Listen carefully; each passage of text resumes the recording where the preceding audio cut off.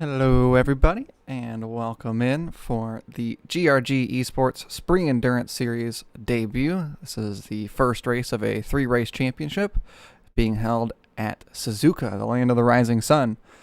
We have a 6-hour race on store today. Currently, it's raining in practice. We'll see if this transfers over into the race in 30 minutes' time.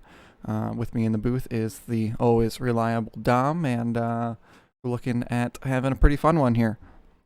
Hell yeah, old reliable. That is me. That's that'll do. Thank you, Case. I'll take that.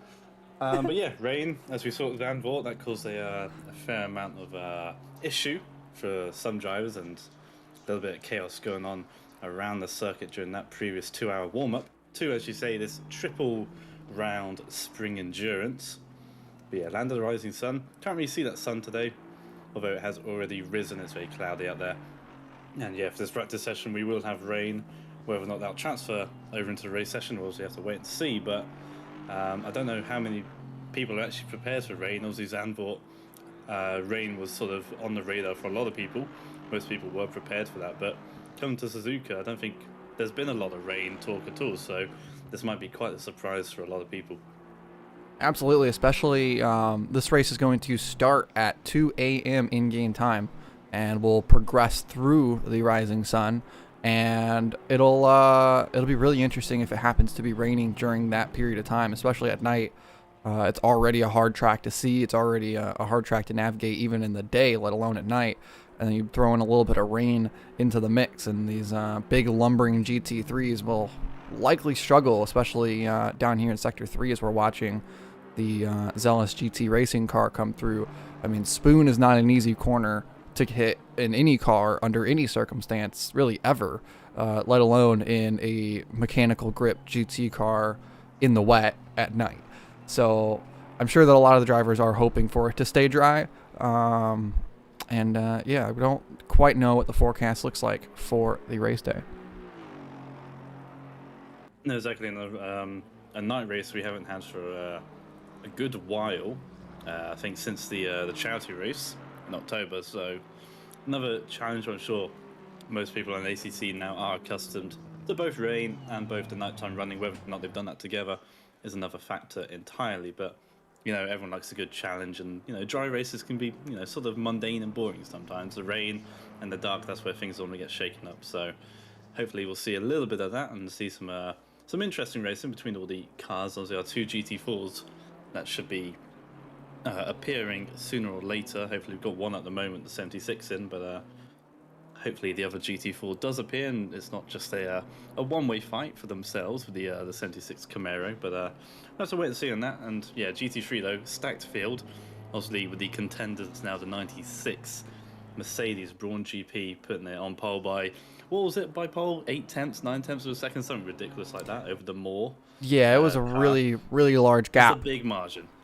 I mean, in that lap, again, it seemed to have come out of nowhere for that 96 team. They went from being like 8th or ninth to just suddenly they're a second faster than everybody.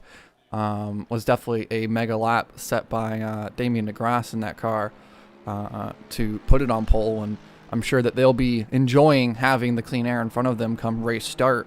Obviously, I mean, as we were saying, this is a track that GT cars tend to struggle at. It's obviously designed for higher downforce, faster kind of Formula single-seater style cars. So coming here in these more mechanical grip limited GT3 cars is definitely a struggle under any circumstances, let alone if you're having to follow behind someone going through Sector 1 with the S's. So the clean air going down into Turn 1 and up through Sector 1 will for sure be something that team will appreciate to see and have. And we'll have to see if they can hold on to the lead after Turn 1 or if someone can take a challenge to them and contest. We are... As you say, that was dry running pace. Whether or not they'll be able to match that in the rain, if it does rain for the entire race or even a part of the race, we'll have to wait and see. But like you said, that was a monumental gap they had, and yeah, hopefully we'll have some people come and join that. It seems like they've replaced the spot that the 107 Bentley had in the entirety of last year, where they were the ones to beat, and they're not here this time, and it's someone else that's come up and taken the top space in the on the mantle. Oh, So nice. hopefully we'll see if anyone can match that. But that's what we'll see. Auto director electing to go for the chase cam. I thought that they fixed that. It no longer would pick traditional driving views, but the auto director decided to go chase cam there for a second. Realism. Yeah, I really wish that they would fix that. Yeah. But not that big of a deal. Obviously, also starting towards the front is this 24. It's kind of who we were thinking was going to get the pole as they were going neck and neck before the 96 went and set their mega lap. But starting off on the front row, I'm sure that they want to go and challenge the Mercedes and try to have the lead by the time of turn 3 or 4 and really try to push on right out the gate.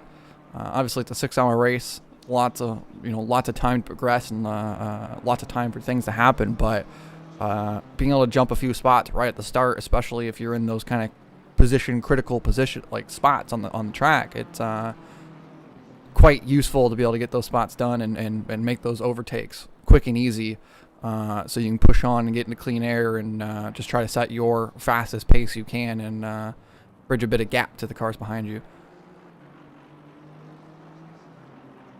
Definitely a balancing act in these endurance races, and that's going to be the fun part of this championship is what the team effort can be. Obviously, for the 3-race championship, all drivers are locked to the same car. You're not able to change per track to track. You must run the same car for all 3 for all 3 races, and you must run the same liveries, the same team number, same drivers for the most part. You can make substitutions, but it's definitely going to be a team effort over the course of these 3 races to see who can take home that points championship. And obviously the winner in each class getting a little bit of a prize and, kind of getting the little bit of pride to carry with them for winning the 3 races in a row. And obviously the BMW M4 has been kind of the local powerhouse within ACC since it came out. But it's nice to see for the first race of our Spring Endurance Series that the BMW is not starting on pole and is not looking to be necessarily the dominant force in the race, as our top 3 was 3 different cars, if I recall correctly. It's gonna be a fun one, and we'll be getting that underway soon. In 10 minutes we do have a driver's briefing, so we'll have to put the stream on pause for just a moment while we go through that. And it's gonna be a fun race.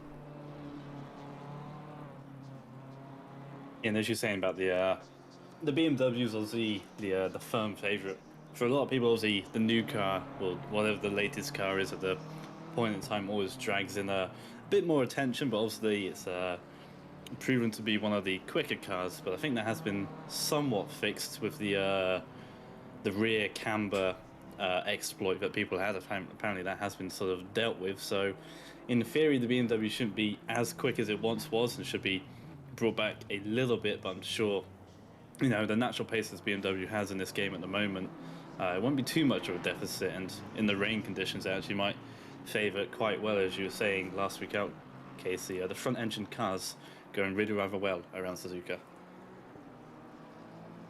Yeah, for sure. Having that weight over the front wheels gives you just that little bit better mechanical grip, really allowing you to get through the corners just that much better at a track like this, where obviously this is a track that wants aero grip, as we mentioned, but in cars that are aero limited, having as much mechanical grip over your front tires is nice, and so that's where that front engine balance comes in.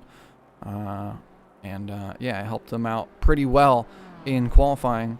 We'll have to see if it sticks out here. Obviously, the front engine cars like the Mercedes and the BMW and the Aston and the Lexus all have pretty good legs in a straight line as well, carrying those really big engines. The large displacement carries them down these long straightaways that are at Suzuka as well. It's definitely a balanced racetrack here between high downforce and drag versus top speed and being slippery.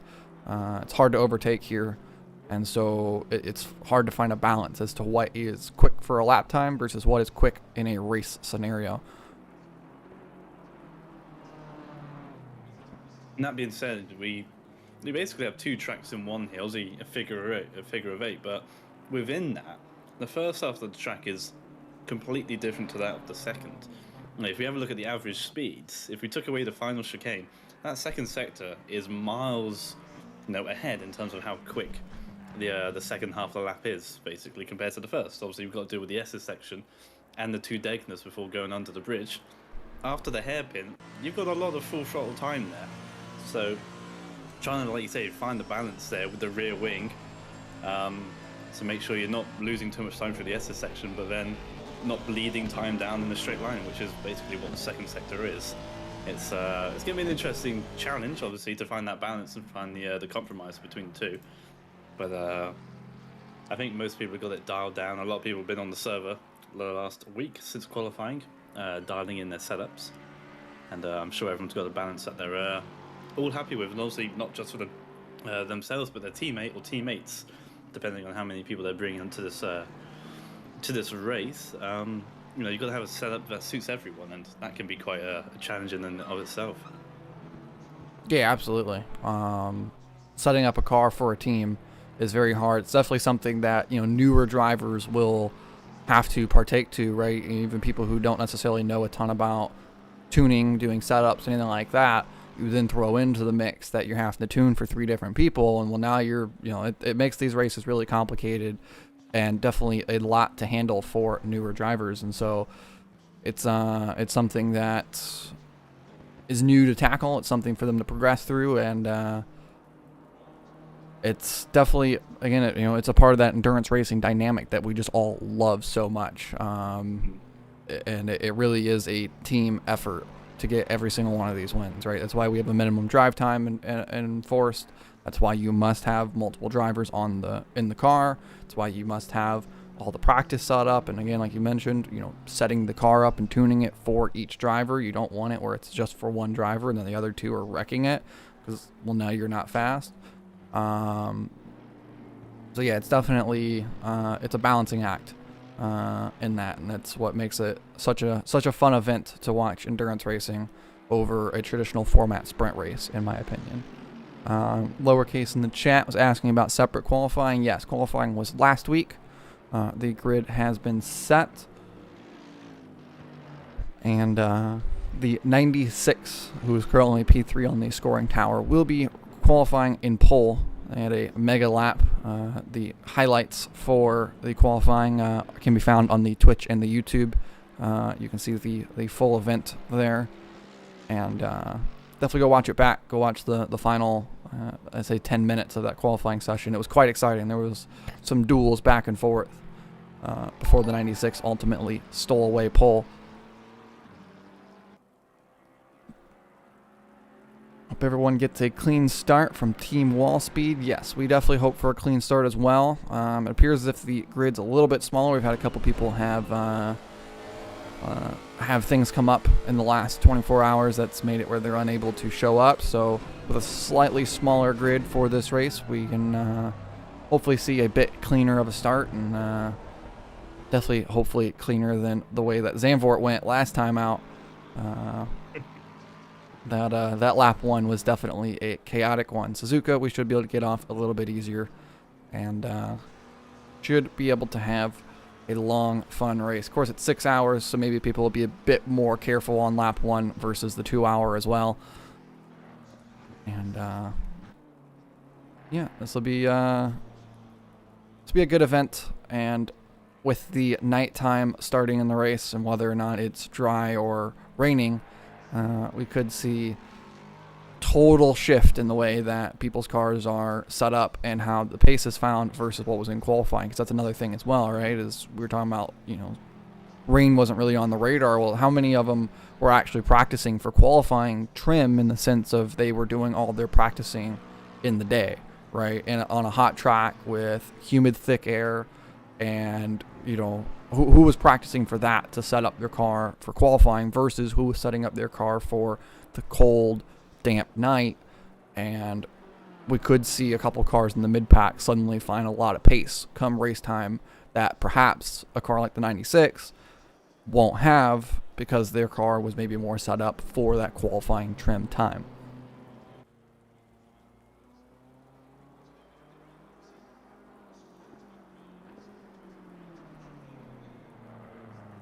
There's an interesting point you made there. I saw the '96, the duo, was in a was in one of the voice chats last night for a fair few hours. I don't know what the conditions on the server were like at that point in time, but they were there for a good while. Both of them, obviously, putting in a number of laps on the server and just fine tuning their setup. So they're taking this quite seriously. Are the '96 pairing? And I'm wondering to see if that'll pay off. And like you said, if you got two or three drivers, you got to be, you're only as quick as your slowest one. And we are going to talk about the 24, knowing that Gavin Moore is a exceptionally quick driver. He's proven that in the BMW M4 GT4 from last year, and obviously he's proven that again last week, putting that on pole position, the best of the rest.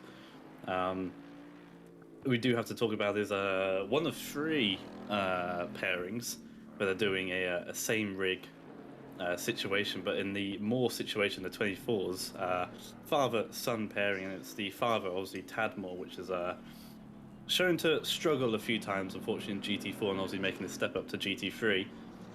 Very curious to see what the pace difference between Gavin and Tad will be. How much is Tad going to bring that car down, if at all? He may actually be, relatively on pace with Gavin since the winter period. We'll have to wait and see, but it's going to be, it's going to be quite a challenge for Gavin to try and keep that car within the top five and see if Tad can, bring the fight to the top guys as well. As you were talking there, we had the other GT4 did join, it looks like. We have the 145 into the race. And that is good to see at least a couple of the GT4s, as there goes a bit of a server lag here. A couple cars found their way into the wall. I do believe that was for the 145 joining. It caused a bit of a freeze. But we do have the driver's briefing starting up in just a couple of minutes. And so we're going to take a quick break here on the Twitch stream. Those of you who are hanging out, just stay tuned, stay live. We'll be back in about 10 to 15 minutes to get underway for race start. Go through a small grid walk, and then get ourselves going for the formation lap. So just hang tight, stick through it, and we'll be back in just a minute.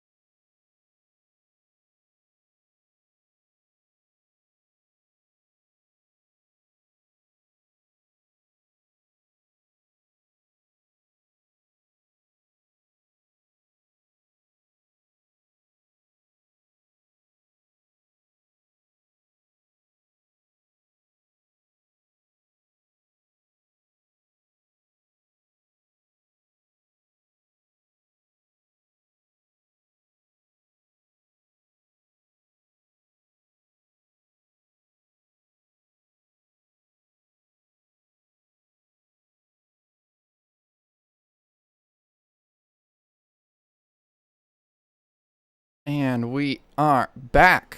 Welcome in, everybody. Thank you for sitting tight in the Twitch stream. Obviously, it's not the most interesting thing to look at, just staring at the banner boards for the series, but we appreciate y'all hanging tight here in the Twitch chat. Nice GCR though. Nice KCMG on the banner. It's got something pretty to look at, isn't it? Heck yeah. I always like to make sure that we got the nice looking banners. The AI, how I make those, I basically set the AI to just run 2 laps around whatever track, and then I just rewatch that from like a few different trackside like cameras that I'll set up and just see where the AI like kind of look nice or look the best in a scenario, and the reason why I like having the AI versus like me driving and posing for it or whatever is it makes it look very natural for like a racing moment. And so yeah, you get the in-game liveries obviously getting showcased, and then you always get the AI getting a little bit racy. It's always good fun to look at. Sure, the track is clearing out, of course, now. With only a minute left in free practice, we'll be getting over to the race here shortly. Let me get the broadcasting HUD up. I don't know why it wasn't up. We'll be getting over to the race in just a moment. Go through our starting grid. Dom, I'm going to have you walk us through the starting grid because my keyboard makes loud clicking noises that I didn't realize it made that came through on the stream. So I'm going to let you talk through it while I do the camera. I haven't done one of these in years. Well, been a fair few. No time better than the present. Amen to that. I'll get the starting sheet up so I know what I'm doing.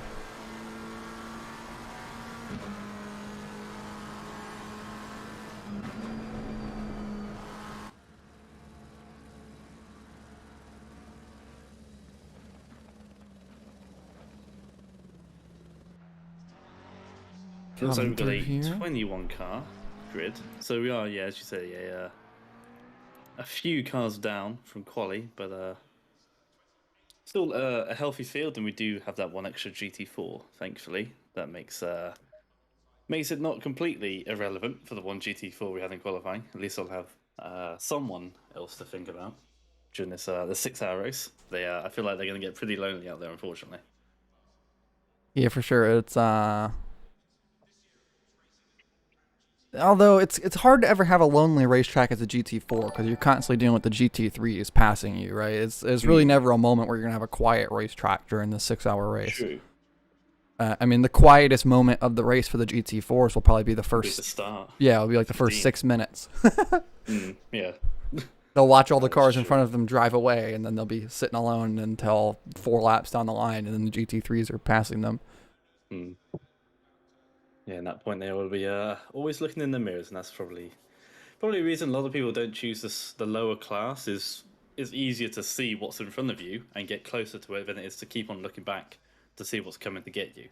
You know, and that's probably the same in all endurance, not just GT3, GT4, but we're looking at LMP1s, LMP2s, so GTEs. You know, you don't want to be that slowest car on the grid because it's just a bit of an extra hassle to always have to look behind you. But there is that long line of cars. We are waiting for one car on the right there. That will be, I think it's the number 17 car. It's a Bentley. I think we are missing. There's actually 2 cars here that are not. There's 2 gaps that aren't filled. Actually, 3 gaps even right here. Oh dear. Donde esta? Alas, we will tick down that time. Got a minute and a half then. As people just prepare their setups. I doubt much has changed apart from the fuel load, if they've even decided to alter that during the practice session. Final tweaks, probably have a look at the temperature, seeing that it's going to be sunny and cloudy for the next half an hour. Track is fast, so it's pretty ideal conditions, similar to qualifying. So they would have had some decent experience on the track sort of surfaces and how it's been operating since qualifying, so they should be pretty well set up. We're going to get this grid underway then. This little track walk, you could say. We're going to start on pole then for the 96 of Brawn GP then with Damien DeGrasse putting that on pole a week ago. The 24 then in second place, be piloted by Gavin Moore, most likely for the first 2 hours of this race. In third and fourth come another BMW, the 805, the Flyboys. And a lovely Motul livery right there. Quickly behind the first McLaren and the DSRT, then, name we've been seeing constantly in the last year and a half, almost 2 years. Very common on the grid are the DSRT boys, and they've been doing a wonderful job there in P4. The Reuter Engineering Esports, not using the Lamborghini, not using a Bentley, which is what they should be, but alas, they are not there, unfortunately. So everyone shuffles up one then. Honey Badger by Chronix Racing then, the 717. Nice livery on that one. You can see the Honey Badger there, right on the door there, and I'm liking the sort of pattern they've got going on the livery. Very nice indeed. Down into P7, P8 then, the 445, another BMW as we can see many of. Then the fine Avant Motorsport car then, and the one and only Nissan GTR, the Sakura Speed car. Of course, I'm going to say this again. That's what my Mazda MX-5 is called, and I'm going to like that team very much for the 3 rounds over the spring endurance as they get themselves underway. Then so pass by one, we'll get through this nice and quickly. Pro League then in 9th for the Lexus then, the first Porsche, the off-pace racing, the 22 and 10th place. Second half of the GT3s then, it's the second of the DSRT teams. It is another BMW, it's the number 1 then, followed by the 88 Lamborghini in 12th, and then the 201 McLaren, the WBKT Racing. 4th goes to the number team with the T Wall Speed car. They'll be using a Falcon based livery for this one, and a more appropriate name, the number 44. Try and figure that one out for size. In GT3, the number in 15th place then, the Shaw and Williams pairing.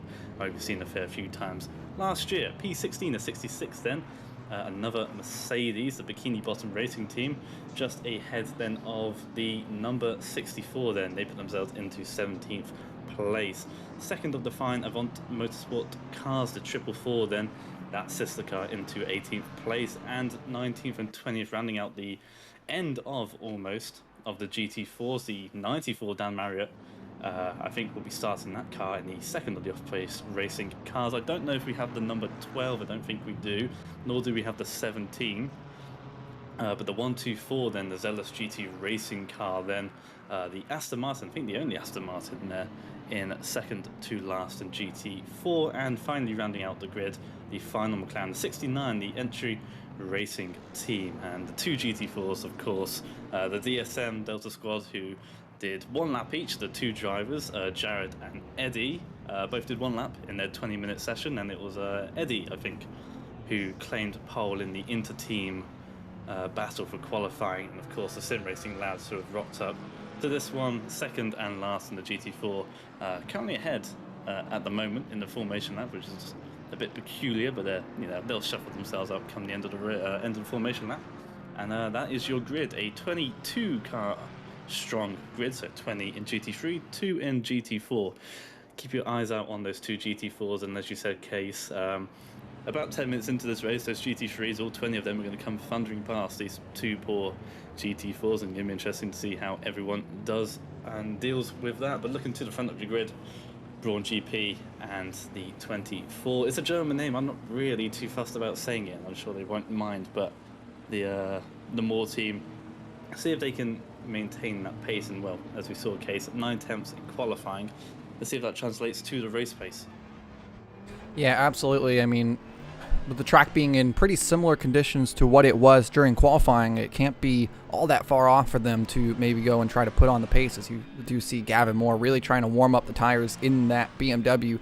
Obviously, the pressures could be a little bit off for him in the situation, and we could see trying to get that BMW ready to go here for lap 1. It's going to be a fun turn 1, fun turn 2, and up through the S's. See how this grid stacks up as you see them all in the back there, just cars by cars, 2 by 2, as we're going to try to make it through the Casio Triangle.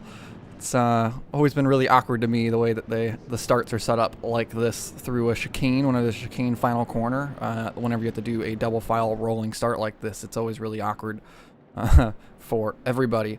But getting underway, as you were mentioned there, the 94 will be starting from the pit lane, so I imagine they'll be able to roll out within about 60 seconds after the lights go green. As we wait for the lights to go out here, they're red across the board. Should be going green just shortly. Yeah, it's going to be the second line, obviously. Not the F1 line, but is the GT line. So they've got quite a way to go down the straight, but it means a lot shorter run for Wozorek, who is starting this race. And those lights are green then. To see who gets the better start might actually be Gavin Moore in the BMW that seemingly got a better start. And they're going to be side by side down into Three turn wide. 1. 3 wide in the background, but Gavin Moore sweeping around the outside of the Braun GP Mercedes into first place as well. CB being overtaken by Schmidt in the 858 McLaren. Then there is 3 different manufacturers in the top 3, and you can see there's a car off the 69, unfortunately gone off at turn 1.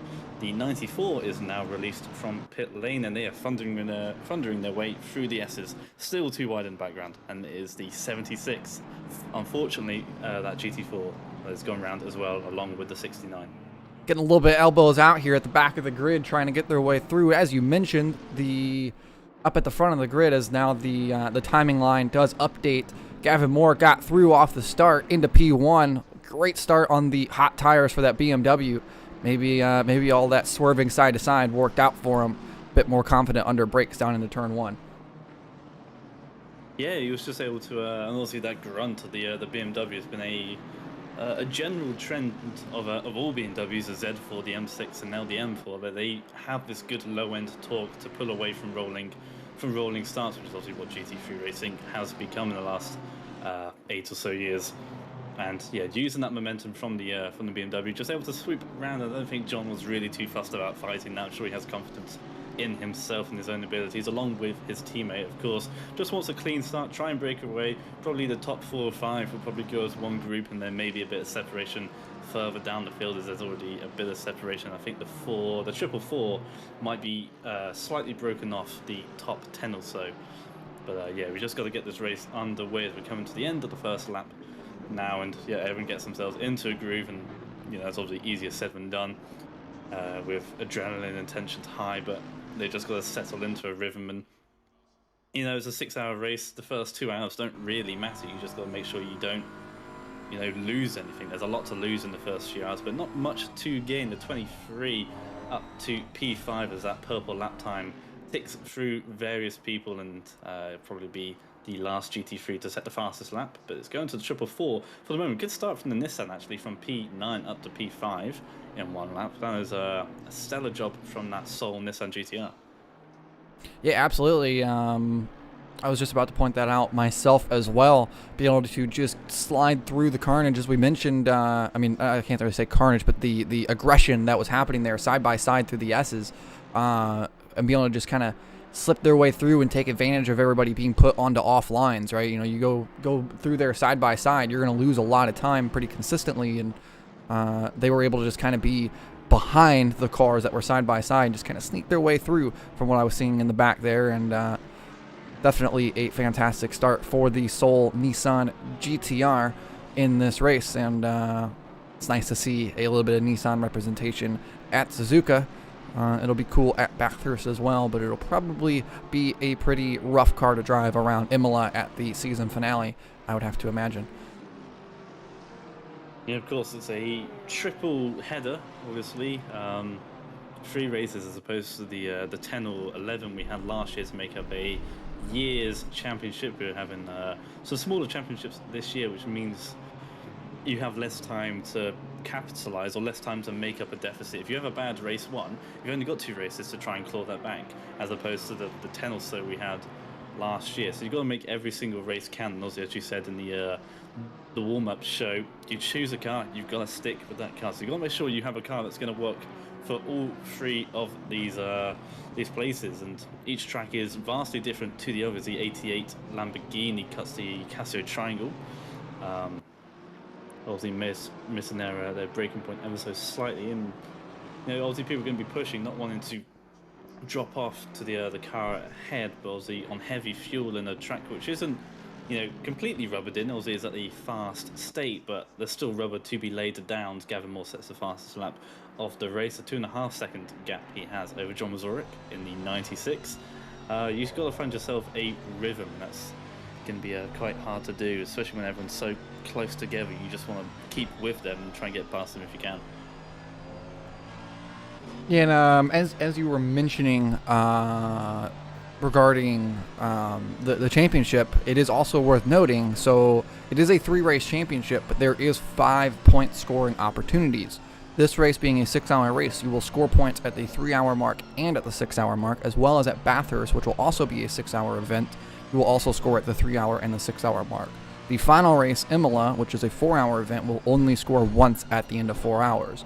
So though it is only a 3-event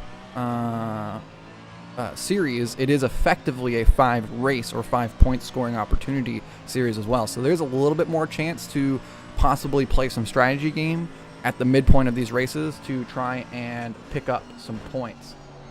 Had a yellow flag at the hairpins. The 42 Team PLR Lexus, which has gone around, unfortunately. Catch this on the replay right quick. The Lamborghini was also off at the Degner. On the replay. Damn. But yeah, we're going to see a slight tap from the BMW here on the inside. It's just a little nuzzle with the nose and, almost recorrects it there, but coming back and unfortunately tagged again by another BMW there. But obviously they were a bit shaky after being bumped by the first BMW there. Not once but twice there, and trying to gather it all back up, got themselves back into the back onto the racing line in an unfortunate manner. They've got some big damage at the front now, and they have been overtaken for P17 by the 64. And there's contact in the Casio triangle. Ooh. The 88 Lamborghini there appeared to just make a little bit of contact with the 66 Mercedes, sending them around. A little bit more with the BMW there as well. Still off the racetrack, the Mercedes trying to wait for the clear. There it is, back onto the racetrack, and they are rolling. We'll get another shot of that one here.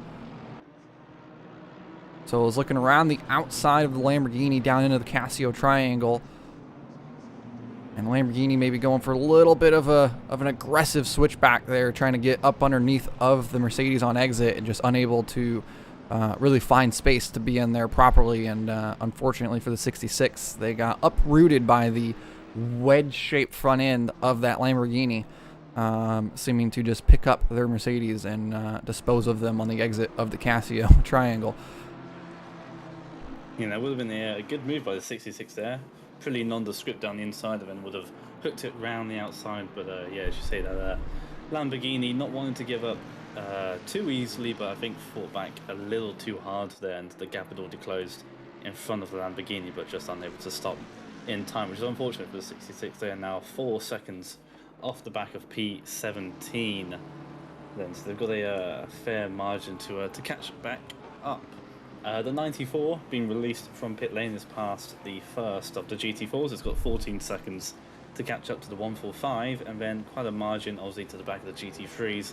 But nice that they're in the race, and obviously starting from pit lane meant that they were not involved in any of the shenanigans in it. Had they, qualified and started with the GT3s, there might have been just that one extra car too many, and that might have caused one shenanigan to get a little too heated. So maybe they got themselves a bit lucky by starting from pit lane, but they do have quite a lot of work to do to catch up to the rest of GT3s. For sure, as up front we have a battle heating up for P2. Still 3 cars in a line here 10 minutes into this race. The 96, who did qualify on pole, seemed to struggle a little bit for pace perhaps to start this race, but the legs of the Mercedes making it hard for that McLaren to get through and try to really make the overtake. Obviously, the McLaren mid-engine going to see a big advantage here through Sector 1, as we're watching right now, can close the gap. But then by the time that they get around to Sector 3, as we were mentioning during the pre-show, the cars are considerably quicker, the Mercedes considerably quicker on that long straightaway, as maybe peeking up the inside is the McLaren. Now going to be the outside of the Degners. It's going to be a bold move. They can make it stick, not quite, backs out. Maybe opening up the door now for the 717 to see their way through. And then just behind them, we also see a battle for P5. So it's good to see still 10 minutes into this race. Lots of cars up front. Ooh, bit of contact there. Don't get too aggressive. They all come up out of the corner fine, but the also wedge-shaped McLaren almost picking up another Mercedes there on the exit of the hairpin. Yeah, good run out the hairpin for Ben Suzuki. You might be looking for a move into Spoon, thinks better of it, and probably the better choice to make when you're so early into a 6-hour race. First penalty of the day handed out to the 44 car for that incident that we saw at the hairpin. Very minor contact, and as such, just a 5-second penalty for them. They'll add that onto their next pit stop, most likely. And 42 now in the pits repairing their damage.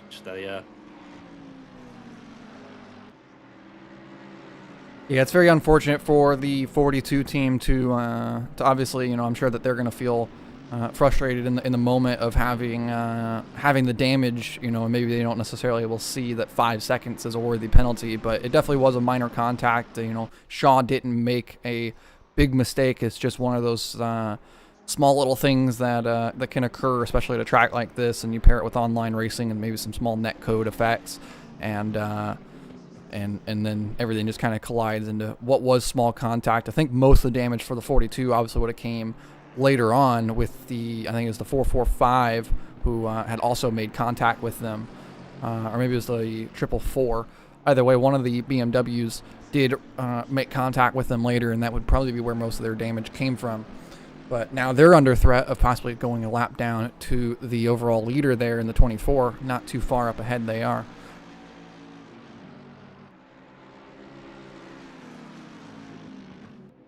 Boris still trying to look for a way around that Braun GP themed Mercedes. Obviously, it's quite funny to me to see that livery on the Mercedes, as Braun GP did become Petronas AMG Mercedes in Formula One. So it's kind of a funny little combination to see on that car in this scenario. Is it Petronas or Petronas? I've always heard it Petronas. Oh really? Oh, I thought it was Petronas. I mean, that would make more sense because they are a fuel supplier, right? So it would kind of make more sense to say it like petrol, right?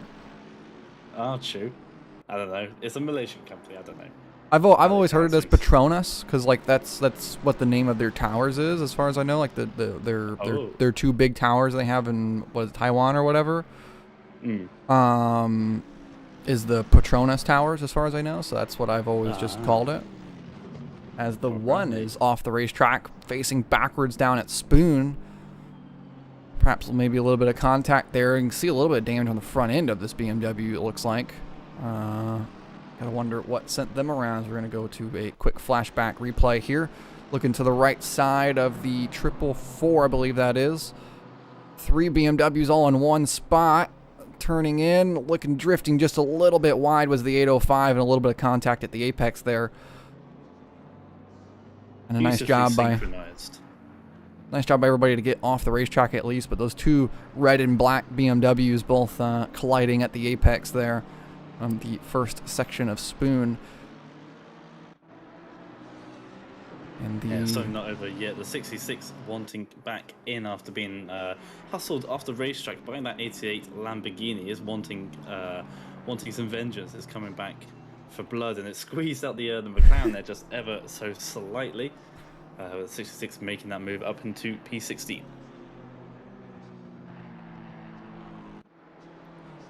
This battle for P2 is still ongoing. Can the McLaren maybe outbreak down to the hairpin here? Going defensive again, John Wigzorek. It's a very interesting, it's kind of, the hairpin is effectively a passing zone, but it's a hard one to execute because of how easy it is to defend it and not necessarily hurt your exit for the next corner. And so it's definitely... There's no clear great overtaking opportunity on this racetrack, and that's what's going to provide it as a very unique experience for these GT3 drivers, especially with the GT4s in mix here. Even if there is just 2 or 3 of them in the event, they still are going to play a mix of how do you get by them, and perhaps you got to follow them through a couple of corners, as we're watching here the first lapping of a GT4 occurring. As Gavin Moore is finding his way around on the front straightaway on the DSM Camaro. And the battle for second coming up just behind that now. Yeah, you expect them to be held up by that GT4, actually. I wouldn't be Looking surprised up they're going the to reach it into the inside. S's. Not quite Ooh, gonna had a get there. look about it, and McLaren just covering the nose off the Mercedes behind. But there's that GT4 right in front of them, that black greyed out sort of fighter jet looking Camaro, very American in their styling. And here it is right in the S's. As you said, it only took 15 minutes for them to catch up, but they'll have to deal with these two GT4s every now and then. You can see the anguish that the cars have to go through. They're going to probably split it. No, both of them going to the inside. Oh, contact occurs. Unfortunately, contact occurs with the McLaren, Mercedes, and the GT4. The poor Camaro being bullied immediately. An unfortunate start to their campaign in this series through no fault of their own, getting bullied off the track there. But you can see how much time Wazorek was, having to bleed there, having to slow down. Then I don't think the middle McLaren really. Oh Really yeah, calculated, McLaren seemed went to try for to a make it gap 3 instead, wide there. Yeah, it was never gonna. That was never really on from the McLaren there. Should have just waited a bit of time, been a bit more patient. But you can see how much time they were losing behind that GT4. And when you're in the spur of the moment, the last thing you want to do is slow down even more. The gap 5.5 seconds now to the 24 in the lead. That gap keeps on getting larger and larger. And yeah, It's you've now got the two 717. GT4s. So 717 just snuck their way through now on the McLaren as well while we were watching that replay. And so the McLaren now is going to swing down to 4th position, and then I believe could possibly be seeing a pretty hefty penalty coming in for that multi-class incident occurring. As you mentioned, obviously the last thing you want to do is throw away time or try to be opportune on the chance that you get from a lap car, but obviously you have to play that risk kindly, especially a track like Suzuka where making contact like that, it can be a drive-through penalty. And that is obviously a much worse penalty than losing, a second on the racetrack because you had to follow them through 1 or 2 corners too many. So a rough start here to the Spring Endurance Championship, or the Spring Endurance Series, for the 858 DSRT cars, but they'll have plenty of time to be able to recover from that. And obviously they have lots of pace in that McLaren, the fastest mid-engine race car, both in qualifying and so far in the race. So we'll have to see how that they're able to recover from this back later on. yeah, and as you say, the engine position is so key in GT racing. You have 3 options: front, middle, or back, and it basically defines what type of car you're driving. They're all BOP'd in various ways to get that lap time. It's just how does that car get the lap time? How does it generate that? And as you say, in the mid-engines McLaren there, doing quite well, but a completely rear-engined Porsche there, the number 22 up into P7, which is doing a fantastic job at the moment. It's ahead of 4 BMWs there and an Aston Martin, which in theory should be a little bit better around this type of track. But that 22 is doing an amazing job. The McLaren is mid-engine, isn't it? That is classed as mid. It is in front of the rear axle, I'm assuming. I'm going to Google it. Yeah, as we were mentioning though, the Porsche, obviously it's the only rear engine car in the series and in all of GT3 racing, so it definitely has a very unique characteristic in how it drives, and it's why it's very polarizing as to whether you're going to like it or hate it. For most drivers, it's not necessarily one that they find consistent opinions on, right? It's either it's a car that you absolutely adore, or it's a car that you absolutely hate. And being able to make that car continue to run up front is going to be massively impressive, especially around this track. It's the 717 maybe outbraking themselves just a little down into turn 1. It's going to bring the McLaren back into this fight with that pending penalty.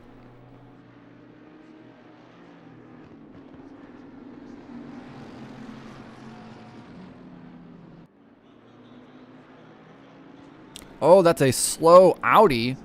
That is the 94 there, in the way of the top 3 there, or the second through fourth. I'm stumbling over my own words here today.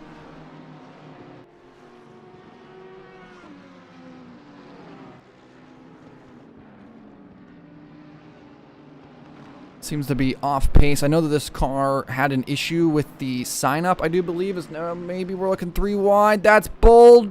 Makes it stick. Nicely done by everybody right there. Milan Evers looking to make the move around the outside now. I do believe that the 445 is a shared rig race car similar to our 24 car that's leading the race. They are 2 brothers that are racing on the same rig, if I recall correctly. So that's going to be another fun little story for them, and another addition to the shared rig family race cars that we have on the grid. Obviously, both of them running BMW GT3s this time around.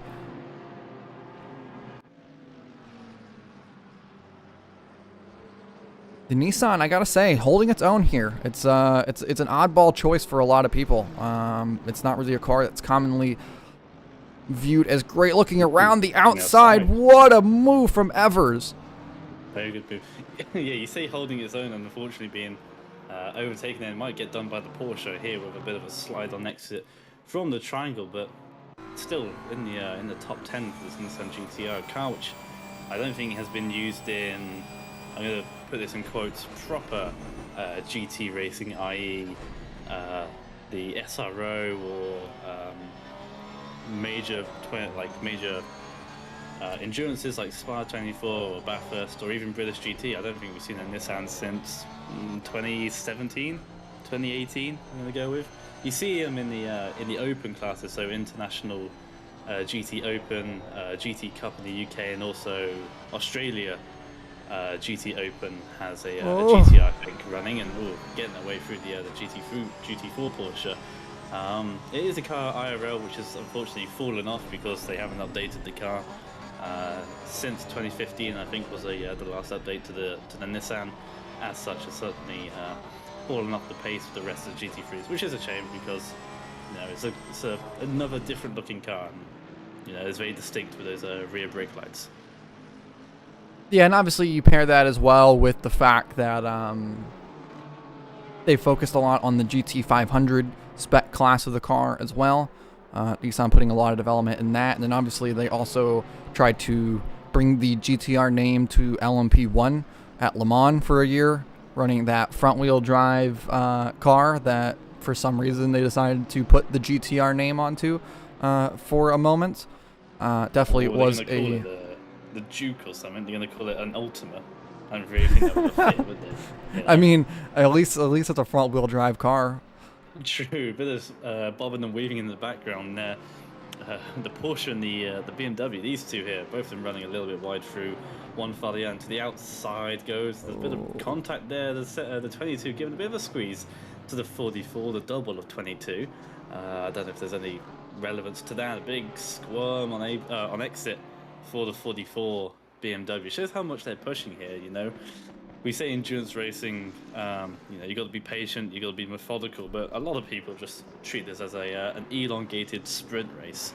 Especially with driver changes, you just drive flat out and as quickly as you can for 6 hours, and that's what's made GT racing and endurance racing so competitive these days. Is because it's no longer car limited. Like the 70s, the 80s, and 90s, where cars would break down all the time and you'd be lucky to finish. It's the other way. It's the driver which makes the mistake now, not the car. Yeah, absolutely. I was gonna chime that in of definitely, that the car is becoming more and more consistent and reliable and spec, right? It's easier to repair these cars. It's easier to buy parts for these cars. It's easier to just to work on them in general, right? And so you pair that with them being much more reliable, and yeah, you have these drivers who definitely feel like they can be much more aggressive under all circumstances, both in real life and we see it in the games as well. Your biggest restriction is your tires.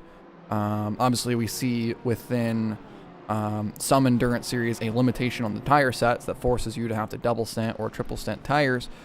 We see that at tracks like Spa for the Spa 24 hour. They'll often triple stint their tires over the night. Le Mans, obviously, they'll triple stint their tires over the night.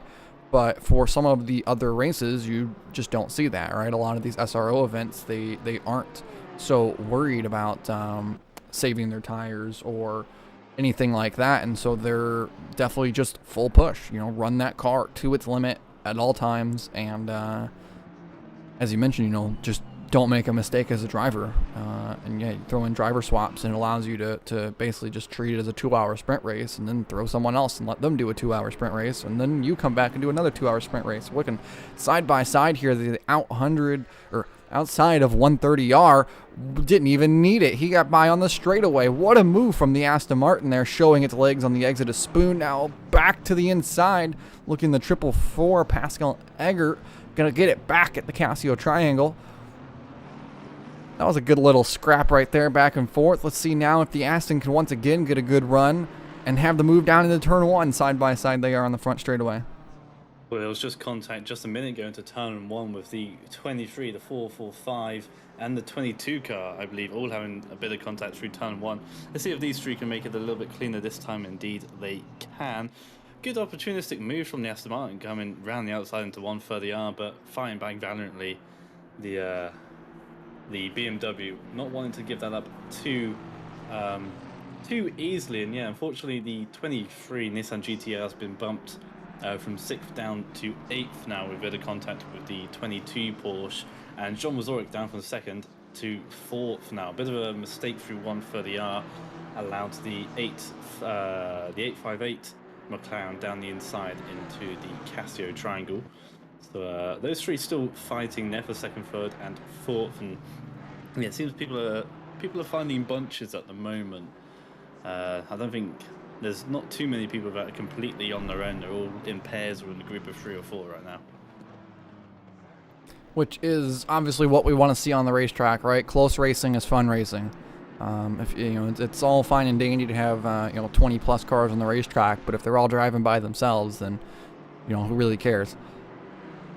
But to see these guys here now, 30 minutes into this race, they're still slicing and dicing across the board, throwing everything they got at it. It's still a lot of fun to watch, as up front, of course, Gavin Moore continues to pull out a massive lead. We're looking at, about 8 seconds now? No, it's just over 6 between those two. And again, on the exit of Spoon, the 124 Zealous GT racing car going to be trying to go for it, this time up the inside towards 130R. Going to get the move done once again before the corner, but a big challenge around the outside. The 444 going off the racetrack. That might have to be a illegitimate move there, having to go off the racetrack to complete the move. But now the 124 is going to have to challenge back and see if they can't make the pass down to turn 1 this time. Massively defensive, the 444 BMW. Aston taking all that slipstream from the big rear wing, but unable to make it stick around the outside. Still going to be there, but also got to be mindful of that McLaren that's just behind them as well, who's looking for that opportunistic chance to maybe get both of them at once whenever they slow each other down. Oh, and there goes the McLaren trying to stick too close. And now gets out the wall, thankfully. Will rejoin just behind the 66, in fact, staying off the track to allow the Audi, question mark. Oh yeah, it's 94 Audi. I was wondering who that was for a moment. Allowing them to go through, and they are down to 12, unfortunately. I forgot we had an Audi in this race. Yeah, we didn't have one signed up. It became an Audi. Yes, wasn't it meant to be a Lexus, I think? I do believe so, yes. Good old ACC. We love it, really, when it works, which is rarely, so maybe we don't love it. We make the most of it. 66, though, is right on the back of the number 1 car after their brief mistake. In fact, both these cars coming into strife during the racing. So far, unfortunately, with just half an hour ticked over, the number 44 came into the pits from P7, I believe. They served their 5-second penalty, and they get some regular service done as well. So that's the first stop of the race so far, and very early indeed. Expect to go at least another half hour for the GT3s and a little bit longer for the 2 GT4s as well. So have to wait and see what the number 44's strategy will end up being. The Aston Martin, excuse me, the Aston Martin is trying to go around the outside of 130R again. Wasn't able to pay off for this time, but they're trying, and maybe 5th time's the charm for the Aston Martin. I mean, you'll never know if you don't try, right? And Again, I almost think there might be a case for them to file some sort of petition there with the illegitimate move by the 444 to defend by going off the racetrack there on exit. But obviously, I don't think it would have made that much of a difference in the end. So whether or not they want to actually pursue that, I don't know. But the Zealous GT crew now looking around the outside towards turn 3, but thinks much wiser of it and backs out. As you mentioned, the 1 is under duress as well from the 66 Mercedes, as the 1 seems very beat up at this point. What is, like, look at this. I can't tell if it's just the angle of the new BMW, but sometimes it just looks like, it does look like it's being beat up. But I do think that's just how it looks at the front sometimes. I'm not so sure of it on this car. I mean, the right side looks pretty clean. The left side looks super scraped up. But like normally we see, especially with the Mercedes or the Lexus, and there was contact. There was contact. You normally see the front end of the car drop off, and pulling off to the side, the 124. Unfortunately, hopefully this isn't a retirement to the pits. Maybe they're just allowing people to go through, so they're not a danger. Might have to go on board with them to see if their steering column is intact. But yeah, something would have happened there, but they went into the gravel trap, so I don't think they hit the wall, and the car seems relatively unscathed in that regard. Yeah, it was just they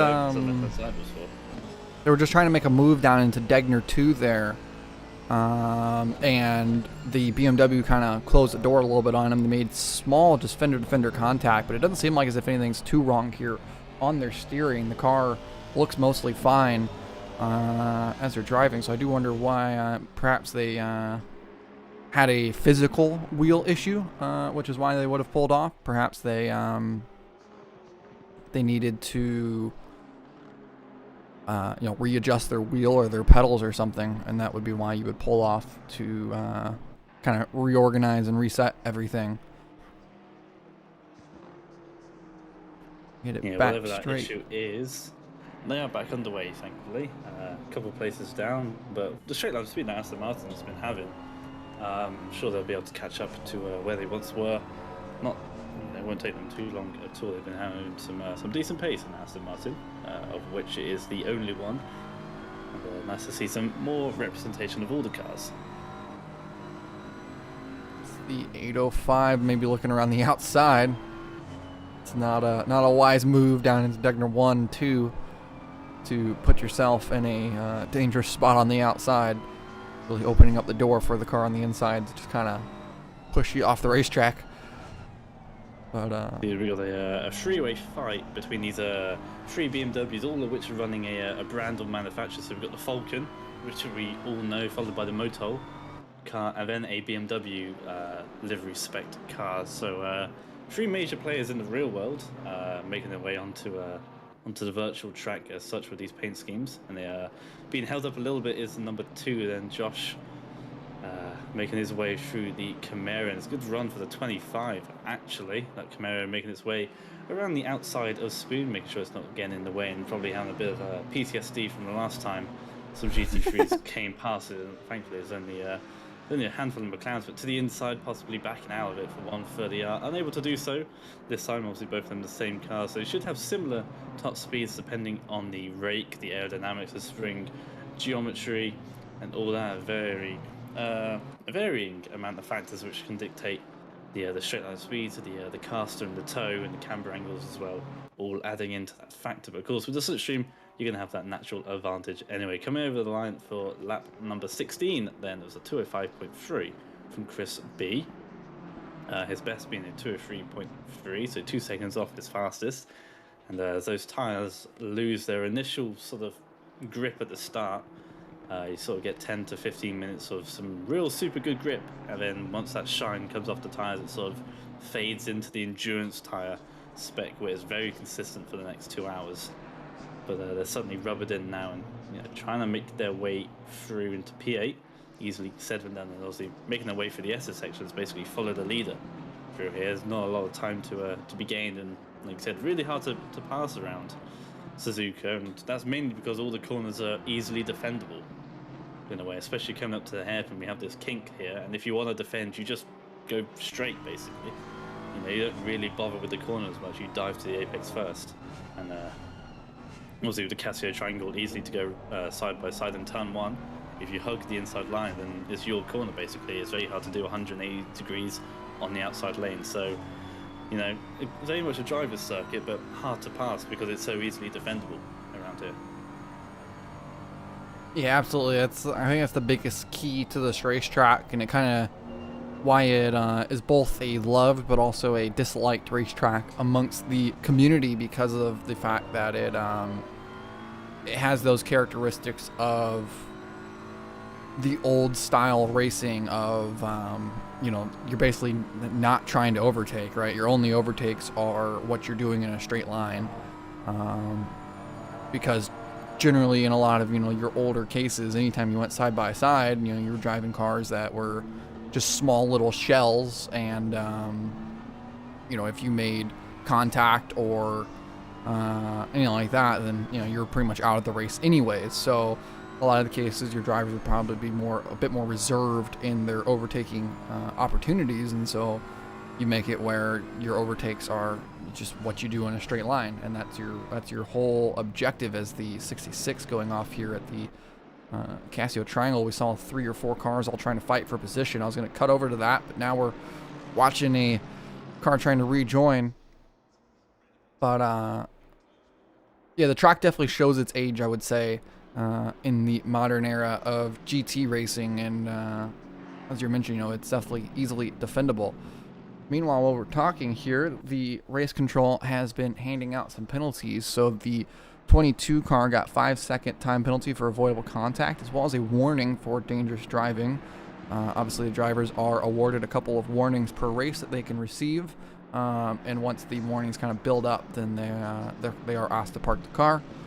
The 858 found their penalty for that incident. They received 2 penalty points and got a drive-through for the incident with the 76 Camaro we saw earlier. That was definitely a dangerous move, I would say, trying to make that 3 wide in that scenario. And then still yet to serve their penalty, the 88 Lamborghini has 5 seconds given to them also for avoidable contact, but has served their penalty. The 805 had a 5-second penalty, and it does appear as if they have served that to this point, which would be weird. That would suggest they made a pit stop, so maybe a small issue there, removing that. Maybe they are appealing the incident is why that's not showing up at the moment. I doubt that they have served that penalty, as they've not made a pit stop yet. Yeah, curious about that one. This is about to be applied, but yeah, not too sure, because there's only been one penalty applied, and that's to the 42, which was already served that. No, the 44, sorry, to short.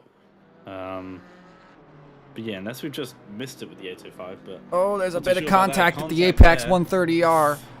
Claiming another victim there, the McLaren sliding across the dirt and into the barriers ever so slightly. Should be too much damage then, they'll get them underway and let the Camaro go through, but they got clear track to get going once again. And yeah, I mean, side by side can be done through 130R, but it takes commitment and communication between the 2 cars doing it to make sure it happens smoothly and cleanly. And I think the BMW just cut the nose off, possibly. It's hard to tell there. Oh, yeah, that's really hard to tell there in real time.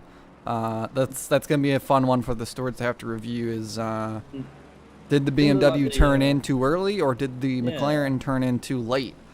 It didn't look like the BMW crowded the McLaren as such, and well, yeah, I mean they have the replays they can watch in slow motion. Obviously, they'll take their time looking at that. It may just be a no further action.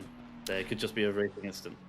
Yeah, it's exactly kind of what I'm thinking there, is that you could award that as a no further action. Nobody seemed to, you could say that it was nobody makes a dramatic mistake, and it's just kind of something that you're accepting as a risk of going side by side through 130R there. And obviously the car that was initiating the overtake was the one that ultimately spun, so they were the one that were initiating the risk, and then ultimately would have paid the penalty for that. So it's very possible. We'll have to see how the race stewards do apply that, as the 66 now going wide around the outside of the hairpin. The 124 Aston looking to try to gain back some positions after the earlier contact that they had. Yeah, Slowly heavy but defense from surely, the BMW. 66 looks like they gave just a little bit of a bumper there to the 444. That was a nice zoomed-in camera there from the game. It looked like just a little bit of contact occurred, and then nothing dramatic or incident-worthy there. Now the Mercedes going to have a huge run. Seemed like the BMW really lacking straight line speed here around the outside of 130R. We just watched a lap ago contact occur with the 444 at 130R. But now this time the Mercedes like, I'm not going up the inside. I don't want that happening to me. I'm going to do it around the outside. Bold move done. Good defense through the Casio triangle. And we'll now try to drive away down into turn 1 with that big V8 Mercedes. Try to pull away. Again, the BMW really seeming to struggle with straight line speed. As you mentioned, there was the recent BOP update adjustment for the BMW in Assetto Corsa Competizione. You gotta wonder if perhaps that has hurt some of the straight line speed in the setups for these cars that the drivers had just a couple weeks ago. Obviously, it's not hurting the 24 all that much as they continue to lead the race. The gap has closed, though. The 717 there of Ben Suzuki has closed it down from just over 6 seconds down to just under 5. Looking to try, and now almost down to 4 there for the gap between first and second. So that's going to be a gap to have to watch. Obviously, traffic involved in that as well, getting through the GT4s, but also the 42 GT3, which we saw had to pit rather early on in the race for damage, and they found themselves in the way of the leaders there not too long ago. The battle once again heating up now, this time for 3rd, 4th, and 5th. Still yet to serve the drive-through. There they go, the 858. I was going to say, I think that this is the last lap That was a final lap for them, that they have to serve it. So in they come to do that, and now it becomes a fight for 3rd between the 445 and the 96. Milan Evers and John Wazorek going to try to fight it out. The Mercedes versus BMW. It seems to be the story of the day. We see it all across the racetrack right now between the Mercedes and the Beamers. They seem to be close on pace, but find it in different ways. It's always fun watching how those stories develop for these cars, right? You know, how although they all will run similar lap times, they do find it completely differently. As there's a slide in the back there for the number 1, it looked like, or maybe it was the 44 BMW going for a bit of a slide, falling all the way down the field. The 858 is now in 9th position, going from 3rd. So definitely showcasing the penalty that drive-through penalty has enforced. That has pushed them a long way down the racetrack. It's about 30-ish seconds, pretty typically, for a drive-through penalty. And I imagine it's not all that much different here at Suzuka. Yeah, just trying to do the maths. It's around 30. I think 30 is on the high end, more so 28, but still big margin to lose there. And obviously we've spoken about this at other tracks. You know, the length of pit lane can really dictate the size of the penalty. You know, a drive-through penalty is different at every track. It's not a set penalty as such. So yeah, they got pretty unlucky with Suzuka being quite harsh when it comes to drive-through penalty. The length of pit lane is quite long indeed. But as you say, down to P9, but they have the pace for the podium, so we'll watch them work their way back up to that podium spot if they can do it over the next 5 hours. Next on their list will be the 805 car. Numbers are difficult. They're about 5 or so seconds down the road, and they are battling with a number 2 as well, so they should be held up pretty substantially, as you can see there on the screens now. Looking to the Casio, unable to do so. These two BMWs been at each other pretty much the entire race so far, and neither of them has really led for longer than 10 or 15 minutes. Yeah, it's been a back and forth fight between them all throughout this race, and yeah, neither one of them really seeming to prove that they have the pace to be quicker than the other. Right, one gets up in front, and then the toe keeps the other one right behind them all the way through, and then it's just a back and forth power struggle of the toe versus the understeer wake of following the cars. Obviously the BMW here, it's a big, low, wide car.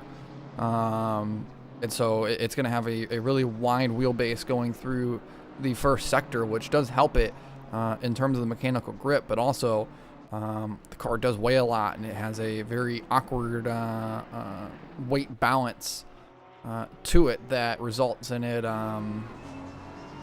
perhaps being a bit more or a bit less agile, despite it having the better mechanical grip. A 30-second time penalty has been awarded to the 69 for avoidable contact on lap 1. So they will be getting that penalty. Obviously a bit late to that one in terms of getting it out, but obviously the penalties will be awarded. So for those of you who are watching us on the Twitch stream here or listening on YouTube, all things that are reported, all penalties, anything that gets reported, it will be looked at, even if it takes a little bit of time to finally be reviewed. It will be looked at. Whoa, there's a little bit of rubber banding happening there. The 805 makes a big lunge up the inside of 130R. Not sure if that was just the broadcast camera kind of looking like as if it had that rubber banding going on, but definitely seemed like a little bit of confusion there on the 805 as to whether they're going to be able to make that move or not, but they made it stick, got through, and then are going to try to drive away from the two behind them and see if they can't maybe bridge the gap and split up the fight that we've watched all race long. Up front, the gap still trying to close here as Milan Evers is trying to catch up to John in the 96 Braun GP Mercedes. Falling down the grid after the lofty qualifying has really not put themselves into a leading and winning situation here. Meanwhile, Gavin Moore, obviously qualifying P2, has driven away. But I think the real story right now for me, Ben Suzuki consistently at 9/10 of a lap faster than anybody else on the racetrack. Almost broke into the 202s last time around. Meanwhile, our leader ran a 203.9, which was the second fastest car on the racetrack. So these two up front are the ones to watch. And as the gap is closing, now down to 1.3 seconds, Ben Suzuki could be there at the end of this lap. Yeah, it could be that Gavin's just deciding to manage a little bit more than Ben Suzuki. Obviously, that gap 6 seconds not too long ago, coming down to 1.5 seconds. Now, obviously pushing a fair bit more, or at least driving quicker than Gavin Moore. But could be that the BMW's just taking its time a little bit more, just wanting to conserve its tyres and fuel, possibly maybe trying to go a lap longer, knowing that it has a 15-second gap over John Mazurek and Evers there in P4 and P5. They've got quite the safety margin there. So they can sort of afford a little bit to sort of lift and coast if they need to, but as soon as Ben Suzuki does catch up, obviously he's sort of on the tail, but once we're within that 8 to 6 to 10th margin, he'll be properly on the back of the 24, and that's maybe where things will change ever so slightly. Whether or not they'll slow each other up all too much and might bring the 96 a little bit closer. Probably not 15 seconds worth closer, but maybe 2 or 3 seconds closer. We'll have to wait and see how hard these two do battle it out if they choose to do so. But a long race, still 5 hours to go, so there's not much point fighting all too much now if you know you can beat them on strategy, which I think is what Gavin was trying to do, as the Audi goes a little bit wide through the hairpin. I mean, obviously we know that Ben Suzuki has the pace after what we saw last time out at Zandvoort. Was the fastest car on the racetrack. Obviously did not get the win after a late race kerfuffle occurring in front of him and just trying to get through it a bit too quickly. Ultimately got caught up in an incident, and that obviously ultimately cost him the win, but has the pace, is a dominant force in these events, and is showcasing it right now. But Gavin Moore also does have the pace in that BMW. Obviously, he bridged out that big of a gap. It was almost up to 8 seconds at one point for a reason, and he does hold the fastest lap in the race for a reason. But Ben Suzuki finding lots of pace here late in the run on these tires. We should see pit stops occurring in about 15-20 minutes, maybe 30 if there's some people who are trying to save or push it on. Obviously, with the 4 tire set limit and the track looking to be nice and dry and sunny the whole time through, I do not suspect that we will see much of a wet tire bailing you out of the tire strategy. So as you mentioned, perhaps Gavin Moore trying to maybe push out this next stop just a little bit longer, maybe find his way to get to that hour and a half mark and be able to make this where he doesn't have to double stint a tire, where Ben Suzuki may ultimately have to with the pace that this team is making in the Honey Badger Mercedes. That said, we've been talking about it all day. Suzuka is a hard track to pass at. It's a very hard track to pass at. This is one of those key tracks of it is one thing to catch, it's another to pass. It's more true here than just about anywhere.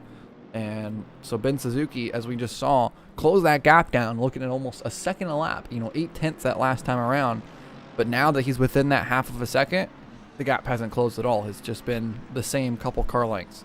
It hasn't been that easy breezy, just I'm going to go by you and see you later type of move. And so we're really going to see how Ben Suzuki can set this up, and if the Mercedes maybe just has that top end speed to be able to allow a move down into turn 1. Like we've seen the other Mercedes be able to pull. Also a battle heating up for P3 at the moment, just down the field, and one for P6 as well. The Nissan trying to find their way back up. As we mentioned, they were down to 8th at one point, and then the drive-through for the 858, who's now into the pit lane. They're looking for a bit of a short stop. In fact, in that McLaren. 66 as well, so I think this is the first proper pit stop. Obviously, the 44 making a pit stop on the half hour, but these are the first genuine pit stops, you could say, for the 66 and the 858 as well. So a little early, but has to see what their strategy is. And as you said, the 717, when you get up to the cars, they've been reeling them in over the last 10-15 minutes, get up to them, and then you hit the stalemate, you hit a buffer. There's like a little force field between the two, and it just means you can't get within a tenth, within 2 tenths. You stay at this sort of 3 to 4 tenth buffer, and there's not a lot you can really do about it. You just stay with them and hope they make a mistake, or hopefully you get a good run out a particular corner that enables you to try and make an overtake. But until then, you just follow the car that's in front of you until that happens. That could be 5 minutes down the line, it could be half an hour down the line. You don't really know. All you have to do is keep applying the pressure.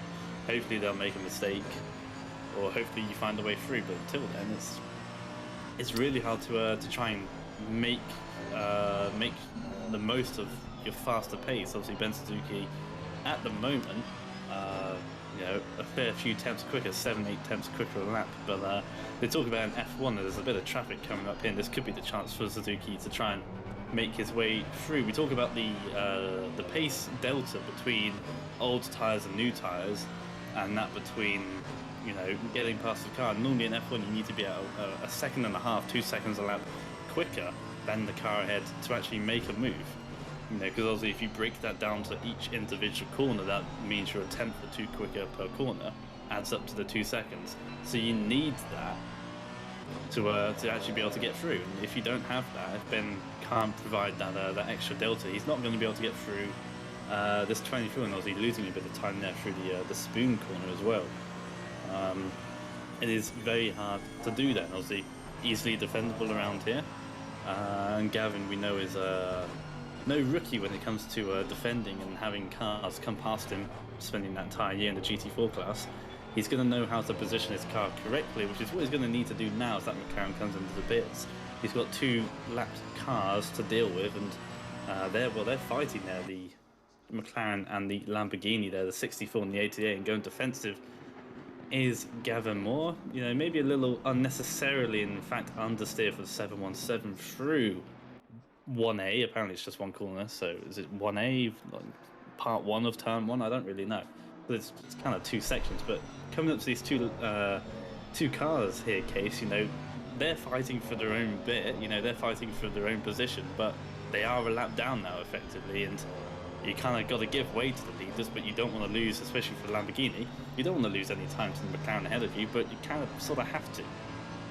Yeah, absolutely. Obviously blue flags are not any form of mandatory thing here, and as we watch the Lamborghini kind of letting them through As Gavin Moore was being a bit opportunistic there as Lambo kind of understeered. And so he stuck his nose in, and then the Lamborghini basically had to forfeit the position at that point and let him through. Gavin Moore flashing those headlights at the McLaren now. Going to try to make the move at the hairpin. Got to see if Ben Suzuki can get the move too as he goes a bit deep, and that is a good bridge there. A good move from Gavin Moore to put the McLaren between him and Ben Suzuki going down into Spoon. Now Suzuki's going to have to try to dispose of this McLaren in an awkward corner to get through on your own, let alone side by side with a car that doesn't have the pace. And so now through he is there, gets through pretty cleanly as a nice tidy job, but did lose about 4/10 there, I would say, with the McLaren in the way. And then obviously we saw the Lamborghini also lose a couple tenths on their own fight. Those two were fighting for P13 and had every right to continue to fight for P13 as the leaders were coming. It was, obviously, I'm sure the leaders appreciate them kind of sacrificing their battle for a minute to allow them to come through. But it's not necessarily required, but it is something that is obviously appreciated by everyone to kind of just, okay, we're just going to let you go through and run your race on your own. And they know there's no point defending. They're a lap behind after just an hour, so you can clearly see there's a quite large pace difference between the two leaders and those two cars. So if you defend, you're only going to cost yourself time, and you might as well just let them through. It's doing that in a way which loses you the least amount of time. I think the Lamborghini actually did that quite well, going on the outside line through the long left-hander, allowing those two leaders to nip on the inside. I think it was actually a pretty smart way of doing it. Unfortunately, it didn't really work out for them. But trying to find the best place to let a faster car through is an art in itself. You don't want to lose 2-3 extra tenths that you don't want to have to. But if you defend, you're going to lose more time. So it's obviously making that choice on what's better for you, but you are going to frustrate the leaders, and at some point they're going to send a dive down the inside outside. They're going to do something at some point. They're not going to stay behind you forever. And it's all about cooperation. It takes 2 to tango, or 4 in this situation just gone. Everyone's got to share their things and play nicely with each other. Yeah, absolutely. I mean, the last thing you want to see is for this lead battle to get broken up, similarly to how we saw the battle for third get broken up, with someone getting a little bit too antsy, trying to make a move to get through traffic, and ultimately causing an incident and getting a penalty for it. So it's a balance for everybody, right? You don't want to be the car that's a lap down and cut off the leader, because then you're going to feel bad about that and then get a penalty for it later. And obviously you don't want to be second place and take out somebody who's fighting for their own position, because, well, again, same reasons. You're going to feel bad for them, right? You wouldn't want to be in this situation they were in, but you also are going to be facing a penalty later on, which then takes you out of your own fight that you're involved in. So it's definitely everybody wants those situations to go as cleanly as possible and to get through them, and nicely done here by everybody to get through it in that situation. I do believe, correct me if I'm wrong, the 858 performed a driver swap there after 50 minutes into the race. Penguin, yes, that's a different name indeed. So the 858 making a short stop. I was going to say perhaps due to their drive-through, they're going to try to basically get their double stint out of the way early, because it is still likely you have to double stint these tires. And so maybe I was thinking they're going to get it out of the way early here, take a short pit stop, and then run another hour stint here, and then go basically just race it out for the final 4 hours of the race and just treat it like a 4-hour race with 3 tire sets. But it doesn't seem as if that would have happened as they switched drivers over to Penguin. And I doubt that they put Desert Penguin onto a old set of tires from the starting driver. So I'm curious to see how they're going to do that, because now they essentially have a scuffed set of half-stinted tires, or I'd say maybe 3/4 stinted tires. It'd be interesting to see if they go back to those for the final stint, or for their double stint, or if they're going to double stint another tire and then just kind of disregard that little bit of tread that's on there. That's a very curious strategy move from the DSRT team, but perhaps trying to think outside the box to pick up positions after their drive-through. Yeah, only time will tell. See whether or not that plays out for them. Of course, 1 hour minimum drive time, which the other driver has not met. So they obviously do need to go back in the car at some point. And yeah, when they do that, it's gonna be quite awkward because you would think you do 2 hours or even 3 hours, and then swap over. If you're only doing 1 hour, then you've got to do another hour, maybe an hour four or something, and then give the last 2 hours back to Penguin again. Um, it's gonna be interesting to see how they figure that out, but I'm sure they've done all the maths before, and I'm sure they're on a game plan they're happy with. We'll have to wait and see whether or not it works out relative to the rest of the field. Yeah, obviously is there was also from race control the 201 and the 444. The incident we saw at 130R was ruled as no further action, similar to how we described it here on stream. I'm going to assume that they saw the same type of thing that we saw from our quick clip of, the McLaren kind of was opening up the ability for that to happen, and then also appeared to be a little bit more at fault by not taking full apex of 130R, and there was kind of a self-punishing incident that they opened themselves up to being a part of. So race control going with a no further action on that one, and I personally like to see it. I like to see cars be able to race out a bit more. Obviously we don't want to be too overly strict with our penalties and make it where drivers don't try to race or don't try to go for moves that they feel like they can, right? I mean, obviously you don't want to be so deterred as a driver out of fear for a penalty or something like that to never make an overtake, but obviously penalties do still need to exist to punish those who do make bad decisions in the moment. As the gap's actually built up front, Gavin Moore's pulled out to about a full second in the lead now, as the battle for third has been kind of ebbing and flowing. This gap seems to be the 445 is much quicker through sector 1. However, the 96 gets to pull out in sector 3, and it kind of has this gap kind of closing and then growing and closing and growing and closing and growing. So it's going to be really interesting to see who kind of can close this gap up just a little bit more. And obviously we have just behind them the 22 Porsche, who does have a 5-second penalty pending on them, but They've they're gained gonna, quite a lot recently. yeah, they're going to try to close this Porsche. gap up and get into the fight.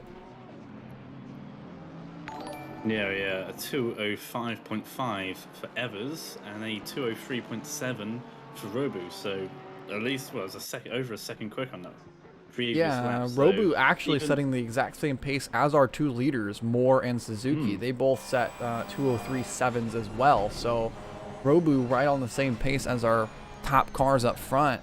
Yeah, as you mentioned, closing this gap down a lot. That's going to help to kind of mitigate that 5-second penalty that they have pending on them. For sure. And then if they can jump these two cars prior to the pit stop, can maybe even come out third after the 5-second penalty with the pace that they got going. Yeah, that's probably what they're thinking right now, is if they can try and get past them now and know that when they have that extra 5 seconds, they'll either come out within the sort of the group here, or maybe just behind, or maybe even ahead. They want to minimize that deficit to stay with these two. And this is the podium right here, obviously only an hour down, and situations can change. We may even have rain during this race. We're yet to find out, but at the moment this is the final step off the podium between these three cars. Yeah, and I mean, it's good to see that all three positions in the podium are having a fight for them. I mean, obviously first and second are within a second of each other, and then now we have third, fourth, and fifth all within a second as well. So the fight is on for the podium as we have crossed that 1 hour mark in the race. I think we're gonna take a quick breather here. If you are ready to do so, Dom, and we will be back in about 3 minutes time, and get ourselves back underway for some racing.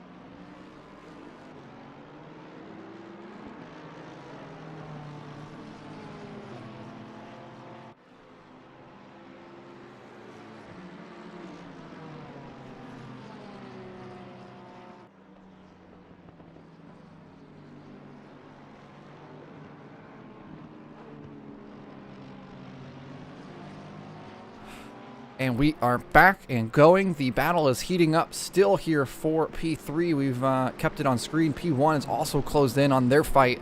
We'll jump over to that just in a second. But we're also watching now Desert Penguin, who we saw come to the pit lane rather early, now trying to find their way through that field of that's fighting for P3, right? And Wazorek, Evers, and Robu. Yeah, and there's actually contact, the 445 with the 96, 2 bits of contact, pushing the Mercedes out and then pushing back in the correct direction again. So a little bit of a helping hand here, but there's a squabble right here. And like you said, Desert Penguin trying to get himself sort of back in contention with this after being a lap down with that previous penalty, allowing the Porsche to go back through, realizing that this fight could become pretty messy pretty quickly here. The 445 gets that move completed on John Wazorek for P3 then. 3rd, 4th, and 5th then. Linus Stern with Desert Penguin just there in the background. And he's going to be losing time here as Penguin. He's probably going to be a little bit frustrated after getting past the Porsche, giving that place back up, realizing that there's, you know, something might kick off here, but maybe that tension sizzled down a little bit. The 445 actually put a bit of gap there on John Wazorek, about 6 attempts or so between the two, and yeah, there was a little bit of action there, a little bit frantic, but it's seemingly died down, and we have to see whether or not Desert Penguin can get his way back through. He's 6.5 seconds off the back of the 42. He's right next to the 64, but then there's a big gap to the 444, and that's going to be interesting for him. The Porsche to the inside at the hairpin. Unable to make anything of it, and actually giving way once again and running a bit wide and wheel on the dirt and understeer onto the grass, and that could have snowballed pretty quickly there. I think trying to let the McLaren go through, but a little too much room was given there. Alas, Desert Penguin's back into a 3rd of this group, you could say, and immediately on the back of John Wazorek, and see if he can get past the McLaren or not, the Mercedes or not. I mean, Desert Penguin absolutely has right to do this, right? It'll be frustrating from these guys who are fighting for position to have to deal with a lap car trying to overtake and slide their way through. But, I mean, he has every right to do this. If he can prove that he has the pace to be quicker and to make that overtake, then he has every right to do that and can disregard all blue flag type of rules that are at play. Meanwhile, the 717 has hit the pit lane here 70 minutes into the race, and we see our first pit stop of our top 10, I would say. Our first probably scheduled pit stop, because obviously we saw the 858 we have on screen right now pit earlier, but I doubt that was a predetermined scheduled pit stop, but rather a circumstantial determined pit stop that led to them coming in after just 50 minutes of racing. But Ben Suzuki now going to fall down to 5th and maybe even a bit more. We could see fall here, as the 805 has gone through on them as well. So now they're down to 8th, and get rolling now. The 717 losing a lot of time in the pit lane. So this shows you just how big of a delta that the pit stop really is, right?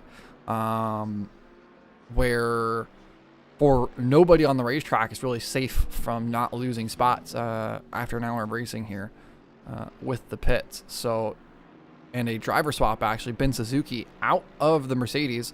In comes Lucas Schubert. Now going to try to see if he can't match the pace that Ben Suzuki had there, and maybe the undercut pulls out, and then go and try to take the fight to Gavin Moore and jump him on strategy here, rather than purely off of pace, because obviously we've seen they're struggling for that overtake. Ben Suzuki possibly, after an hour of racing, a little bit frustrated not being able to get by Gavin Moore here right up on the bumper, almost pushing him. Desert Penguin sniffing the rear end of that Mercedes. He's trying to act fast, because just ahead of him is the other McLaren, the 64, then that is for position. Then Wazorek running a bit wide through 130 yards, going to allow Desert to go around the outside likely. Is he going to fight it too much? No, he's not. He's going to break early. But the 22, here's the opportunity there. Has a nose on the inside, will turn to the outside for the final corner. These two going to run side by side, and to the pits comes John Wazorek anyway. With the number 1, the 444, and the 64 then all in pits as well. It is go time. It's busy down in the pits. This is where we need like a Shea Adams, you know, just to be on the pits, just, you know, just vibing. Yes, we need a pit reporter. Something that would be really fun, and something that I really thought about is something where we have like a TeamSpeak style server, and we have someone who literally all they do as a pit reporter is go and jump into everybody's TeamSpeaks and just ask them questions, and then come back and report that to us for these situations, because it would be fantastic fun to just kind of get some information and insight from the sides of the racetracks. Obviously, driver swaps are slightly occurring, so if there's anybody who has been a part of the first stint and has now gotten out of the car, be sure to come join us in the commentary booth. All you got to do is go to the waiting room in the Discord. It's under the race controls section. It's just above the commentators booth channel.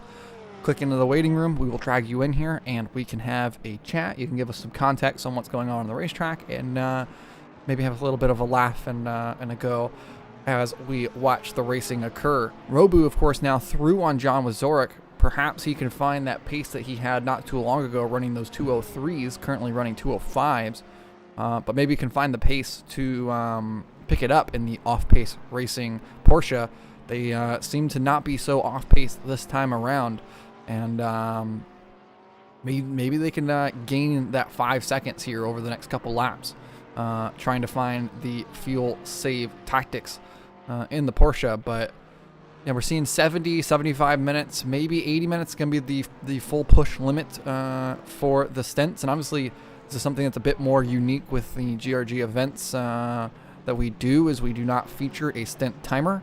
In the actual SRO events that these cars do participate in, you have a 65-minute stint timer, and most groups that also host longer races like this try to replicate that by also having a stint timer featured. It's kind of a BOP in a way for all the cars to force them onto the same length of fuel, is essentially the way that works.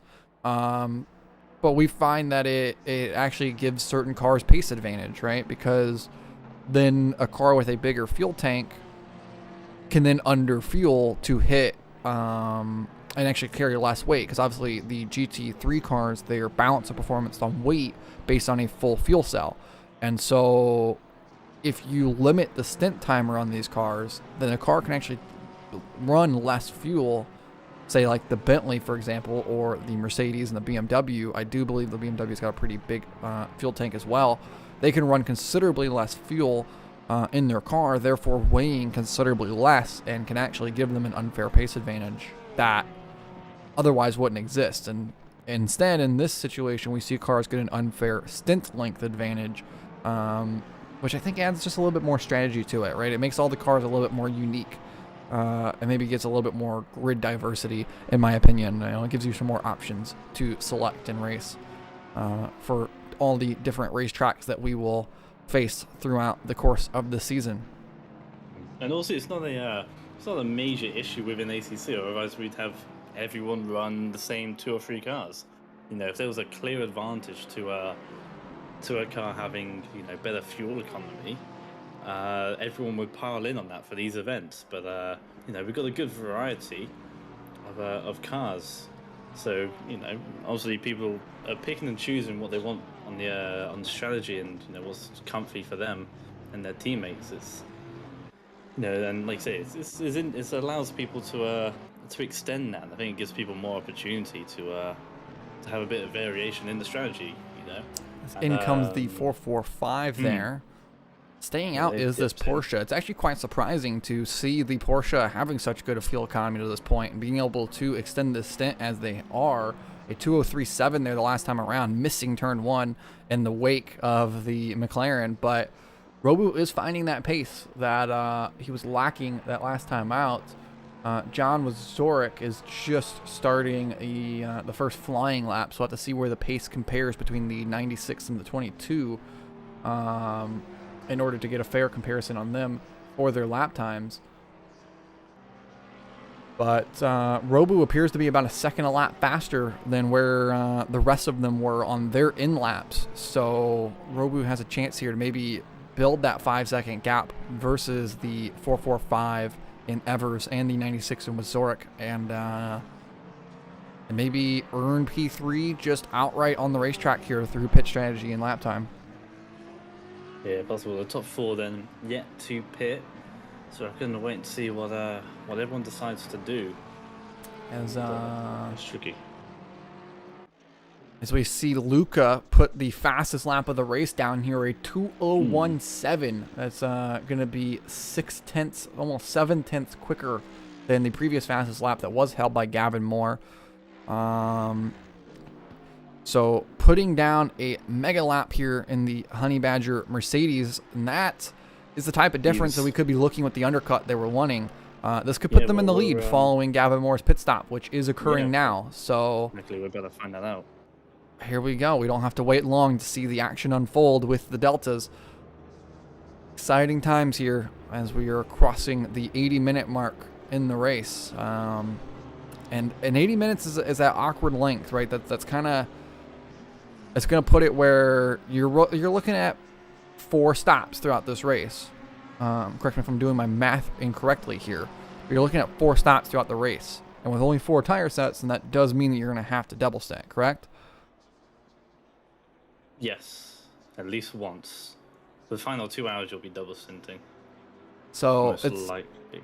It's going to be interesting to see how that plays into this for these drivers and how that they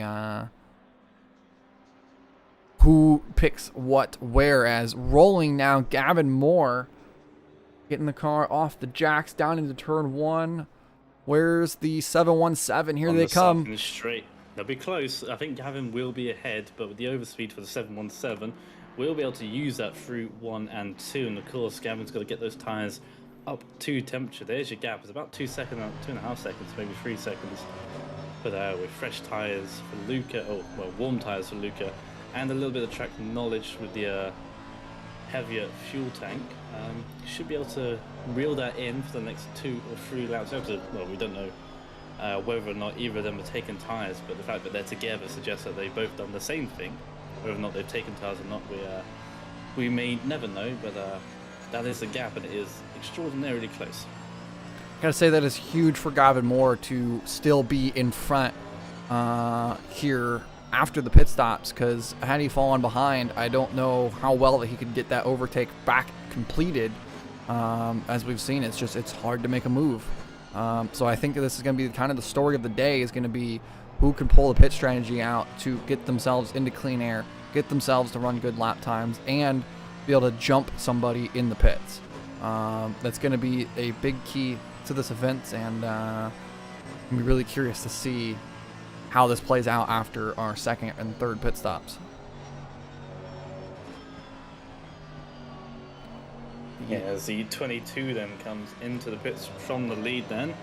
So Octavian in the off-pace Porsche. Being able to go 1 extra lap then, and Gavin Moore, and in comes the 94. Dupinov with a 15-second time penalty as well for that Audi, so that's unfortunate for them. We are waiting on the 805 then, which goes 1 more lap again. So Chris B and the Flyboys BMW extending it the furthest then in GT3, and they've been able to go 2 extra laps than Gavin Moore, so that's quite impressive in the same car. Yeah, absolutely.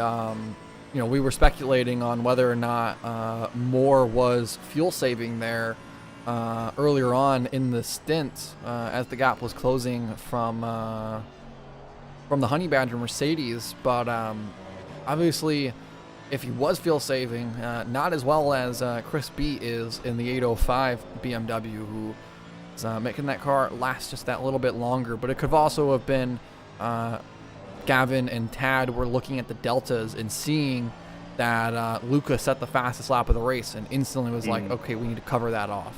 Because if you keep on letting him run those fast laps, then he will jump us. So let's cover it off now as soon as we can and try to keep the gap close. Exactly, and that gap is just half a second then, so it was 1.5 seconds at the first sector on the previous lap, first sector on this lap, down by a second then. Yeah, as you say, Lucas certainly got the pace at the moment. I assume that was exactly what they were doing, just covering him off, making sure that they maintain track position and, stalling out the pace of the 717. You said earlier that when you catch up to the car, you get into this buffer, this little zone where you can't use that pace advantage that you have if there's a car in front of you that isn't a lap down. if you're fighting for position, you can't use that pace advantage to, use that advantage. You're effectively hampered by the car ahead. So, good choice then by the Maulers, and seeing that the foresight, a bit of a flash of the lights on the 717. Wanting past the 24, but easier said than done. In the slipstream, though, 3-1-30R we go. They might have a potential lunge into the Casio triangle, but I think they're a little too far back for this one this time around. Indeed, they are. But yeah, BMW with some decent straight line speed there. Just being able to keep it ahead of the Mercedes for the time being. 805 is on the pit lane there. There's a dead cone. What'd that cone do to you? Why'd you have to hit it? Laying in the pit lane there. But the 94 is off down here at turn 1, so we have yellow flags on the racetrack. Which means that there'll be no overtaking move in turn 1, as they're not going to go through the S's. Flags are cleared. And the 805 is not going to find their way falling down the grid. The 96 and the 445 both in front of the Porsche. In fact, after a driver swap there in the 22, not a great pit stop, it seems. The gap has built huge. Obviously, there was the 5-second penalty that they had to reel in, but the gap is actually up over 7 seconds. So John putting in some really good, a really good outlap here, and allowing the 22 to, or building a gap out to the 22. Yeah, it's tricky. We'll have a quick interview as the 444 car hits the wall in the S's section. As they get themselves back on track and underway once again. Simply just lost the rear, it looked like, through the S's, and obviously a lot of loading through those corners, putting a lot of weight on each of the tyres and switching it back left and right. It's very easy just to have the rears loop around on you. We've got Tad Moore with us once again, who loves to join us in the booth every now and then, and we always happy to have him around. Tad, your son Gavin, retaining the leads then after taking it from John on lap 1, on turn 1. It's a very good move around the outside there from him, and just being able to cover off the 717. Did you see that Luke had set the fastest lap? And then that's why you came in, just to cover that off? No, actually, I hadn't seen that they went purple, although based on what we saw in qualifying, it's not a surprise. That car should be about a second lap faster. Generally speaking, it should be much quicker than us. So it's cool to see that we're frustrating them, because our strategy is not to go flat out this whole race. We've got to try to make some tires last towards the end of the race. So we want to minimize the amount of minutes that are on double stinted tires, which means some fuel saving. Candidly, we're in map 2 for this race. We need to get 80 minutes out of the car. So we were happy to see him pit at 72 minutes, because it means that they were probably flat out, and we were able to keep them behind us. So this may shape up to be hammer and tongs for the next 80 minutes while Gavin stays in the car until I go take over, and then who knows what'll happen. It'll be an interesting 2 hours towards the end at that point. Yeah, indeed, and obviously that 80-minute mark we were just discussing not too long ago seems to be the magic number to take one less pit stop out over the 6-hour period. But obviously doing that, as you say, trying to save those tires as best as you can, and everyone's got a double stint. At least, for 2 stints, they've got to send a tire set onto a second stint. But obviously, like I say, just minimizing that time. I assume you're going to do it at the end. Would obviously make the most sense to do so. But obviously, the less time you spend in that second stint, if you do a splash and dash with half an hour to go, the more beneficial it will be for you. But as you say, not really pushing at the moment, still able to be ahead of the 717. Which is sort of stalled out around 2 seconds behind you. So I guess Gavin's just running to a delta now and just, easing it on into the corners. A bit of trail braking and, just being nice and gentle with the car, I'd assume. Yeah, just hitting his marks. The car seems to behave pretty consistently. I mean, he played with brake bias once, but it's short of just they get hot and they do wear down a little bit over the stint. It wasn't like we were losing 2 seconds or 3 seconds a lap towards the end. I mean, once you break the new off of them, The pace is pretty consistent. He's just managing to the fuel number basically, and seems to have no problems hitting that. And if he needs to make the car wide to frustrate somebody that's getting close, he can do that. You probably saw some of that on the on the previous stint towards the end there, where they were within a half second of us. But if he can build out a gap while he's doing it at the same time, then even better. Even better indeed. And I'm sure we'll check in with you after your stint, but until then, carry on racing the way you are. And yeah, you're certainly putting in a good showing as Gavin, as per usual. But I'm sure we'll check in with you or Gavin a little bit later on. But until then, enjoy the rest of the race for you. Thanks. Cheers.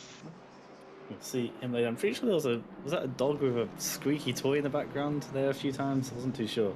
I would have to assume that would be Gavin's brake pedal. If I had to take a guess, that's possibly they're in the same room. If anyone's ever been in a VC with Gavin whilst he's racing, that is something you'll definitely hear. It's just every now and then there's a bit of a squeak, especially on formation laps when he's applying the brakes on and off quite consistently. It just overcomes his noise gate a few times, and the Gavin squeak is quite apparent. A stop go 30 for the 42. Just gonna have a check on that. It is not in the race control as of yet. Yeah, so that's got to be an in-game penalty. Can't be track limits, can it? I think track limits is drive-through. Yeah, it's a drive-through. So very curious. I know that there was some updates recently to the way that ACC is handled as the 858's back on the pit lane. Again, after just about 40 minutes on this stint. So is their McLaren really struggling here, or perhaps they double stinted their tire now? And that would be really, perhaps that is what they did. Maybe they put Desert Penguin onto an old set of tires, and so they double stinted him on the old set there, and then now maybe he's gonna run flat out from here on out on fresh sets. So maybe he's now gonna run a 2 stints on a fresh set and then put someone else in. I really don't know. That's a very curious proposition there from the DSRT crew in the 858 McLaren. But yeah, I know there were some updates recently that they changed a couple things for the way that penalties behave, but I don't believe that was one of them. I don't know entirely as to what that is. Man, the 805 that was trying to sneak their way through here on the one, obviously wanting to get these cars a lap down and get out of their way, flashing the headlights there out of frustration, the 805. You can't really blame him on that. I would be a bit frustrated as well, but obviously, there's not much that the one can do apart from just run their line. You got to get by, and exactly. Losing the gap to the 96. Well, the 858 after coming out of the pits is only just a little bit up the road along with the 444 as well, so you can see that the number one isn't really wanting to lose too much time, because 11th and 12th are not too far away at all. Pulling over to the side is our lovely Camaro. Gets its way out the way nice and easy, and a bit deep on the brakes, and away he goes to number one. That'll allow those two to go through nice and easily. Now both for the 22 and the 805, and this is going to be a interesting battle. Now Rusumov now in the carefully off place racing car. We've seen him have a lot of pace in previous races, so it's going to be an interesting battle between these two. Yeah, for sure.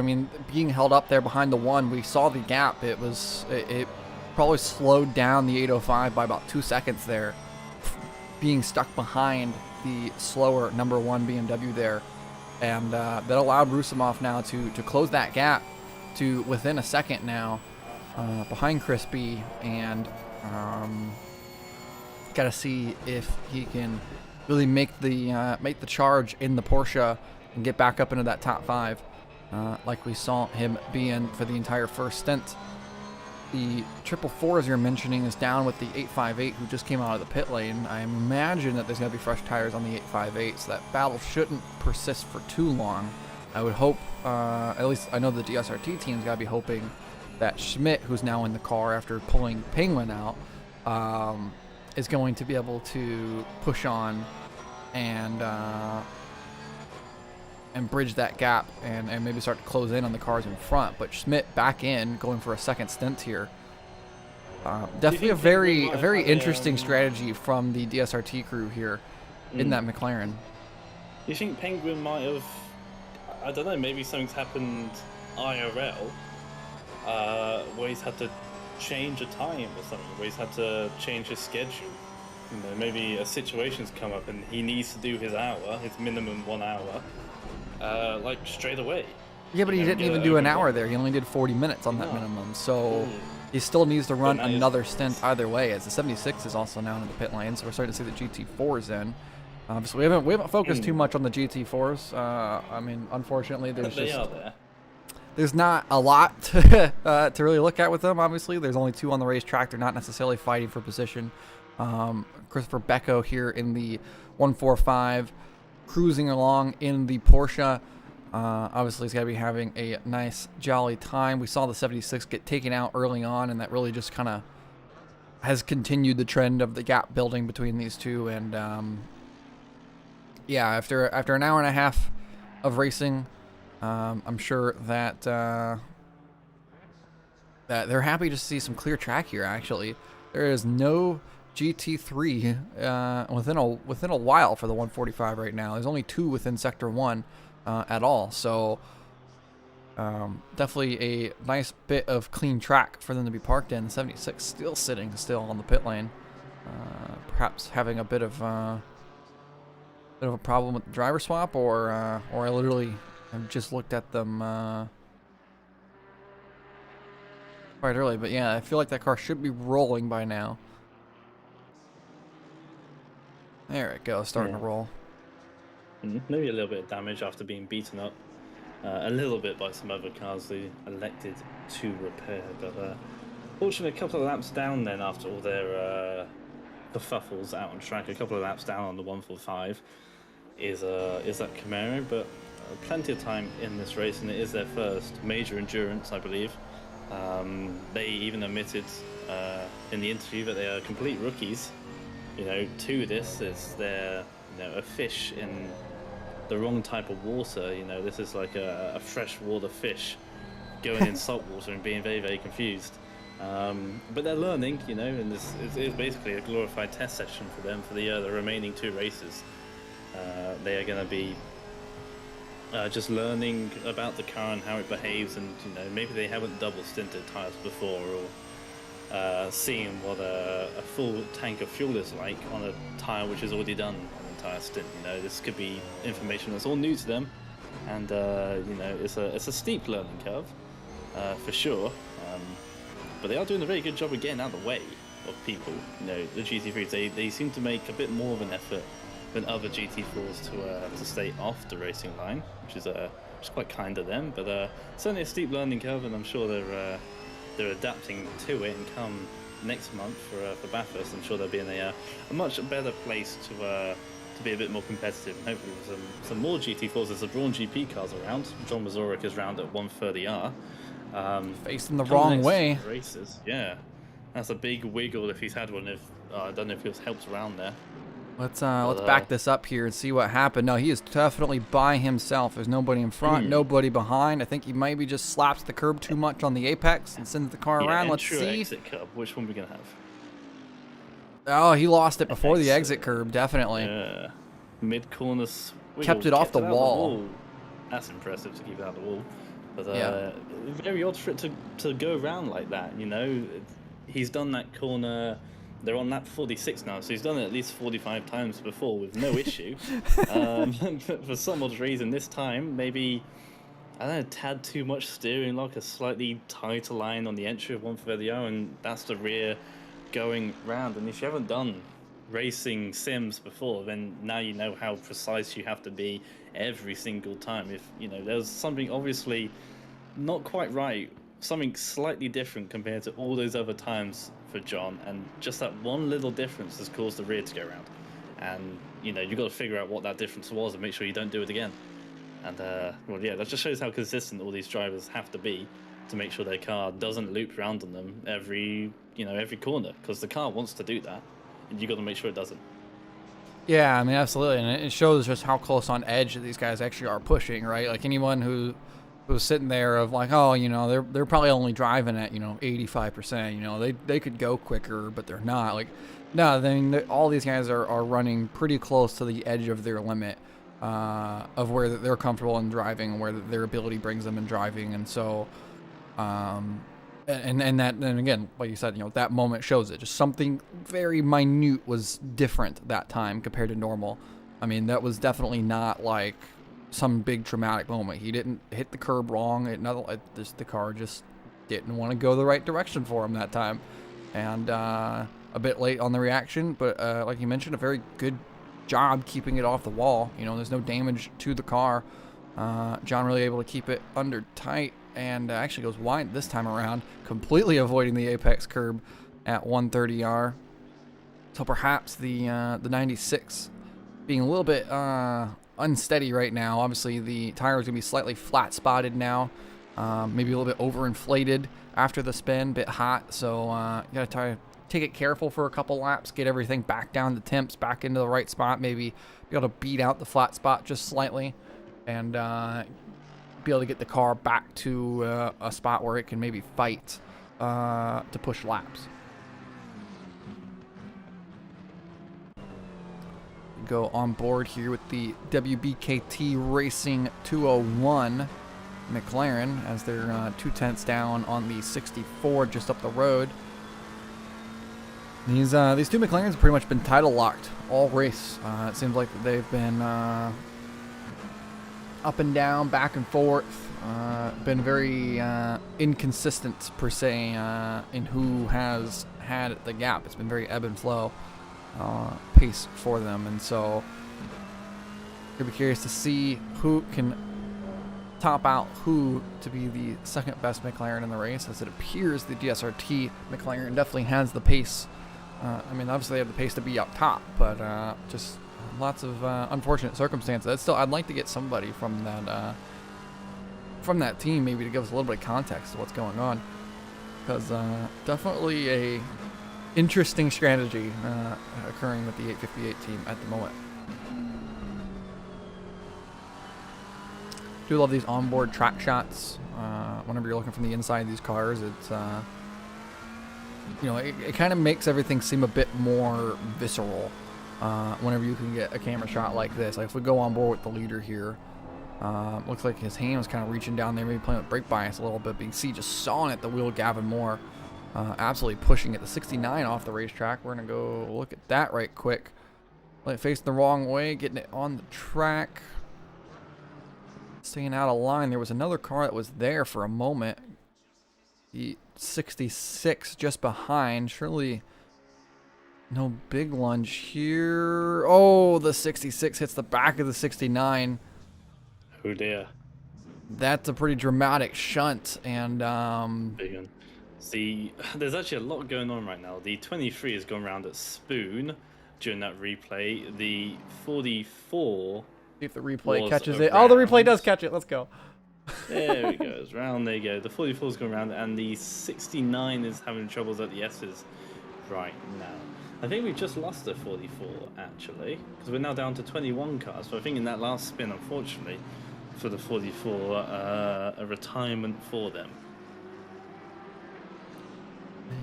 That's a unfortunate retirement to see at this stage in the race. Obviously, less than 2 hours through, and you hate to see anyone's race and day come to an end this soon. As through goes the 124 on the 23. There, we were watching the Nissan.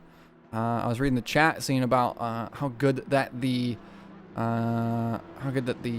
livery looks, but the 124 snuck their way through in a fantastic move to get up into 8th place now. Yeah, indeed. The cherry blossoms, that's what a sakura is. It's a type of cherry blossom tree. And that obviously been shown in the livery of the GT, and obviously they have the rising sun with the temple on the sides very characteristic Japanese art style there on the GTR. Yeah, it does look pretty good. Getting out the way then of the angry Gavin Moore, and you can see like with the way the lights are done on the new M4, and sort of the curve back on the top of the lighting system. It sort of looks like it's kind of got like angry eyebrows. Absolutely, it does. Definitely looks like it is an angry car. It's and pair that with the big giant grill that it has as we're watching a stack up here, 2x2 formation flying just up the road. Gavin Moore doesn't want to see this. He's got to navigate his way through, flashing the headlights there. You can see the driver reaching down and clicking the button. The 69 off up here at 130R. He's going to be careful coming up, make sure that the yellow flags aren't flashing as he tries to make a move. The Lamborghini going for a pass on the 201. Oh boy, Gavin Moore, there's contact. Nicely done by everybody to get through that, though. Nobody goes off the racetrack. Like we've got 8th and 9th fighting for a position, then we've got 15th, 16th, and 17th. Within that, the 717 and the 24. So 3 battles, all in your screen basically, all between this and turn 1 and the final corner. The 66 coming exiting the out pit lane of the pits as well. So that's going to be interesting. Hopefully they find their way in. Indeed they do. They're going to go side by side with the Lexus momentarily. And everyone finds a bit of track that they're comfortable with, just about. Oh, and wide goes the 69. They're having some big troubles recently. Felix here at the moment's been all over the place. A spin at 130R and then a slight off-track moment there. You see the reduced pace that they are at the moment, holding up the Lamborghini quite considerably. A flash of the lights from them, and they're quite angry about that. Not quite sure what's going on with the McLaren at the moment, but round the outside goes the Lamborghini, and what about 717 to the inside? Neatly done. But yeah, 69 going from 15th down to 18th there in the space of half a lap from that spin at 130R. Like you said, when you have that spin, the tires get overheated, overinflated, and it can become very hard to drive the car. There might actually be damage on that McLaren because they're going at quite a slow pace at the moment. They did get hit in the rear rear end. There end. might also be damage in the cockpit as well. Oh, welcome in, Rob. Whoa, who's this dude? I forget you can make yourself. A drive-through for the have no 145, by the way. That would also be for track limits, I have to assume. So perhaps yeah. the stop go 30 would be for cutting the Casio triangle. Oh, that's stop go 30 I think is for speeding in the pit lane, if I remember correctly, and Yeah, it's for that as well. But to be fair, regarding track limits, I did once see a race at Misano where someone actually lost it at the end of the back straight, promptly cut about 2 corners by accident trying to get the car stopped, and got disqualified. In the process, it was just the most unfortunate way. It was just really unfortunate that it happened, because it was pretty clear that the driver in question wasn't deliberately cutting the corner. He was merely trying to actually get the bloody thing stopped without actually taking out another driver. And unfortunately, the game couldn't differentiate between this, so yeah, ended up actually getting disqualified as a result. That is quite unfortunate. But yeah, drive through for the 145. They'll set them back about 30 seconds or so, but they are 2 laps clear of the 76 at the moment, so it shouldn't be too much of an issue for them. 4.25 hours to go, so almost a third of the way through the race. The battle for the lead is still relatively tight. It's a three-way fight as per usual for the final step of the podium. The 96 being traded out for the 805 car.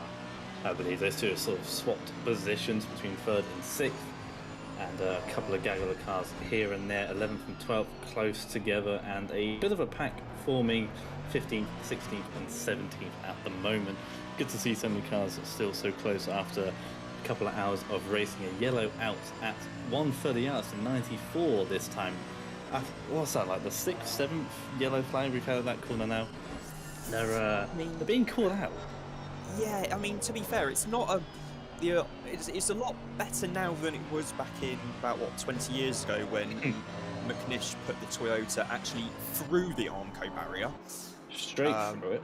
yeah, literally punched. There was a fucking great big hole in the barrier where the Toyota went after he lost it in qualifying for the Grand Prix that year. And I seem to recall back in, I think it was 2010 or 2011, one of the Manor F1 drivers, I can't remember if it was Degrassi or D'Ambrosio, I think it might have been Degrassi if I remember correctly, actually had a monster crash there on the recon lap to the grid. Oh. Yeah. That's one which does tend to require quite a lot of explaining to one's mechanics and one's boss, I'd imagine.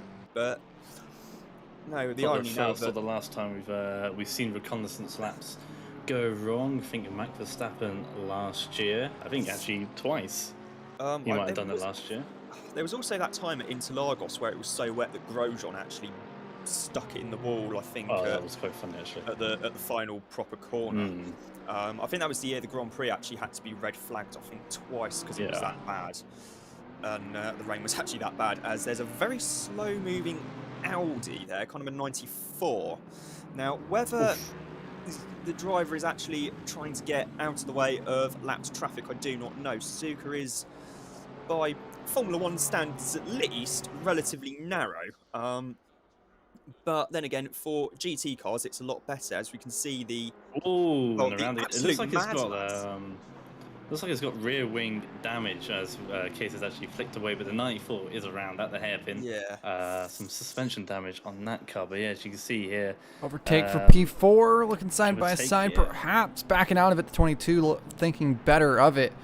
They were fighting really hard here for the front. That's why I was clicking away, because these two are shaping up. There's a GT4 that was in the way there at turn 1, kind of making it almost a move there for Rusumov, but unable to get the move done, and so now has to continue to follow behind the BMW. As we've seen time and time again, it's so easy to catch that gap, but you just cannot make an overtake here at Suzuka. You have to be perfect in every move you do, and you really need the other guy to make a mistake to really get it done cleanly. Otherwise, maybe you got to get a little bit elbows out. Like the lunge down here at the hairpin, not quite gonna do it. But the thing is, if you do make a bit of a lunge at the hairpin though, and you kind of cock up the exit a bit, you're pretty much screwed on the run up to Spoon. So it's kind of like, is it worth taking the risk there to try and maybe only to end up getting repassed around about now? But also, shout out to the utter chads in that Chevy Camaro GT4. Not my first choice of GT4 car to race around here, I think it's fair to say. It's also actually, if I remember correctly, one of, if not the most expensive GT4 car ever built. It was actually built by Pratt & Miller, who built the works Corvettes that raced at the Le Mans 24 Hours. I think they actually share the same steering wheel. And I remember reading at the time when it was announced that they were building this new Camaro GT4, the purchase cost brand new was well over $250,000 for a GT4 car.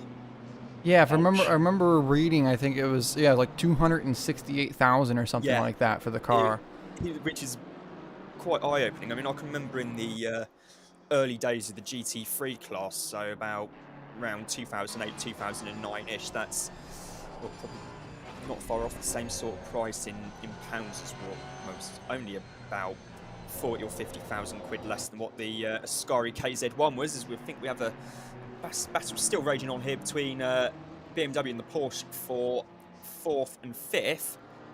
Evers and Rusumov, man, these two have been going at it for a while now, but just unable to get the move completed is Rusumov. And obviously now we're seeing Schmidt in the 858 McLaren, who is a lap down, once again catching up to this fight. I mean, they've worked their way through these two cars before, prior to the pit stops, and now has to do it again after the pit stops. Yeah, exactly the same situation with Desert Penguin not too long ago, obviously. And well, they've made 2 pit stops in 2 hours compared to everyone else only making the single pit stop. So as you said, an odd strategy from the DSRT McLaren, but they do have the pace around the top 5. So maybe without that one extra pit stop, they'd be within contention. But maybe they're using the fresh tyres to their advantage. And obviously, these two slowing themselves up by quite a substantial margin. At the moment, 6 seconds now, the gap between themselves and the 508. Was a huge wiggle there on the exit of Spoon for Rusimov. Car almost went around. It was a nice job keeping it straight.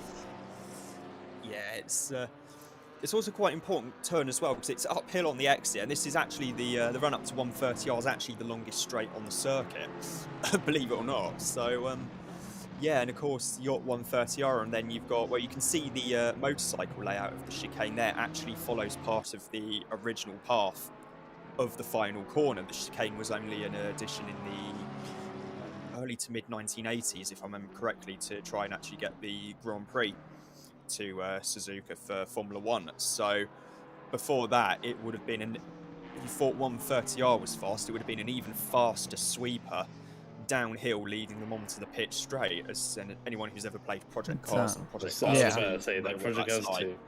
With the definitely Sakito. not anything that looks like Sakito, yes. It's totally through that. It's good fun. Yeah.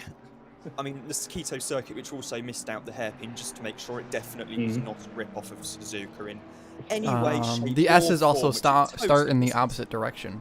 At Sakito, the first corner of the S's is a right-hander instead of a left-hander. Nice.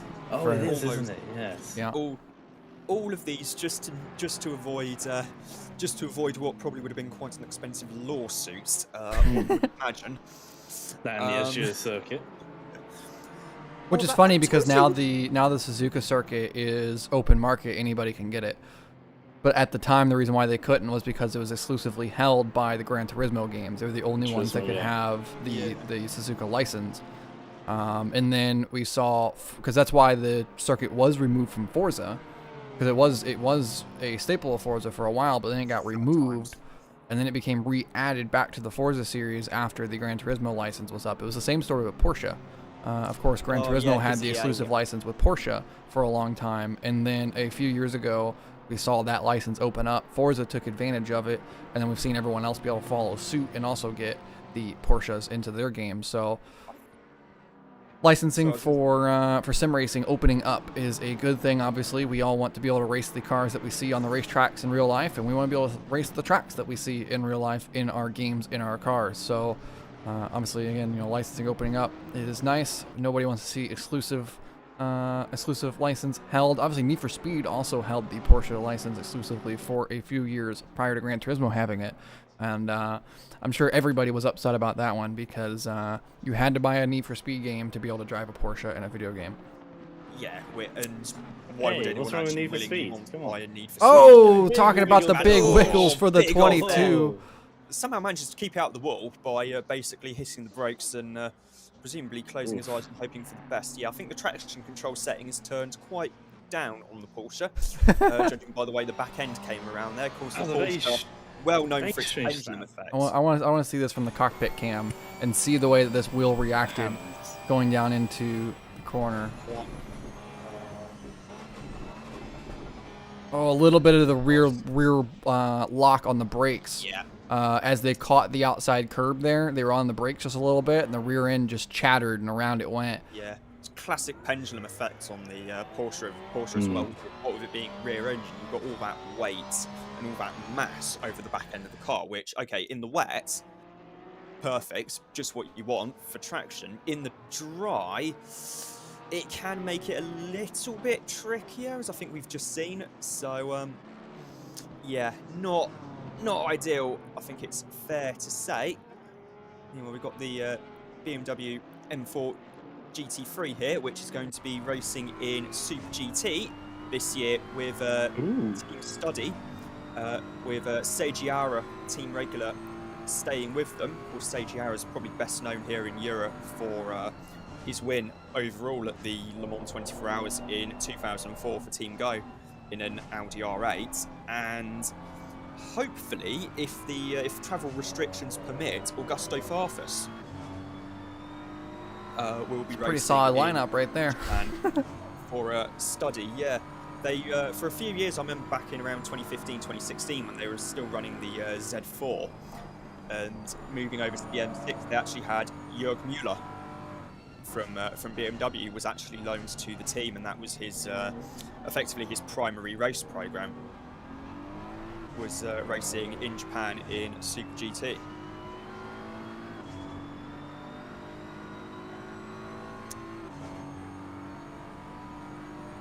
We are running here. Moik trying to reel in on Eggert just up the road. And the two BMWs, these two have also been kind of locked into this fight in the mid-pack. Obviously, we saw a couple incidents occur with both of these cars throughout the course of the race. And so they continue to find themselves in the same spot, 11th and 12th at the moment. But perhaps can find their way into the top 10 with a couple incidents for the cars in front, or a pit stop occurring once again for the 858, who seems to continue this 40-minute pit cycle they'll be in the next 10 minutes to stop again.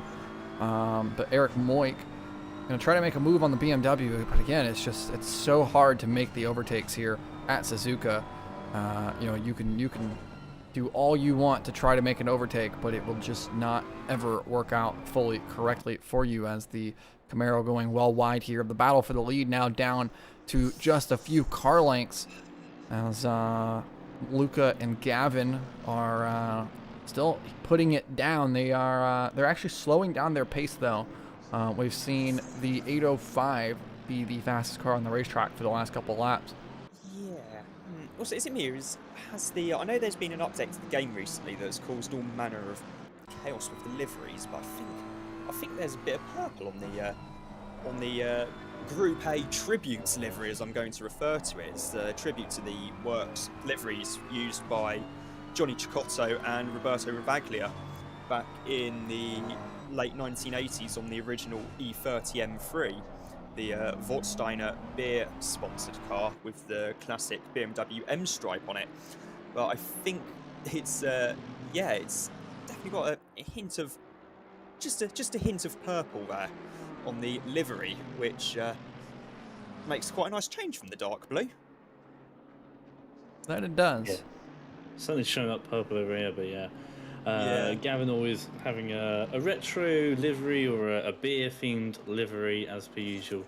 That is his common themes we do like. Obviously missing the Bush car and the GT4 car from last year, but this is an acceptable replacement. Nice to see a white car that actually kind of worked. Obviously with the BMW stripe and decent amount of logos around it, it's not a white car that's boring. We actually have something going on here, and obviously with the scuff marks all along that car. It's looking pretty rough and ready. Just behind though, the 64 then still trying to defend from the 42. The Lexus following in the slipstream, and the McLaren just weaving. Big legs on the straightaway though for the V8 Lexus. Is coming to the inside. It'll go. Will it send the move into turn one? Indeed it does. Gonna crowd the 64 out just a little bit. Gets that move done through 1A and B, or turns 1 and 2. I still don't know what it is. I just simply referred to it as the first corner as the one where Kimi Räikkönen overtook Giancarlo Fisichella for the lead of the last lap of the Grand Prix in 2005, around the outside no less. But I remember reading in the yearbook at the end of season yearbook that year that one of Renault's mechanics was heard to have said about his team's drivers, "We have a genius and a wanker in our team." It's a direct quote from the book. You can probably guess who was being referred to as a genius and who wasn't, out of Fernando Alonso and Giancarlo Fisichella. But given that one driver had overtaken Michael Schumacher twice during the race around the outside of 130R, and the other lost the lead on the final lap, you can probably draw your own conclusions from that. I think it is fair to say. And now I'm going to shut up before we get sued by Giancarlo Fisichella. I do believe that we're going to take a quick advertisement break, so we've just crossed over the hour mark here with just under 4 hours remaining in the race. We're going to take just a bit of a breather, let all of us go and regroup ourselves, and we'll be back for the third hour of this event.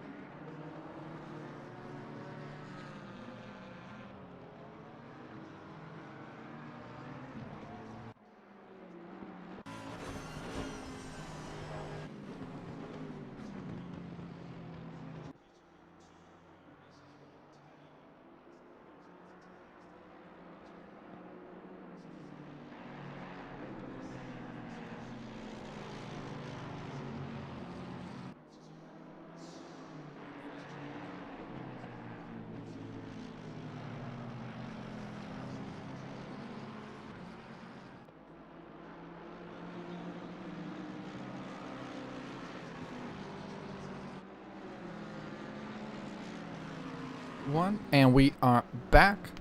Welcome everybody. Thank you for sticking it out. All of you who are in chat, welcome in Jared after the first stint. Sure, it didn't go exactly according to plan there. Yeah, and I think I was lucky that the microphones were muted during the ad break, so you didn't have to listen to my slight rant at Pep Guardiola leaving Kevin De Bruyne out of his Manchester City team for this weekend's Barclays Premier League match against Norwich City on the exact week I only went and actually captained him. We had the off-pace racing number 94 get a disqualification here. The driver was asked to get out of the car but was unable to perform a driver swap, and so the car has been parked due to unsafe driving and a failed driver swap entry list issue for them. The Delta Squad Motorsports Camaro, as you were mentioning not too long ago there, Rob, the Camaro, definitely not the first choice of vehicle for most drivers. I tried to run a few laps with this thing a couple of weeks ago, just prior to qualifying, and I could barely myself get this thing to go around the racetrack twice in a row without it pushing off the track. So credit to these guys, a team of basically rookies, and especially in terms of endurance racing, they are rookies to this. So credit to them to be able to go and take on this car and then be able to make it work, right? They've been able to run around. They haven't necessarily been in anybody's way, although I do believe that Richard seems to be slightly mistaking the rules of the turn signals there, indicating the right indicator and then sticking to the left side of the racetrack. 6.2 liters of freedom. Yeah, that's how many eagles per freedom is the car pulling down the pit straight? Oh, say, can you see? Going around the outside is the McLaren there, the 69, who's had plenty of their own issues, taking up last place in the GT3 class at the moment. That car has found its way off the racetrack quite a few times, unfortunately, but Camaro's obviously, it's got a very unique sound going on in it, and obviously a lot of it is based off of the Corvette chassis in this car, in the sense of the general layout of the train, like of the drivetrain and everything is based off of the Cadillac that existed for a few years, which was based directly off of the Corvette. So it is rather interesting to see the platform of the Camaro and as it exists now. And I believe we were talking about this. The engine in this car is based out of an old Chevy truck, correct? If I remember correctly, it's like literally like the engine out of like Silverado or something. Yeah, it's out of like a early 2000s Silverado, and they just stuck it in a race car and said, "Here you go, have fun." Dodge did with the Viper, because that was literally a truck engine, a big 8.4 litre V10. Yeah, well, that was a Ford engine. The engine that was in the Dodge Viper was a Ford engine.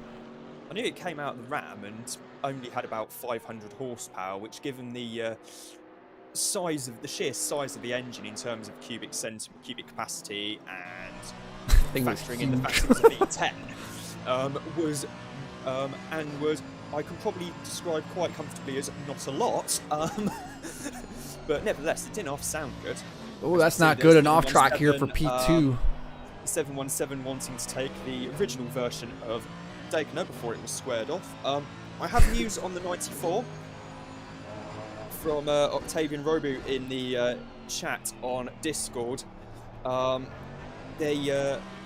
Seems like our sister car 94 has only one driver, sadly, so he'd like to abandon if he can't continue.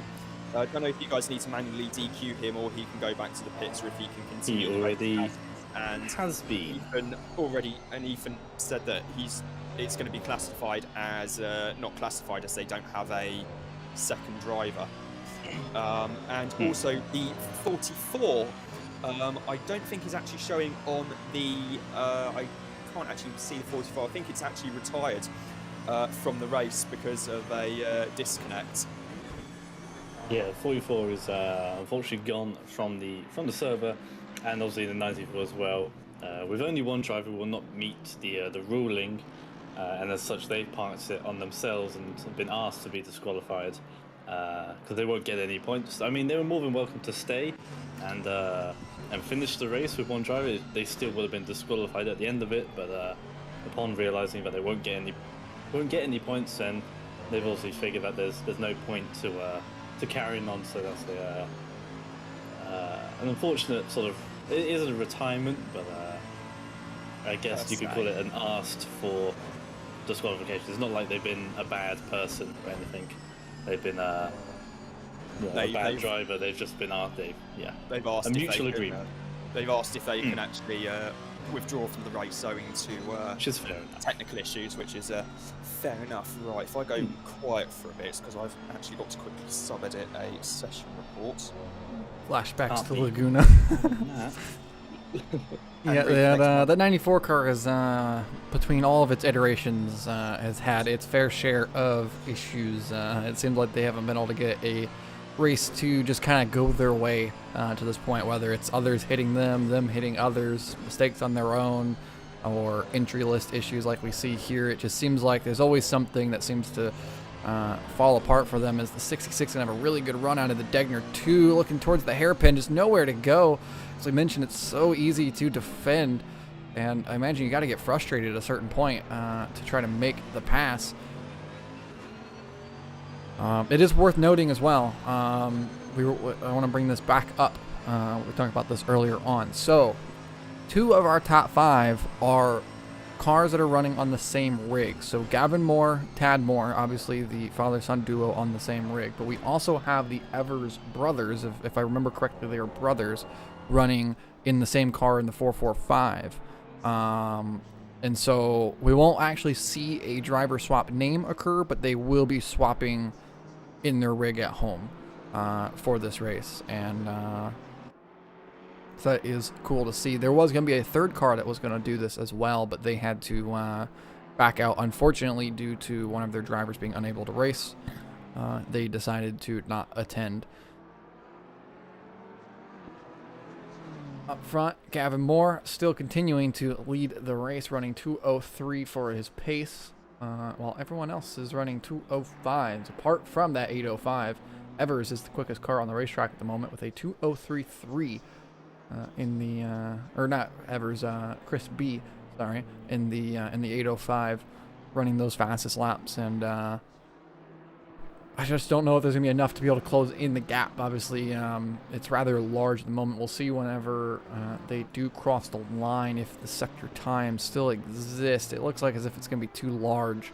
It's basically the length of Sector 1 plus about 5 seconds between the 2 cars, the 717 and the 805. So really shows the top 2 have put themselves on their own pace, kind of on their own island up front. And at this point, you're kind of fighting for that best of the rest, and the Flyboys are currently holding that title pretty dominantly, if I had to say. The 66 did get through on the 64 there. I do believe we missed that. It must have been at the Casio Triangle, if I had to assume. But now the McLaren has to try to take the charge back to get into 14th once again. We should be seeing pit stops start to occur within the next 10 or 20 minutes. And then the cycle should reopen, and see just how we get underway. The track temperature has gone up 2 degrees Celsius. We're up to 37 C at the track. The wind being next to nil. Obviously, that's nice for these drivers, but that is something as well we were talking about earlier, Dom. That the cars are kind of super temperamental, right? You're kind of always on your edge anyways. One small thing changes and suddenly you're thrown off, and wind is one of those factors as well. If you consistently have a 2 or 3 km/h tailwind, which is not much of a wind, but it's going to do a little bit. But if you have it as a tailwind, going into 130R pretty consistently. You're going to be picking up pace that then come if the wind shifts a little bit or if it dies, you now won't have that same effect. You'll be going a little bit slower into the corner, you have a little bit less lift on the rear end, and now the car is going to handle entirely differently and could find its way off the track. So wind is definitely a very interesting dynamic to factor into the sims, and it's harder to measure than say in real life where you just, you have a guy on your pit crew just see it, right? Or measure it or feel it. In the sims, you're obviously just having to watch that little data tracker as to what the wind is doing. Much harder to keep track of. Indeed. The Mazzano, George Russell, was using a little flag on top of a grandstand and was checking that every lap to see what the weather was doing, see where the wind direction was and how much there was. And doing that 150 mile an hour is it's quite impressive, just to be able to look up, see a flag, for the briefest of moments, and dictate that he's going to know if he has a headwind or a tailwind into the next corner. It's quite impressive. A fight at the moment for 11th and 12th, and number 1 is trying to retaliate on the 444 car. Went side by side with the Casio Triangle, but unable to make it stick. But yeah, as you were saying, just the slightest variations in track conditions. Also, the track is now optimum compared to fast, which was at the start of the race. So they should be pretty happy out there. But obviously, with the increase in ambient and track temperature, that can kind of throw your pressures off a little bit. 2 or 3 degrees higher, and your tire pressures are going to be off by a marginal PSI. But sometimes that can be enough to unsettle the cars. So it is a big balancing act that they all have to deal with, but it's the same for everyone. It's just who can manage it the most here. The number 1 is currently harassing the back of the 444 car through the S's. It was sliding its way through it, but unable to make a way through so far. Absolutely. We just saw on stream there, Rusimov made the move for P4 on Evers with a really nice move there. Was right up on the back of the 445 BMW, kind of pushing him through the S's a little bit. And of course, with the Porsche running that rear engine, was able to kind of do a little bit of a undercut. That was a touch. Dude, that was a little bit of a touch. Nicely done by Eggert to keep it straight, and good job by Moik to really not try to contest after the contact was made. We saw Rusimov make a really good undercut on the long sweeping left prior to the Degners to be able to have the position before they even got to the apex of the Degner, and was able to just run away with it there. I want to just right quickly take a look at this one car while we're moving. They are bearing the overall champion for the 2021 Endurance Cup logo on the roof of their car. Obviously, this is the team that last year around did win the overall points championship between everything. They played the game of going back and forth between GT3 and GT4 and were able to put themselves with the most amount of points at the end of the year. And they are sporting the number 1 on the car, and they are sporting the overall champion logo, and obviously it's quite nice looking out there.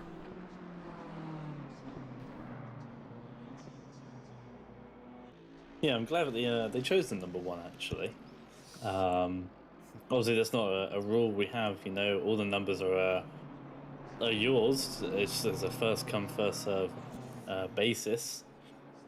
But yeah, nice that they've chosen the number 1. Maybe in the future we might allow people to reserve numbers. Obviously, Gavin Moore and Tad Moore have run the 24 ever since they've come to GRG. So maybe people can put in some applications for numbers they prefer. But it is pretty much a free for all. Is off in the background goes the number 1. Or I say background. I mean. This is a good segue to a plug. It is a perk of our paid Patreon. If you're on Patreon at $5 or more per month, you can reserve your car number, and it will be removed from the selectable list for drivers upon sign up. So, if you do want to reserve number 1, $5 on Patreon, and you get to reserve it.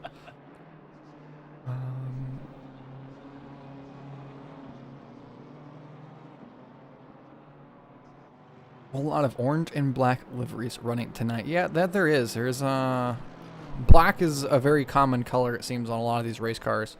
That's why, as you were mentioning earlier, having the bright white BMW up front here is a really nice kind of change of pace. It's not really a color you see on a race car a lot because it often just doesn't work, especially with the more modern graphics and such that you can put on a car.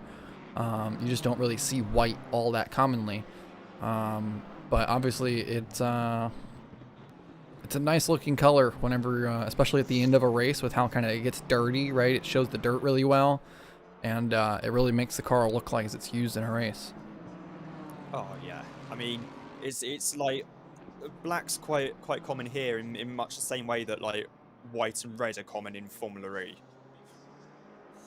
And I have actually just finished sub-editing and tweeting out a session report from qualifying at the Autodromo Hermanos Rodriguez, which is finished about 10-15 minutes ago. Actually, while we were having an ad break. So yes, it was very, very good timing indeed. But yeah, it's quite interesting to see how teams are doing it here in the game, and how some of the cars you see in real life. I mean, I still absolutely love the old Martini livery of the Brabham BT44B of 1975 in Formula 1, but you've also got the iconic Golf livery as well, which still looks absolutely bang on to this day. So yeah, it's pretty good indeed. Especially when we see modern interpretations. Obviously, McLaren running the Golf livery for Monaco didn't look awful, to be honest, and it was interesting seeing that how very often there are just colours which work well, and normally black is involved with them. We're seeing here we've got a black and red car, we've got a black and orange car, and normally when you have a dark colour and a sort of a middle ground colour like orange or red, they always seem to go well. But blue and orange, also you've seen that with the McLaren at the moment as well, and it was in McLaren launch last night. The IndyCar looks much better than the Formula 1 car in terms of its colour scheme, no doubt about that. No arguments here. The F1 car is disgusting. I hate it with a passion. It's almost as bad as their weird Abu Dhabi livery. That was awful. It's still better than the Extreme E car, though. Yeah, I'm not a fan of the Extreme E car. Well, I'm There's not a not fan a lot of you can do Extreme E with that. full stop, so... Whoa! Ooh, almost running into the back of the 444 did Eric Moik there. You show he's a little bit quicker, I think, is the number one. But as we said earlier, Case, you can be quicker, but it's not a lot of places to get past him. Now he's going to have to follow suit all the way up into the hairpin, or maybe even spoon. If not, 130R and the Casio Triangle is the next best bet. Yeah, I mean, absolutely. That's just the story of today is, who is going to be able to make that overtake. And, I mean, like I said at the start of this race, right, Gavin Moore, starting in P2, needed to get by John Wazorek going down into turn one, right? So then he had first place going into those S's, and he did just that. And look at what's happened now. He's been able to bridge out. He's had an 8-second gap in the lead, and nobody's really been able to contest him for the lead outside of that 717. And they haven't been able to make the overtake. They get there, but they can't overtake. So I think that if we see someone like, or if we see the 96 continue to take the lead down into turn one and then through the S's, we have a very different looking top three right now than what we actually have. And as we're watching this battle here with Moik and Egger, something I was noticing there is, I don't know if it was directly intentional from Pascal Egger, but it almost seemed like he was kind of pulling a little bit of a cheeky defense by kind of slowing down on the apex of the corner just a little bit, or like waiting a little bit to get back to the throttle, to where Eric Moik, who was rolling the corner really well, kind of driving it in deep and then coming back and getting to the throttle early and kind of what they call diamonding the corner, to try to carry speed out of the exit. Eggert was basically disregarding that tactic from Moik by kind of checking up just a little bit past the apex and really preventing any chance of a run, as Moik actually lifts off really early down into turn one and lets Eggert kind of build a gap. all the way down to first gear in turn 1. That seems abnormal. I don't know if that is normal, but the gap is now building here between the two. Yeah, it seems like the one's just lost a touch of pace there, going into turn 1, and like I said, was very gingerly slowing the car down and coming through the S's. It doesn't look like there's any real urgency to the driving of the number 1. You can see in sort of the wheel movements that it seems pretty defined and quite comfortable, and maybe they're just changing things slightly, becoming a bit more reserved. And maybe they're trying to save a bit of fuel. Maybe they've just figured something out. Their teammates and the rest of the SRT, all the calculations going on in the background. Maybe they figured something out, and they're going to try something a little different. Yeah, I'm really curious because that was such a sudden stark change in the way that he was driving there. I almost wonder maybe accidentally bumped a button to change fuel mix or something as well. But yeah, suddenly the gap is built 3 seconds between these two, and Moik really seeming to struggle to find pace here on this lap. Really out of nowhere. No longer extending the corner exits, no longer really pushing hard. Maybe a tire going down in the 1 is a possibility to see as we have as we have a BMW come up behind. I do believe that's the 2 car coming up just behind. Yeah, I mean, really not trying to touch the curbs. You almost got to wonder if there's pressure loss at play in what we're seeing here, because that was very abrupt and sudden change by the 1 in the way that they're handling it. Now we have the 2 looking to try to get by, and they're going to go uncontested here. I mean, like as if it's nothing. What's going on with this one? Yeah, very strange. And even in the straight line there was...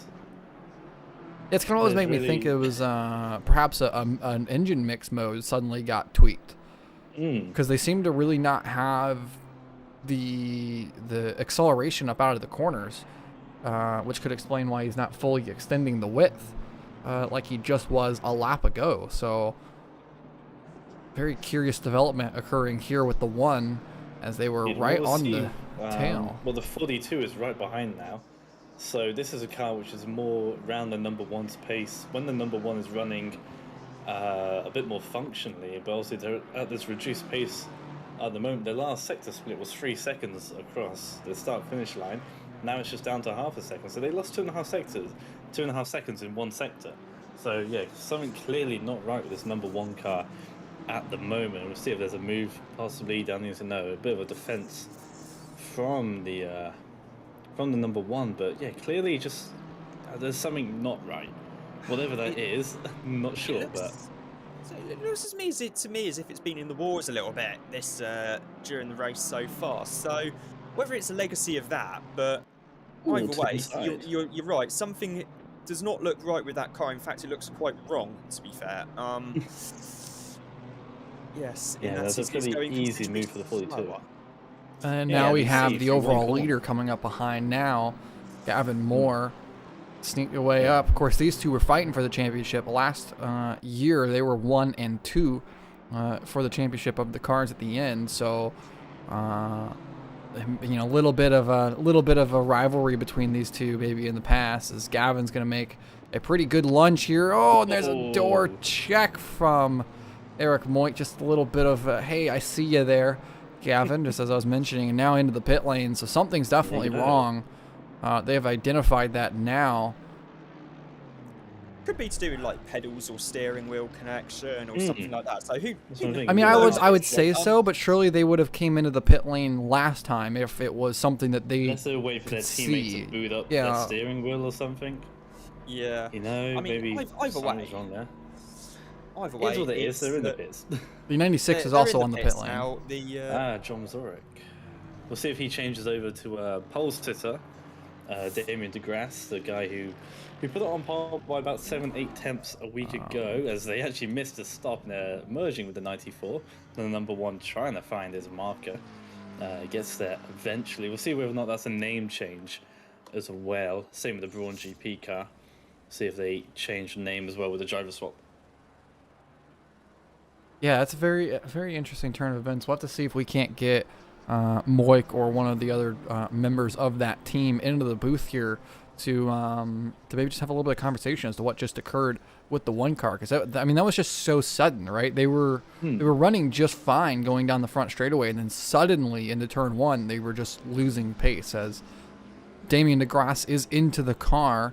The Braun GP Mercedes pulling out now. The pole sitter is there and maybe ready to go and take back that purple lap time and go and try to put a challenge to the rest of the field, maybe try to get back up to that 4th spot that they know that they can be at.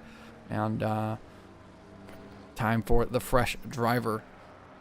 Indeed, it looks like John's done his work, done 2.5 hours. I assume Damien will be in for the remainder of this race. Moik is back in, but the car immediately into the sand. Moik, there was no driver swap for the one, but a pit stop did occur, and it looks like it isn't fixed, whatever the issue may be.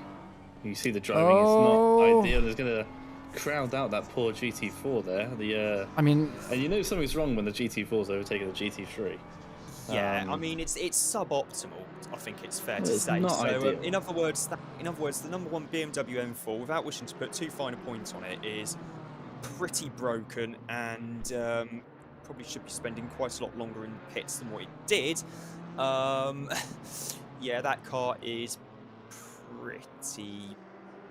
Something's not right here, just in general, because you can actually see the steering rotation isn't off. It's it isn't like the car's barely turning or anything like that. Like the wheel is rotating.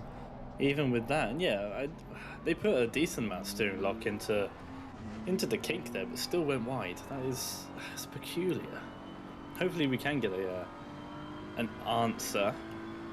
Please tell us. Yes, someone. We're curious.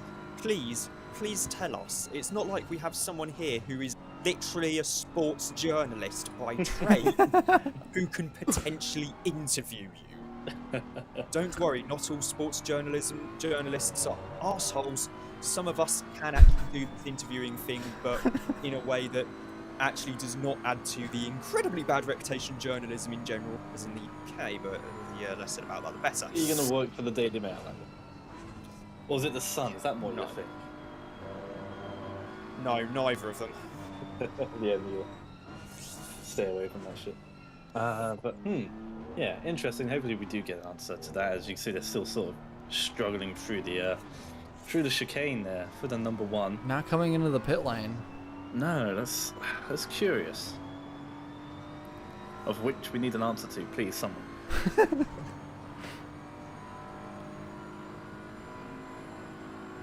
Damien DeGrasse now on his first flying lap. Wait for him to come across the line. He's just come through the sector 1 split now. It's taken 1 second out of Schmidt in just that first sector. So clearly using the fresh tyres. I assume he's going to be on fresh tyres to his advantage. And we'll see what that lap time is come the end of his first flying lap. I expect it to be relatively competitive, knowing the pace that he had during qualifying. And yeah, P10 now. He's got a bit of a gap to close up to even get to the podium positions, let alone the leading spot they once had. So they've got a fair deficit to overcome, but with 3.5 hours, still plenty of time to do so. Oh boy, that was a big old slide there for Damien, going through big Spoon.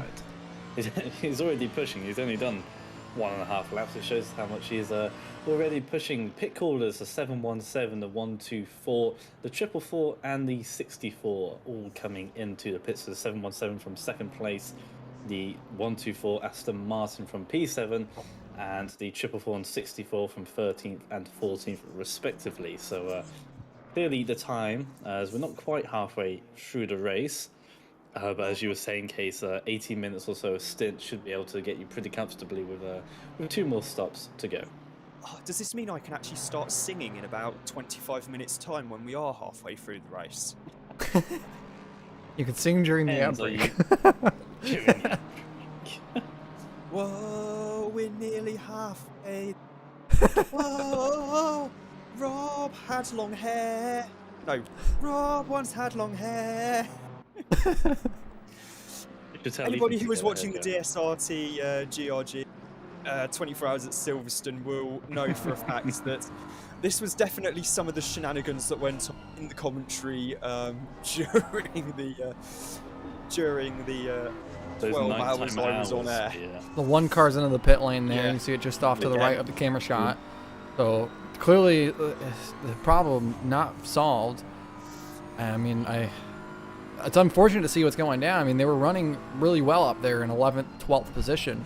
You know, they were looking for a pretty solid mid-pack result, but now are looking to be well outside of the points. And obviously, this is happening before the halfway point in the race, right? So at 3 hours mark, you score points. So, like, the fact that this is happening here, they aren't even going to get the 11th or 12th place points for the 3 hour mark. They're gonna lose out on that as well. Yeah, there's a big tumble, unless they just hope that some more people do pit in the next 20 minutes or so. Having down in P17 is yeah, not ideal, and whatever's going on with that car, and maybe a driver swap is on the cards for that number 1 car. Surely you have to try it, I would imagine. I mean, just see if it's some sort of problem on your end. Yeah, there they go, putting in Bradley now, the SRT RJB Solutions car, rolling out of the pit lane. It looks, he's checking the steering, seeing if it's fine. Car accelerates well down into turn 1. Let's see how it reacts as he turns in. Looks basically good to go there. So clearly something off on Eric Moik's side of things with the steering. The car now seeming to be relatively competent down into the snake. Now up the hill, and looks mostly fine and dandy to me. So that's a very wild and interesting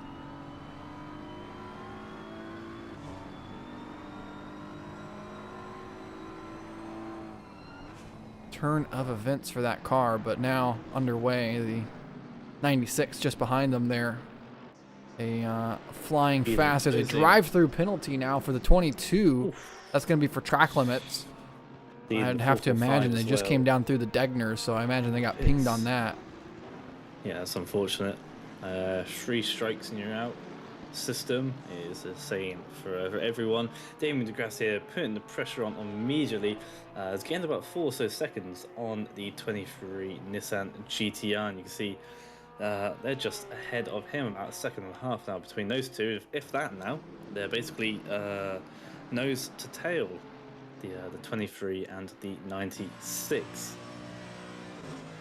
But reports from Mr. John, from Mr. Wazorek, saying that he was struggling in the car, apparently not having any sort of feedback within the tyres. So that might have explained why he went backwards in the first 2.5 hours. He was sort of not quite happy with how the car was performing relative to practice and qualifying. But Damien's in the car now. Hopefully he'll be having a better time of it. He's all over the back of this Nissan GTR. GTR will have good straight line speed though. That's basically what it's known for doing, is going quick in a straight line, and that's kind of it. But even with the slipstream, as you can see, the Mercedes unable to get past as the 22 comes into the pits, probably to serve its drive-through. And a wiggle as well, very similar to the Porsche, but from the front end. Don't know if there's contact there, but gets going underway nonetheless. Was there contact there? No, there was definitely not contact. That was just the tail end. That's just the Mercedes being the Mercedes, quite frankly. Yeah, the same but different compared to the Porsche. Tail end got a bit wiggly there. Damien DeGrasse trying to push as hard as he can, obviously, and the car unhappy slides out in turn 1, and now has to regather himself and try to close the gap. But it looks to be a little bit over 10 to 15 seconds now between those two. All that work he had done to gain back on that 23, undone in just a split second. But he was obviously quicker than the 23, the 5.8, the 8.58, and probably the 4.45 as well. A top 5 is probably on the cards for the 96, but trying to get that consistency is key. If you're going to gain all that time and then lose it in just one small mistake, then you're not going to be doing yourself any favors. But could be a slight issue with the car. Possibly, apparently, Damien as well, not having the best time of things as well, according to John Mazurek, his teammate. So, and again, a big slide through Spoon, and there's another wiggle and almost off the track for the 96. So, yeah, something's not quite right with that Braun GP car as well. Yeah, I'm sure that they'll be able to figure themselves out and get that car back underway. Obviously, the last thing they want to do is just continue to lose more and more spots. We all know they have the pace, but perhaps maybe it was a bit more qualifying pace than it was race pace in that 96 machine. As now the 2 is on the pit lane this time around, and they're trying to... They've kind of snuck their way up into this top fight. 6. Obviously, they were slightly off of schedule, but I mean, they are legitimately in that fight for the top 5 right now. We still have yet to see the 805 pit. I don't know if the 445 is pit. I know the 444 has pit as they swapped out and put Schunemann in the car, but I don't know if the 445 is pit yet during this cycle. So the 2 has legitimately put themselves up in that top 5 fight, kind of quietly. And in the process of the chaos going on, the 858 up into 7th still has yet to stop. But perhaps they're going to start to see their pit strategy unwind a little bit here. And in the next hour of this race, we could see them legitimately in a position to fight. The 717, of course, we just watched them pit. And now in comes in the 24 of Gavin Moore making his pit stop. Tad so. will go in. Likely. Yeah. I don't think Tad was in for that stint from the pace that the car was given. Well, and Tad interviewed with us during the start of the stint, so I would hope that he wasn't in the car at the time of the interview. This is interesting right here, though. Going for the driver swaps here with 17 minutes to the point scoring point is I mean, does Tad have that pace to maybe maintain the lead and try to have those first place points, or is the 717 gonna have a chance to maybe close the gap on Tad? And then obviously, Tad's not necessarily a bad driver in of himself, but having a bit more confidence perhaps to defend would be Gavin Moore. So we could see Luca in the 717 maybe be able to take advantage of Tad in the 24 a bit better and maybe make the overtake. Let's see what that gap is. There it is. I mean, you see it's just a couple of tenths now, or a couple seconds now. There's a GT4 in between them, but it is definitely Tad in the car. Just if I had to take a guess based off of how they took turn 1 here, looking a bit gingerly, maybe trying to get feeling for the track as a new driver in the car would. So I'm gonna have to assume that Tad's in the car, and we could see Luca Schubert try to make that move relatively quickly and get those positions and maybe have the points come the halfway mark of this race. And also the 717. Oh, look into the grass for the overtake here. Squeezing each other. I mean, it's also worth noting that the 717 also have the benefit of having tyres that are warm. Somewhat warm. Yeah, and there it goes. Lovely. And the GT4 car we saw earlier on was, of course, the Mad Ladsmobile, aka the Camaro. Finally getting through is the 717 past the 24. I think that's the first time that we've seen the 24 actually be overtaken during this race and immediately going off the racetrack down at Spoon. But this could be a big deal right here come the midway point for points for the Ultimate Championship fight. We still have yet to see the 805 hit the pit lane, but I doubt that they can make it another 15 minutes. It also says to me that the 717 does also have, as well as tyres that are up to temperature, also has brakes that are up to temperature as well. And a driver that's up to temperature. Yeah, some very crucial things there on how to go fast. But yeah, obviously Tad's getting in the car after, you're halfway through the race almost, and you haven't done a single lap, and it can be quite odd to hop in to a track and to a car which is pretty much alien to you because you don't really know what's going on compared to those around you who have already done a stint or two, and they're already clued up and know how to drive the track in its current state. So Gavin or Tadmore's gotta learn that quickly. Yeah, it's like, well, I remember a few years back in the World Championship at Shanghai, there was a battle on track between David Honeymeyer Hansen and Nico Müller. And for anyone who's unaware, Nico Müller, professional racing driver, smashing bloke. I've interviewed him before. He's a DTM works driver for Audi. He's leading the development with Rene Rast for the upcoming Le Mans program in the prototypes. David Honeymeyer Hansen, on the other hand, not a professional racing driver. He's actually a computer programmer, chief technical officer at Basecamp, if I remember correctly, as well. And Müller was having one hell of a job actually trying to get past DHH, because DHH, despite the fact he's a businessman by trade, was also phenomenally quick behind the wheel. So it can happen. I don't know how long both drivers have been in the car at the time, but still, it's having the we were talking about optimum temperatures earlier, and I think it's fair to say that the tyres and brakes in the driver in the 717 at a slightly more optimum temperature than the glass of mulled wine I had earlier this evening.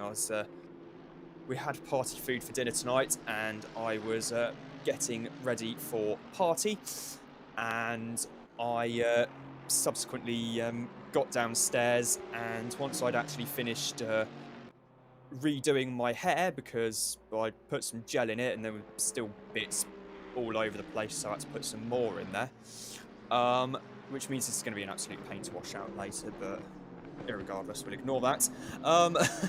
It meant that the mulled wine had in fact gone cold, so one had to put it in the microwave to get it back up to a optimum mulled wine drinking temperature, or for those of you who understand German, Glühwein. In comes the 858 and the 23, both hitting their pit stop here with just 12 minutes to the midway point in this race. The 858 really having this kind of awkward pit strategy. It's unfortunate for them that they still had to pit before the hour. It probably would have worked out really well for them for those mid-race points to if they could have made it over that hour mark. But having to come in just a little bit early here, Boris Schmidt, and then see if maybe they do another driver swap. So far in the race, they've made 3 stops, they made 3 swaps. So we got to see, or they made 2 stops, they made 2 swaps. We got to see if they do it. Once again, the 22 also hitting the pit lane. Yep, Desert Penguin back in the car. Once again in the 858, so making an immediate swap there. And now up front, even without the 805 yet to make a stop, we're seeing Lucas Schubert actually close the gap to Chris B in the 805, and we might even see an on-track overtake rather than an in-the-stop overtake. Surely this 805 BMW can't make it another 10 minutes on this fuel stand. There's just no way. I don't see this as possible with the way that it's been going. We see 80 minutes. Obviously, made a couple extra laps, but it's got, here it comes now. Let's say there's no way they could continue to go for another 10 minutes. So into the pit lane, and that's going to probably give the mid-race position 1 points to the 717 here. Yeah, and the 24 will come around for a second place then at the halfway point. But every stint we see, the 805 has just been able to go an extra lap or 2 longer. So that's going to help him out for the final stop, meaning that they'll have half a second, 1 second less actually stops taking fuel if they've gone a little bit longer. So that's certainly going to help them in the final stages of this race. If I assume everyone's going to double stint their tyres on the final 2 stints, seems like the most logical choice. But yeah, being able to go a little bit extra on the fuel mileage is going to make it a bit of an easier time for that final stop. I don't think they'll be overtaken by the 445 or the 805 cars. They're back underway indeed. Off they go. They're pretty near to the end of the pit lane anyway, so there's not much time they have to spend at pit speed limit before they are released back onto the track. It's a stop-go 30 for the 805. So speeding into the That's pit speeding in lane. the pits immediately as they left. There was the penalty, so that should put them. Oh, I wonder where if is it was a part of the 805? driver swap, perhaps. Because the 805 pulling a driver swap, I almost wonder if maybe on the exit of the pit lane, they the pit limiter disengaged through the driver swap, and maybe they sped on exit as well. Very well possibly. possible. Well, But there's a that's reason they, unfortunate. It's really yeah. it's gonna mix up this top 3 fight now even more. We got to see Trying to just figure how out where much the that's going to 445 lose them. is. Let's see, because the stop go 30 is going to be about a minute worth of a penalty, and the we'll have to see what the 445 gap is coming through the S's now. It's about 30 seconds, I'd say, the gap. It's not huge at all. 445 coming through the S's. The 22 about appears to be now. about 50 seconds behind. They will be behind the 445 for sure, but yeah, I guess the margin will be with the 22. And then the the 96. Ooh, the one's around. Going through 130R. Gets it Another one. back going again. Oh, they are facing backwards well before the corner. I think people will be pretty, not happy, but sort of assured in the knowledge that multiple people have now gone round at 130R. Like, Ooh, if the it was just one person, you'd be 201. pretty annoyed, but so Oh, many people contact. going round at 130R. Whoa. This is going down in the Degners here. So this is what we were just watching on stream before we went to look at the one. I'm going to cut back and watch this on replay here. So side by side, the 201 is going to look to the inside. That's a 69, who's obviously they're a lap down. And they just meet at the apex there. That's going to be an interesting one for race control to look at. But it does look like the 69 tried to contest a corner that it didn't necessarily need to, or maybe he didn't have the right to contest. We'll have to see. Obviously, again, race control has more cameras than we do, and they can look at that a bit better with context. But it's an unfortunate incident, and could see more negative fall apart for the 69 there.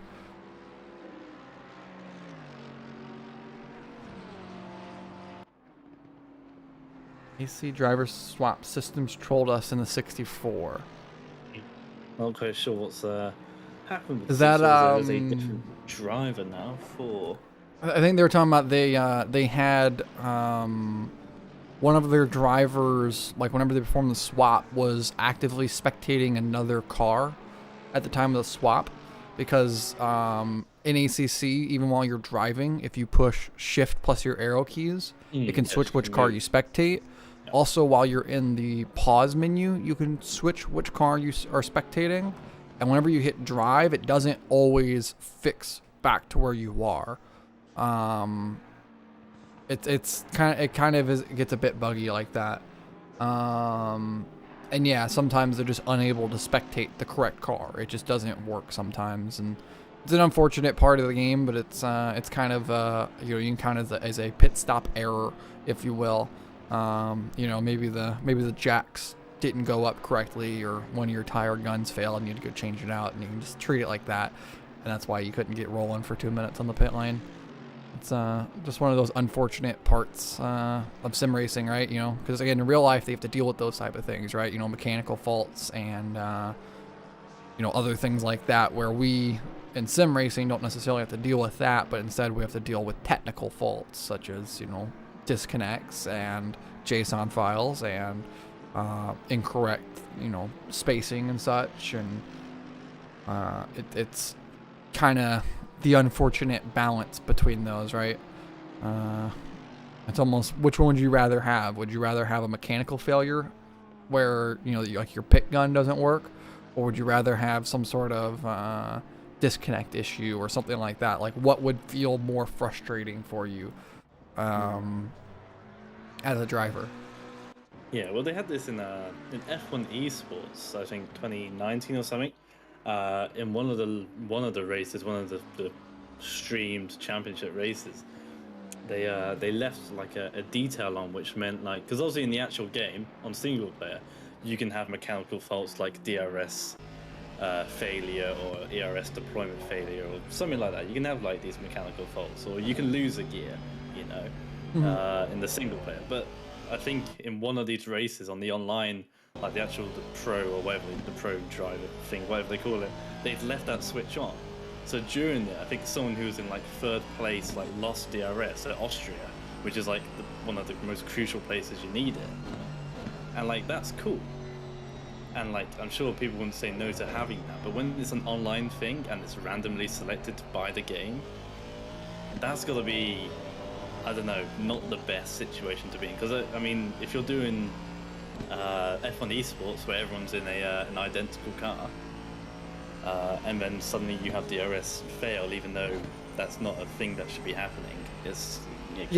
Whenever you're trying to create like a level playing field, it definitely the last thing you want is kind of an RNG game being played within some sort of championship or something like that, right? Like, it definitely, it's a thing in real life, obviously, but in real life, it's not necessarily a even playing field championship esports thing, right?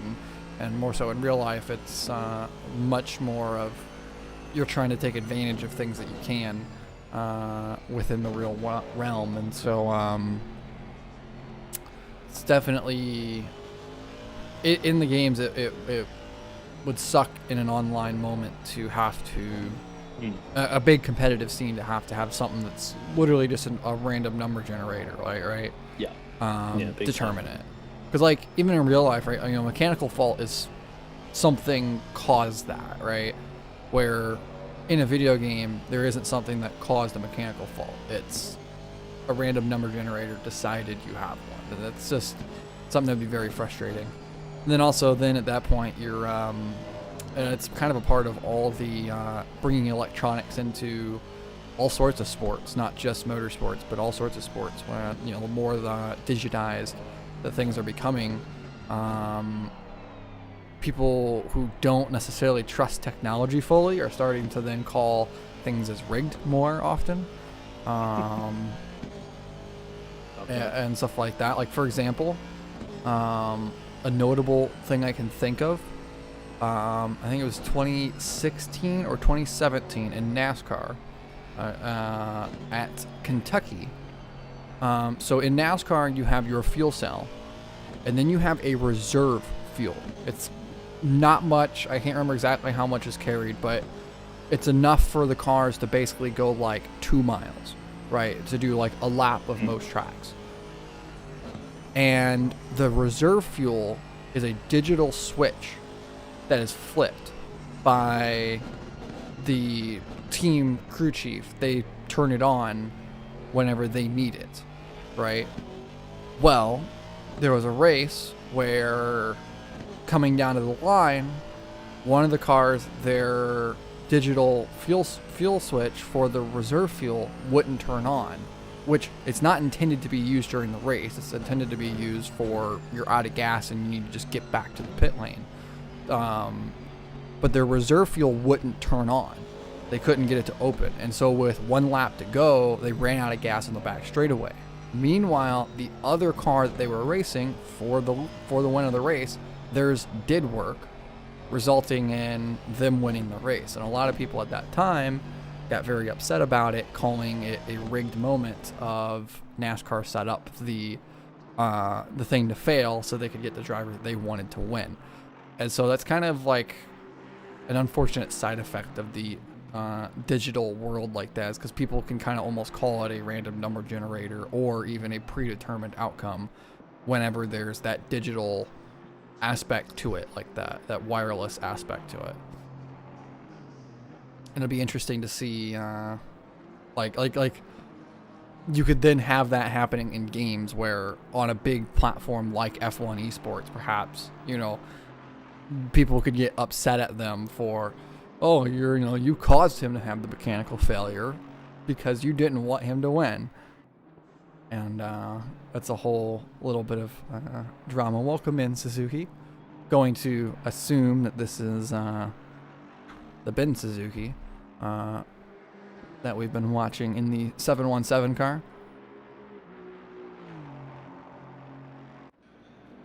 As we hit that halfway point, the 805 Aussie went in, served its stop go 30 from 3rd down to 5th. Now just 15 seconds ahead of the 96 car. Ooh, almost had a commentator's curse moment right there. We went to switch to the 717. They almost put it off in the dirt. But we did just cross the midway point of the race, and so with that, the points have been awarded, and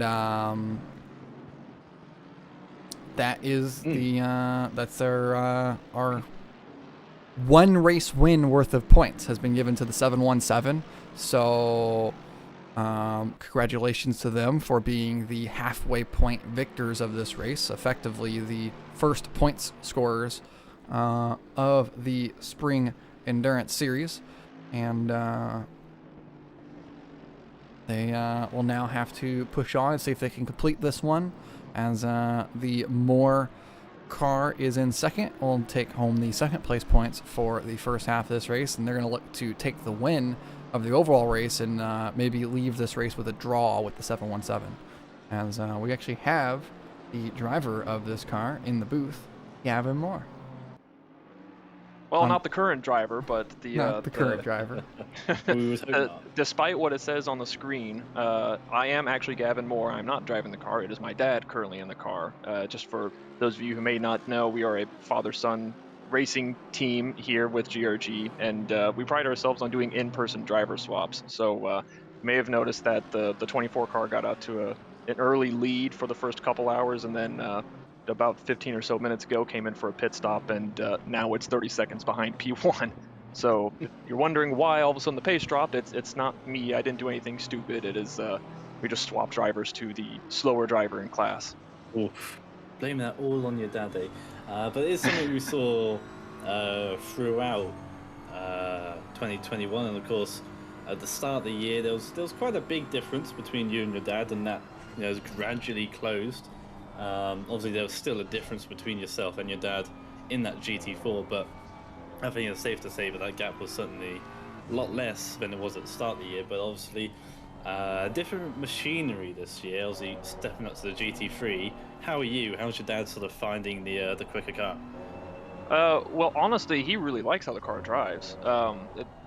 It's convenient because the M4 GT3 was designed exactly for him as a driver. It was designed for, I guess, the more amateur drivers, the person who's bankrolling the team, to let the pro drivers come in and take most of the glory. But that just means it's a really approachable car for a less experienced driver to hop in and be, relatively close to the pace with. It doesn't have any deadly characteristics to it like the Lamborghini or Audi or Porsche, where it's just stable on turn in, it's stable on exit. The most it'll do is really just kind of slide mid-corner. If you get something wrong, it'll just like shove off the track a little bit.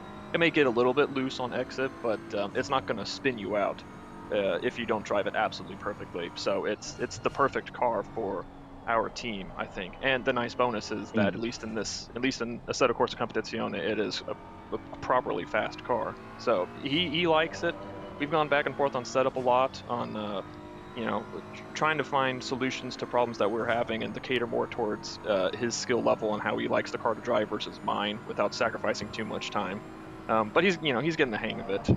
It's just a very different car to a GT4. It's the fastest car I think he's driven for this period of time. So it's for the first race and this first event in this car being up this well and not losing too much time. It's a good sign. It's a really good sign of the year to come. No, exactly. And as you said, when he hopped in the car, he had a couple of shaky 10-15 minutes, and obviously is steadily losing time to the 717. But it's not too dramatic, and obviously the gap you'd made in your first two stints has given you the safety buffer for Tad to sort of eat into. Obviously, it is basically like a pro-am entry that you two sort of operate under. And as you say, Tad being the am, the one that's got to be safe in the car. As you see in real life, you've got to make sure your am is comfortable, otherwise the car's never going to finish. You're certainly doing a good job at the moment. Obviously, second place points at the halfway point, and the win is still on the cars 7-7. Obviously, about 35-40 seconds down the road, but with what Tad was saying to us earlier about your strategy, the final 2 hours could certainly come your way a bit more so than that Mercedes. I sure hope so. Yeah, that's honestly been the biggest sticking point after we got the car dialed in, is just what do we do for setup, or what do we do for pit strategy? Like, we only have 4 sets of tires to last 6 hours, and as much as I tried to save and test different fuel saving methods, I just could not get the car to go much longer than 80 or 82 minutes on a tank of gas. So the ideal strategy, I think, would be to go 90 minutes on a tank. But our car just can't do that. So we're still fuel saving as much as we can to just shave off the amount of time we have to run on double stinted tires. But the last 2 hours, or a little bit less than, hopefully, with our fuel saving, it seems like it's been going a little bit slightly better than we had scheduled or planned. So hopefully we spend even less time than we had originally allotted for on double stinted tires, and we're able to claw back a lot of this gap that we're seeing now. I'm also really curious. It's interesting watching this race, both as a driver and now from far above, seeing what other cars' strategies are doing. It seems like the 717 was close to us, but just can't quite go the same distance, or maybe burnt a little too much fuel on the first stint and has to pit a few laps before us. But it's nice to see that the plan we had made originally seems to be panning out so far. And I had no idea that we pull out such a big gap as to lap up to 5th place, so that really helps. Like you were saying earlier, with me giving him a nice cushion. So a lot of at least my fears going into this race about if our strategy will be effective, if we'll have enough time, how far down we'll fall down the order, are really kind of being put to rest, at least after this first half of the race. Interesting. Yeah, as you say, you're going as long as you can. The only other team I think to go longer was the 805. I think they've gone a lap longer in both stints, but everyone else doing the same as you or less than. So your fuel mileage is obviously certainly helping you there, and obviously trying to eat into that final hour. So your last stint on tires is 1 hour and 20 instead of 2 hours. Is obviously what everyone's trying to achieve here, but obviously easier said than done. But 3 hours to go. You're technically second place in the championship now after the 3 hour points have been allotted, but still plenty of opportunity for you to take the actual win come the end of the race. But we'll have to wait and see, and I'm sure we'll see you in the comms booth no matter what the case is anyway come the end of the race. But until then, hopefully Tad's having a fun time out there, and hopefully you do too when you get back in the car. Yeah, I hope so. We'll try to keep going. Something I want to ask before you do head off is, I was discussing it earlier, is what was your mindset going into turn 1? As the car that was on outside pole, what was your mentality with that? How pressured were you feeling like you needed to get by down into turn 1? Well, honestly, I wasn't quite sure what John's pace would be in the 96 car, because obviously Mr. DeGrasse put it on pole by a significant margin, but I just never really knew exactly what John's pace would be. So my plan was really just to hang with him as long as I could, figure out where he was weak going out through the first lap and second lap, and see if I could make a move from there. But once I saw the opportunity to make a pass around the outside, I just had to take it at all costs, really, because I know that in my experience in driving, I'm able to if I can get out in front, I can pull a 1 to 2 second gap in 2 laps, and then just back it off and start managing the race from there. So once I wasn't planning on sending it around the outside into turn 1, but once we got onto the front straight and the lights went down, I saw the opportunity and I just kind of had to take it. Yeah, absolutely. I mean, we were discussing it earlier, and I mean, I think that a move like that, I mean, you could almost classify it as a move of the race at this point, right? Just because being able to get into that clean air right out of the gate really allows you to just build gap. We've seen all race, it's been so hard for these cars to overtake. We've seen plenty of guys close the gap, and we saw it happen to you, right? We saw Ben Suzuki in the 717 closed down a 10-second gap on you, but then once he got to you, couldn't do anything. And so a move like being able to get that position right out of the gate for you and not being stuck behind John for a couple of laps perhaps really was a difference maker to allow you to build that 10+ second gap over Suzuki, to then make it where he had to claw that back to be able to get to you. Otherwise, perhaps we could see a different format to the front of the field than what we do see right now. Yeah, absolutely. It was once I didn't realize how important that move would be until I was a few laps into my stint already, and the fact that once I pulled out a big enough gap, about 2 seconds, I was just able to, turn up the fuel map, start saving tires, and start saving a little bit of fuel. And the amount of the difference that made to the rest of the stint to just immediately have the luxury to go into fuel saving and running my pit strategy and all that stuff, the race strategy, it was such a relief instead of having to constantly like watch in the mirror for watching in the mirror to be in a pack race or trying to find a hole in front, and just mitigated a lot of risk being able to get out there that in the front of the race in the first couple laps or first couple of corners. But yeah, passing here has been ridiculously tricky, and yeah, I'm used to being overtaken all the time, and my dad's used to being overtaken in the GT4 cars, so it's a totally different challenge, especially at this gauntlet of a track, to be the person who is overtaking the majority of the cars rather than being on the receiving end. It's been a unique challenge and frustrating at times having that, like you said, up to 10-second gap at points. The difference between me and P2 just evaporate in a matter of corners, and that's just endurance racing to an extent, but it's still really frustrating, especially when you catch a group of 5 cars duking it out for positions, each one of them, and there's nothing you could do but wait and try to stick your nose in when the opportunity comes up. Yeah, absolutely. You got to manage that traffic correctly, and obviously, I mean, the last thing you want to do is something like what we saw happen behind you quite early on in the race, the 858 and 96, and I believe it was the 445. The 3 of them were all fighting for 3rd place. And going through the S's, it was the first time through past the GT4s, coming into the long sweeping left-hander at the end of the S's. The Camaro was kind of in the way a little bit and kind of holding them up, and so whenever the 96 went to make a move and get through, and the 858 McLaren tried to be opportunistic and stick their nose in there as well, but ultimately made it 3 wide, causing contact with the 76 Camaro. And so like it's showing, small little judgmental mistakes causing big issues now. And now, of course, after that, they get a drive through. Now the 858's put on an off-pit strategy. Now they're well down the field, having driver swaps every stint. And now they've gone from being a car that is top 3 pace in 3rd position to being a car that has top 5 pace in 9th place. So obviously managing the traffic is just as important as pace. And an incident like that showcases it, right? And again, that's why I think that having that clean air and being in first is really that much of a luxury, because you can control the race from first. You can, especially around a track like Suzuka.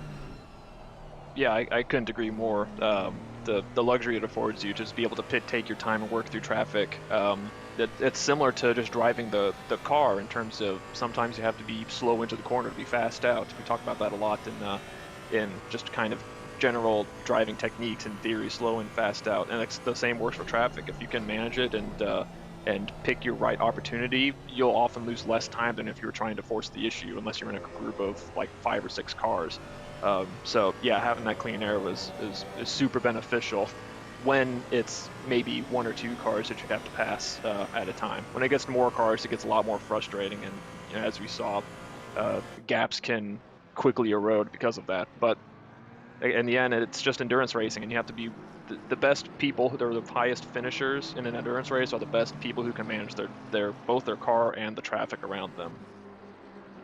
Yeah, absolutely. And one last thing I want to ask about is you're talking about you're going through fuel saving and such. How does that differ necessarily within the GT3 and the GT4? Because obviously here in GRG we don't have a stint timer like traditional races would. So what is the difference between the GT3 and the GT4 in terms of that pit strategy, in terms of how you save fuel, and how you're taking that mindset from where you were in that M4 GT4 just a couple months ago?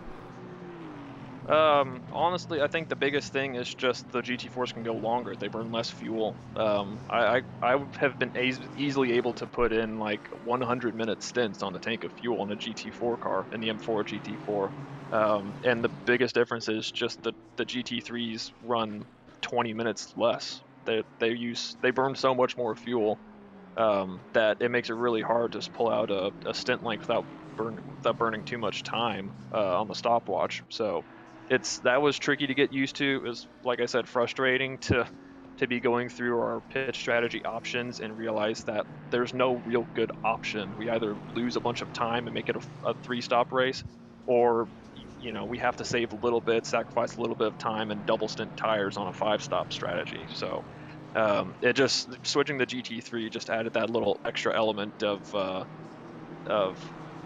difficulty and preparation for figuring out how we should approach this race. Well, that's definitely, like you said, it adds that strategy for between the two that wouldn't otherwise exist. If there was that stint timer, then every car runs 65 minutes and it doesn't matter. So being able to have a little bit of that variety between the classes and the cars, it definitely adds that just extra element of strategy. And of course, like you're saying, with the tire limit, the 4 tires is something that you're having to manage and think about for the race, and have to, how do you minimize that amount of tires? As off goes Tad actually here through Spoon, a solid little slide in the car. Looks like he kept it off the wall. That he did.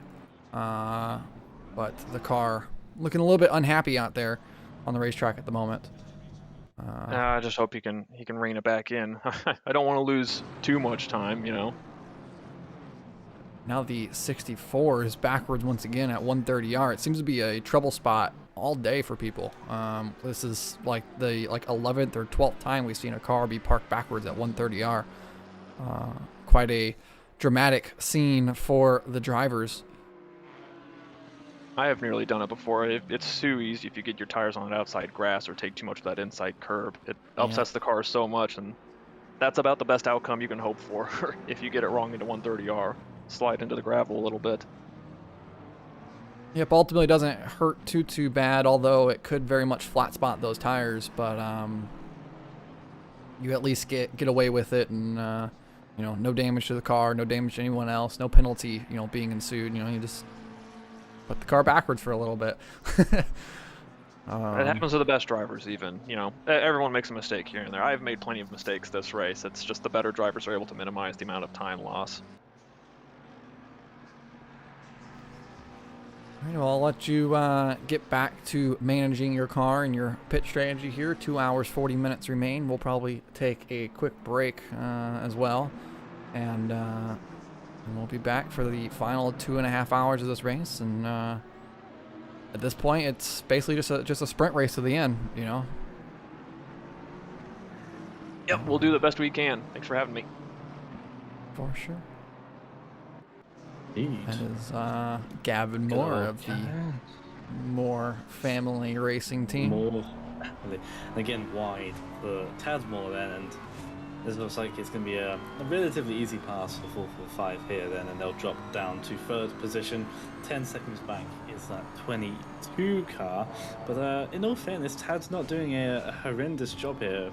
Aside from that spin at this corner 1 lap ago, it all would have been pretty okay. That was close there. 445 really just wanting to put the nose in there and just having to back off just a little. I mean, it's got the big nostrils. He may as well be able to sniff with it. It's sniffing with it, indeed. I'm pretty sure I just saw the blinkers there from Tad, but allows the 445 to go through. No point really fighting that all, to be honest. But 22 isn't too far behind, and I'm sure they'll be on his case relatively soon. And obviously, as Gavin was saying, all about making sure Gavin is not too far from the lead to allow him to come back for the final 2 hours.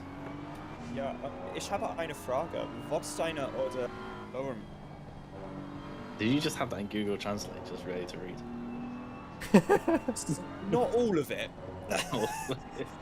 I couldn't remember what the question was. I knew I have is Ishaba Ein, and I knew what or is, which is Urda. I just couldn't remember what question was. Oh boy. Oh. That was nice and Yeah. close there for the Really 1-2-4 as they were coming back on the Yeah. racetrack. Just a little bit. If that had been contact there, that would have been a big one. I'd say a moderately sizable accident. I think we're at the going Dunlop to curves, so, yeah. then we're gonna head off to just a short little break here, just past the halfway point.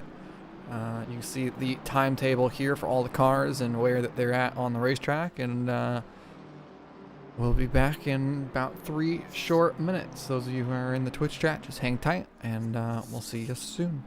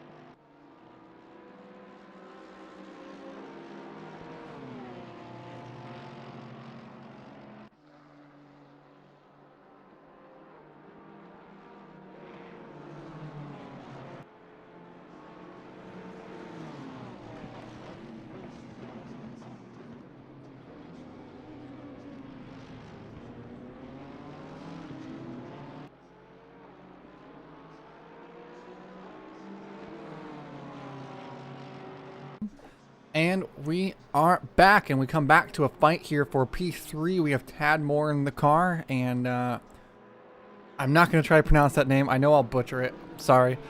But we have the 22 and the 24 fighting for P3 here. The 22 going to peek it up the inside there at turn 1. Going to look to get the position done and dusted right as we come back from the break. Through he goes, and now the former leader leading the first 3 hours of the event all the way down to now 4th place with the driver swap, and that again just shows how much of a team event that these are, and just how much that it does matter to really be on the top of your game at all times, right? I mean, as soon as you gotta take advantage of the mistakes that others have, or the small moments that occur, you know, there's always opportunity to gain in these races, and we're seeing it right now as the 24 is falling down the grid. Everyone else taking advantage of the situation and working themselves up. Yeah. There's a It's train of those- cars here in the middle of this pack. Yeah. Sorry, And, Gunmore, Tadmore has just gone round at the hairpin, just as you cut away there. of course, as soon as I cut away, it happens. As Isn't that was, how it always works? It was Raichanov in the 22 who just overtook Tad there for P3. And, just have a look here. Through the kink, on the brakes, up the inside, Just on his own on power. and just on his own on Looped power. it on the just curb. A little lazy half spin there, and then a quick spin it round on the grass job. During the commercial break this time, everyone was thankfully away from their computers, which meant that they didn't have to be going through the classified football results from this afternoon. Unfortunately, I didn't get round to doing the Football League 2, the good old 4th division back in the day, back when the Premier League was still 1st division, and the naming structure actually made some vague form of sense in this.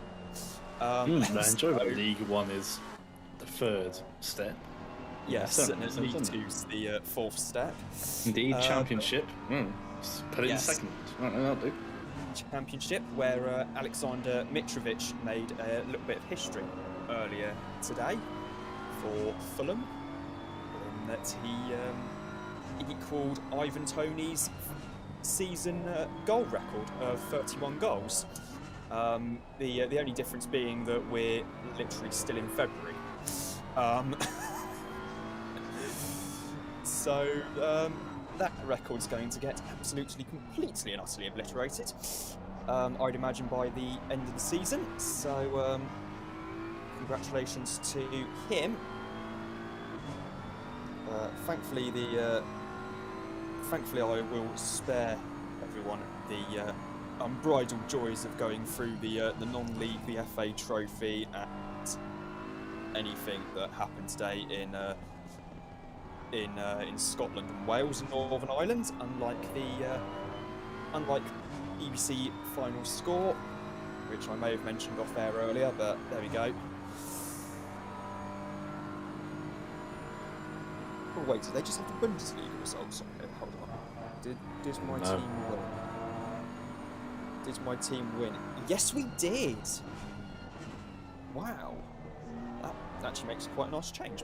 Excellent news. Of course, if anyone's wondering why I support Tottenham Hotspur and Borussia Mönchengladbach, it's because the only thing I clearly look for in a sports team is complete mediocrity. So that probably explains that then. Oh dear. Jules is studying sports journalism at university. Imagine. Where is the Yes. fun in that? Where's the fun in that, especially when you're in the newsroom and you've all ordered a bulk lot of Dominoes and everyone's gone down the corner shop round the corner from you, need to stock up on beer and cider to watch the football during a timetabled class. No, well, to be fair, Dom, it's a good job our lecturer came back when he did, otherwise we would have actually been thrown out of class. So, yes, those were good times. Back when we were able to still get away with it, I think it's fair to say.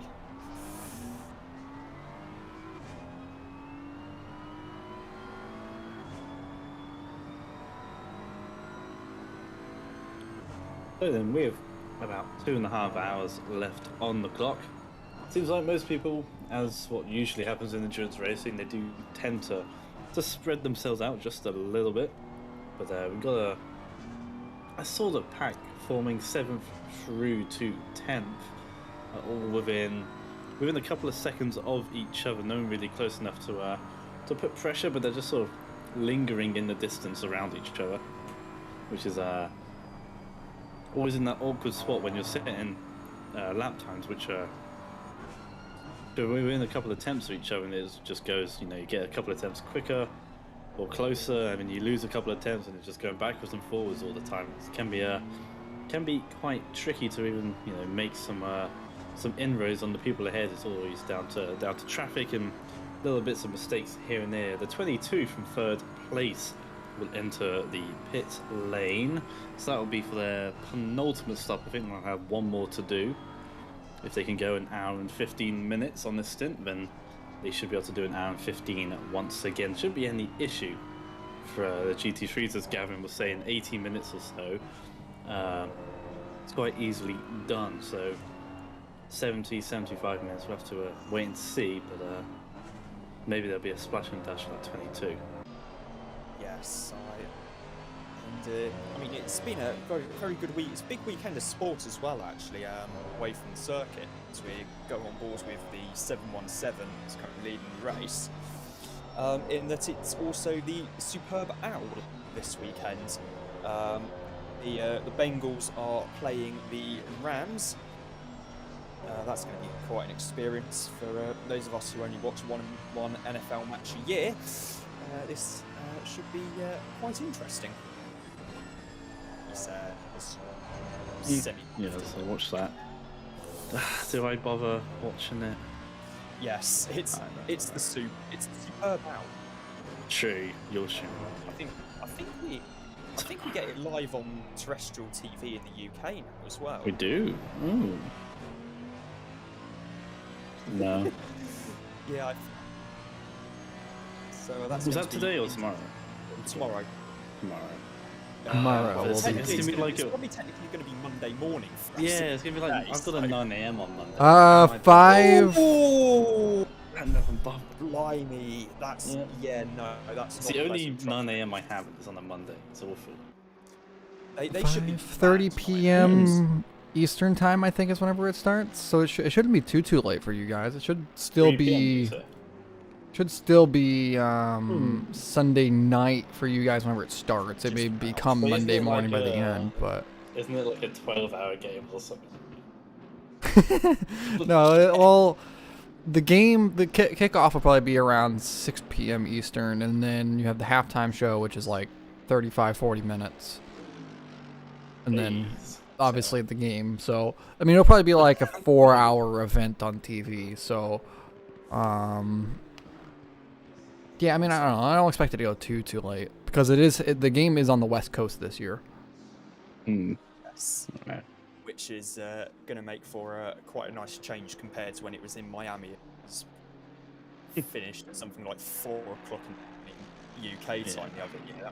That was an experience, to say the least. Actually, I'm just getting the TV guide up on my television right now because I am, unfortunately, that person who uses a television as a computer screen. No, I've got to scroll all the way back up. Right. Let's see what's on that channel. Looking at the track map right now, this is actually rightly pointed out by Romero. Half the field between the hairpin and 130R right now. Oof. All just sort of mingling. Yeah, there is a large portion of the track that is just unused at the moment. Basically, from the Casio Triangle all the way to Turn 1 has literally nobody. Yeah. Update on the television situation. We have a half-hour show on BBC Two in the UK from 11. While they finished showing the Premier League highlights on Match of the Day 2. And then it's live coverage of the Super Bowl LVI from the SoFi Stadium in Los Angeles between 11:30 and 3:30 in the morning. Assuming LVI. everything goes according to plan. Of course, it is worth noting. 56. 56, that's it. LVI 56. What's 100? Is that C? I can't remember. Is that- That's why I couldn't remember if it was 100 or 50. That's what I was trying to figure out. Yeah, same. I think M is. Oh, it could be M actually. I think it's M. Yeah, because if you watched like It really might be. old. I don't know. programs- I don't know what 100 is. I know that L is 50, V is 5, and I is 1.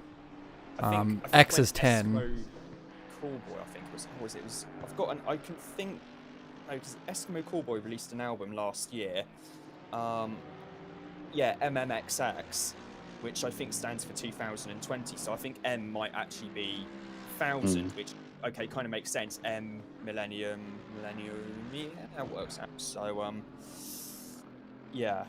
Of course, the German band who might actually be changing band's name soon as well, given that it's starting to get a little bit problematic in they said in that with trying to arrange gigs and tours in America now that they've become actually quite a well-known band. So yeah, it's been quite interesting them to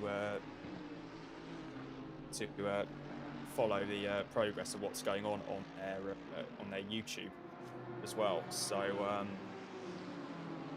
yeah, well, we're still looking at the 717 in the lead of the race here.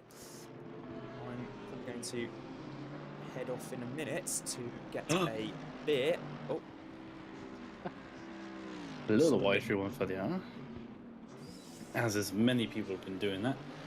Yeah, I'm surprised so many people have been caught up by the left-hander. The previous corner on the track. It should be relatively nondescript, you'd think, in the GT3. If anything, it'd be harder in the GT4. Yeah, clearly not been proven wrong. It's definitely not in a GT3 car. I think in like a downforce car, like a prototype or a GT500 car, it's piece of piss flat out. But in something like a GT3 car, it is.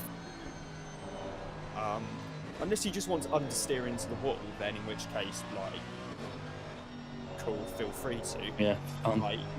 Like you do you, man. If you feel like you're gonna get more vibes that way, then you're gonna catch some more vibes. Then yeah, feel free to. But it's not ideal. And then in a GT4 car, it's a case of brake, just brake.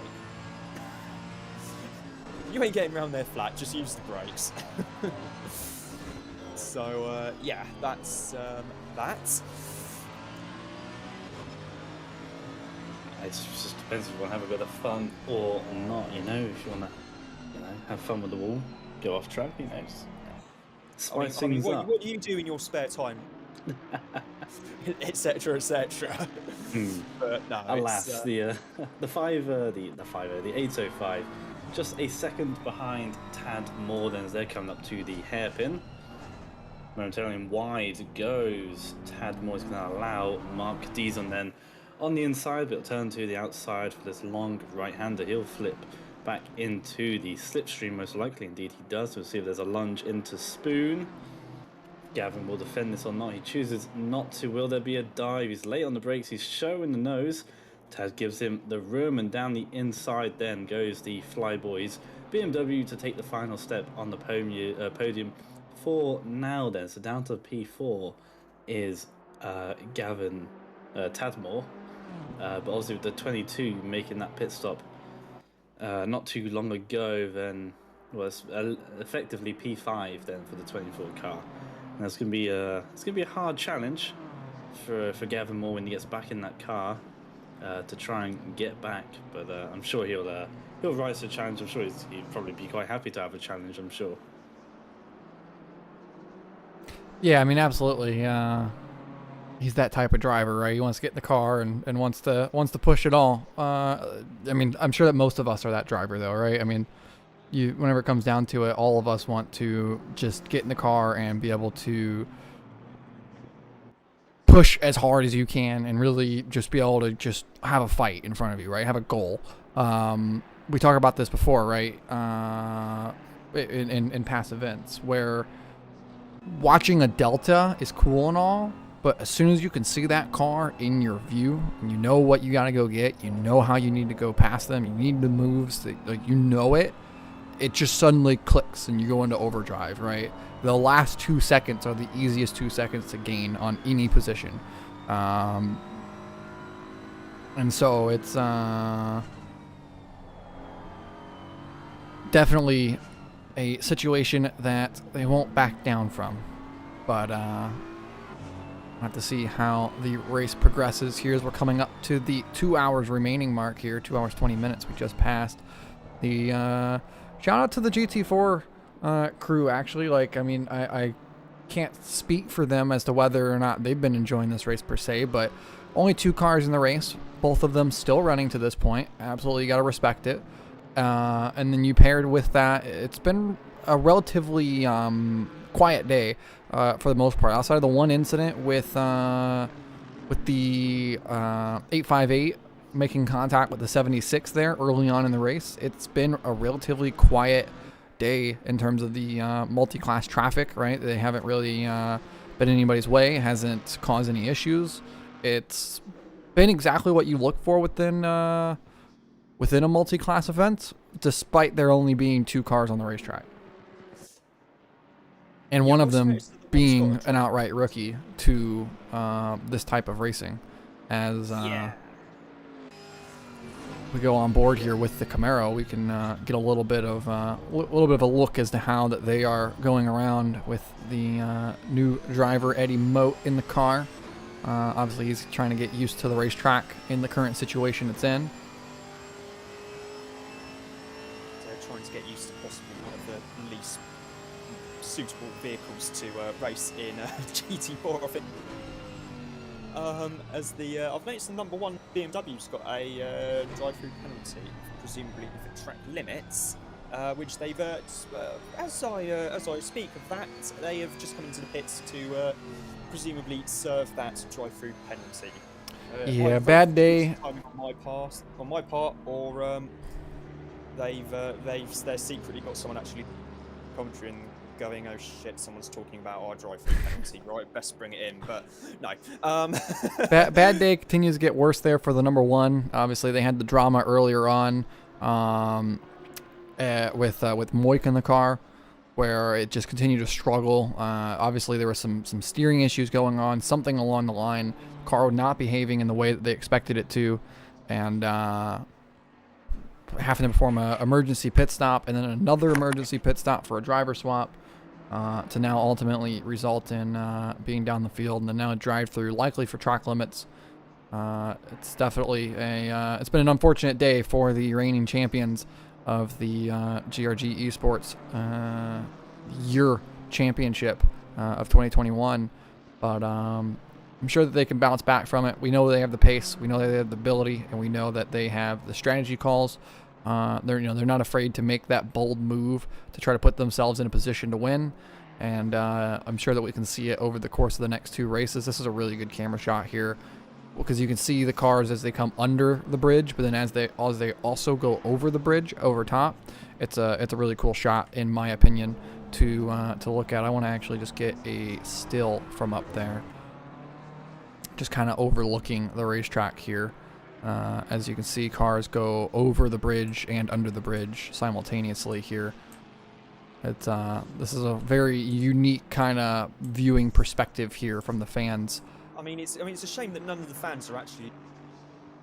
It is so weird that the fans follow. The creepy, fans are looking at the looking at the camera and not at the racing. Like, what the hell are you doing, guys? Come on, you're paying your hard-earned money to go to watch a cracking motor race, and yet you can't bother to watch it. It's really stupid behaviour. Well, to be fair, I would be pretty freaked out as well if an alien floating camera craft were to just suddenly show up in the middle of a crowd. I would be pretty freaked out and looking at it as well. Because who knows what this drone cam looks like that we're actually flying on. Like, it doesn't make a noise, right? There is no propeller noise or anything like that, so it's not a drone. Shall I make it then? So what is it? Is it like a nuclear powered flying device? Like, what is this drone cam?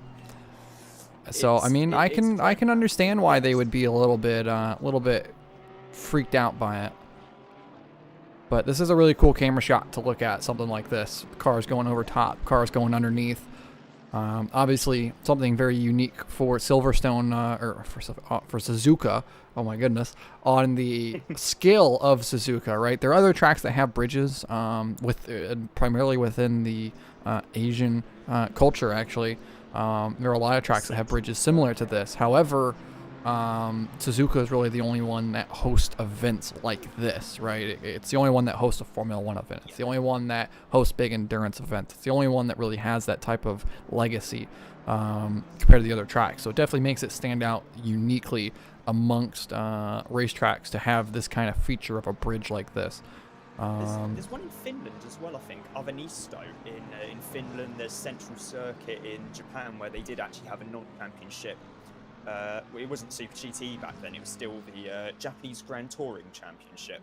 That's how long ago it was, in the 1990s, and they never came back, which gives you some idea as to how well that went. And there's also, I believe, somewhere in South Korea as well. I think it's called like Everland Speedway. Yeah, Everland Speedway is one of the tracks that I've recently fallen in love with. I think it's a really awesome racetrack. I wouldn't know, I haven't driven it, but then again, given the hardware limit on my end, that's understandable. No, Everland Speedway, in my opinion, it's one of the cooler racetracks that are kind of lesser known, if you will. I like a lot of the Asian racetracks, though, for the most part. A lot of them are really, really cool.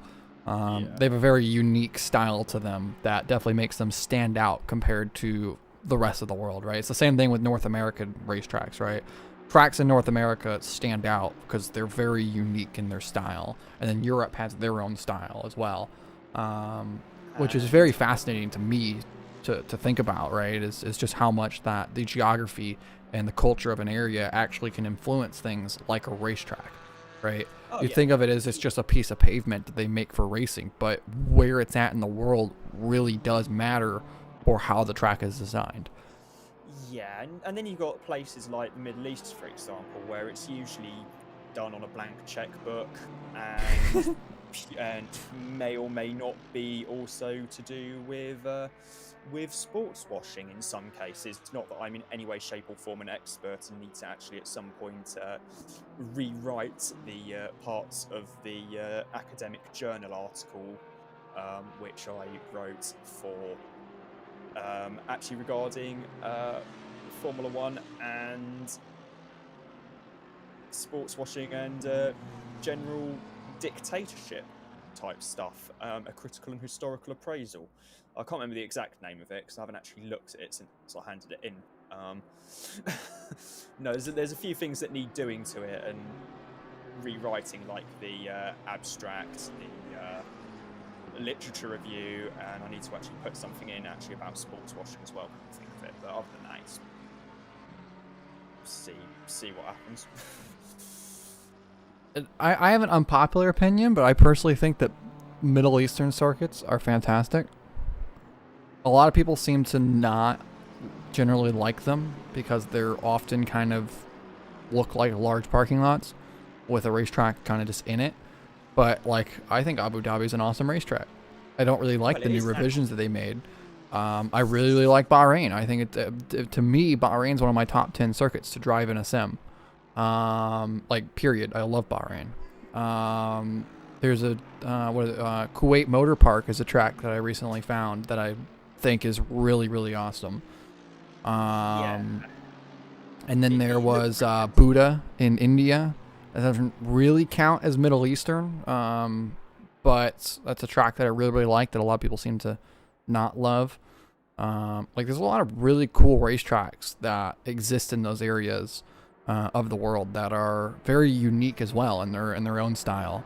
That provides very cool racing. I wouldn't mind seeing one of those type of games one of those type of tracks make their way into a game like ACC, where you can host these big endurance events on them. Because as of right now, they really just don't have a proper platform, right?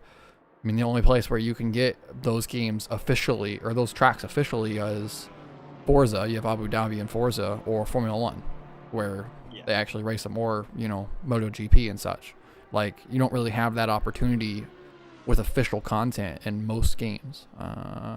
Dubai saw itself into Project Cars 2, but again, no driver swaps.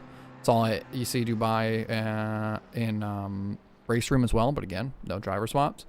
So it's like, as official content, they just don't really seem to exist. So there's a number 1 there finding its way into the dirt. This is a cool camera shot too. Yeah. You never really realize how close that sections of the racetrack are until you just kind of look at it. Yeah. That's a neat feature of the overlapping figure of 8 is the fact that you can have the track set up like this, you know, get the very unique look and perspective going on.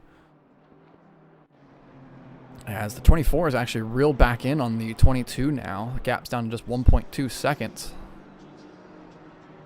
And also, the car in 6th place has a stop-and-go penalty, I've just noticed. Yes, I have to assume that that's once again for track limits of some sort. The game has to have two different track limit settings. It was for pit speed. Was it? 96 just come in to the pits, and upon exit, that was given to the 96. So yeah, that's for entry or exit, one or the other. And so we'll have to see them come in to serve the stop-go 30 once again. I'm still trying to figure out why there was the one car that got a stop-go 30 earlier on in the race, though. I think because if you cut turn 1 at Monza, it's a stop-go 30. Like the chicane, if you blow that chicane, you get a stop-go 30. Yeah. So I assume that the game has to have the same thing for Casio. Must do. Where if you cut that pretty solidly, it'll give you a stop-go 30 rather than a warning. And so perhaps there's just a few things like that at every track where, like, whatever the most egregious cut would be, they apply a stop-go 30 for that instead of just a warning or a drive-through.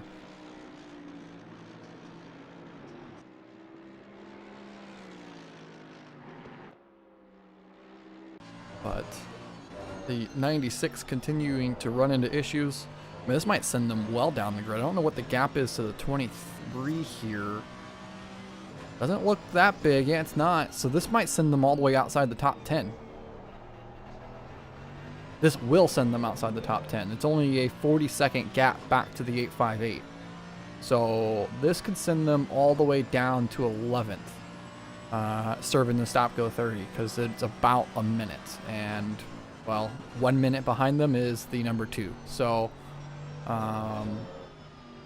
it's going to be interesting to see how this gap plays out for Damien DeGrassi and just see where the 96 results. Obviously, our pole sitter, the car that had a lot of expectations after qualifying almost a second up on everybody else. We were really expecting to see them bridge out a huge gap, but getting overtaken on lap 1, turn 1, and have really just not recovered since. Struggling with grip with the tires, and here they come in now for that stop-go 30. Slow it right down. There you go. Put on your pit speed limiter. That's your marker. The little orange cone or board back there. And now through is going to go the 124, the 23, soon the 42. Gonna sneak their way through as well.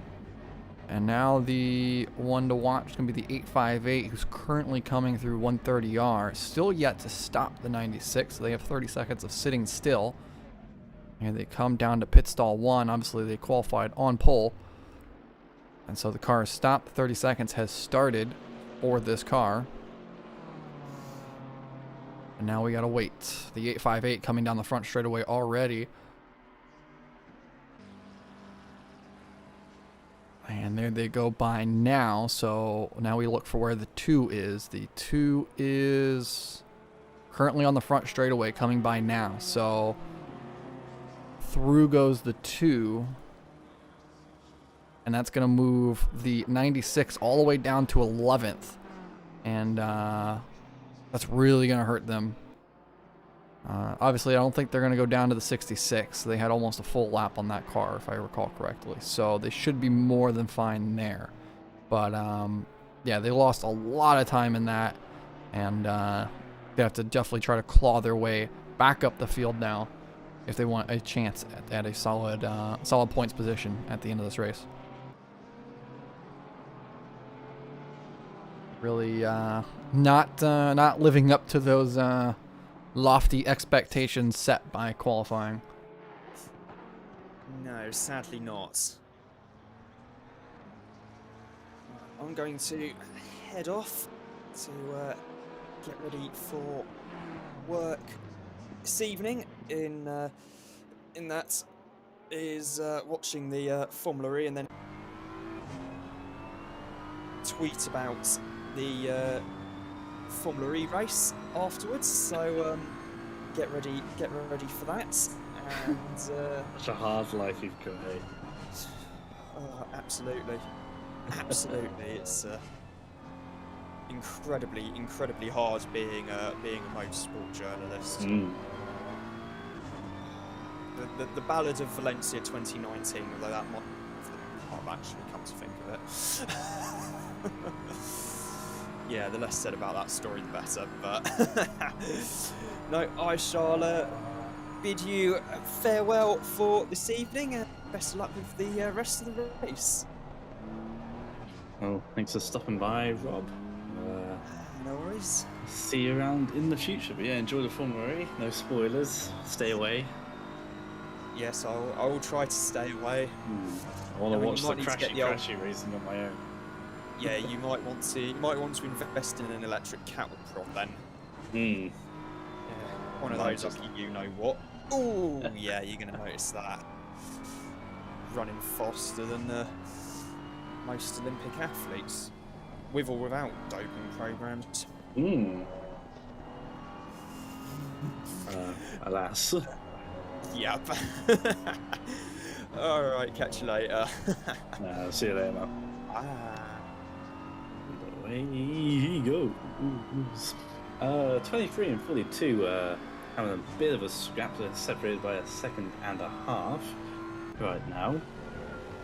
With Valentin just ahead then of Sebastian with the fixed O that has now been added to the JSON file. Thankfully that's a feature that's allowed, so we can have all the accents and the special characters in English language, so that's helpful. It means his name's actually correct for the first time in however long. Yeah, it's been crazy. Yeah, it's been over a year that they've been racing with us now. Now I think about it.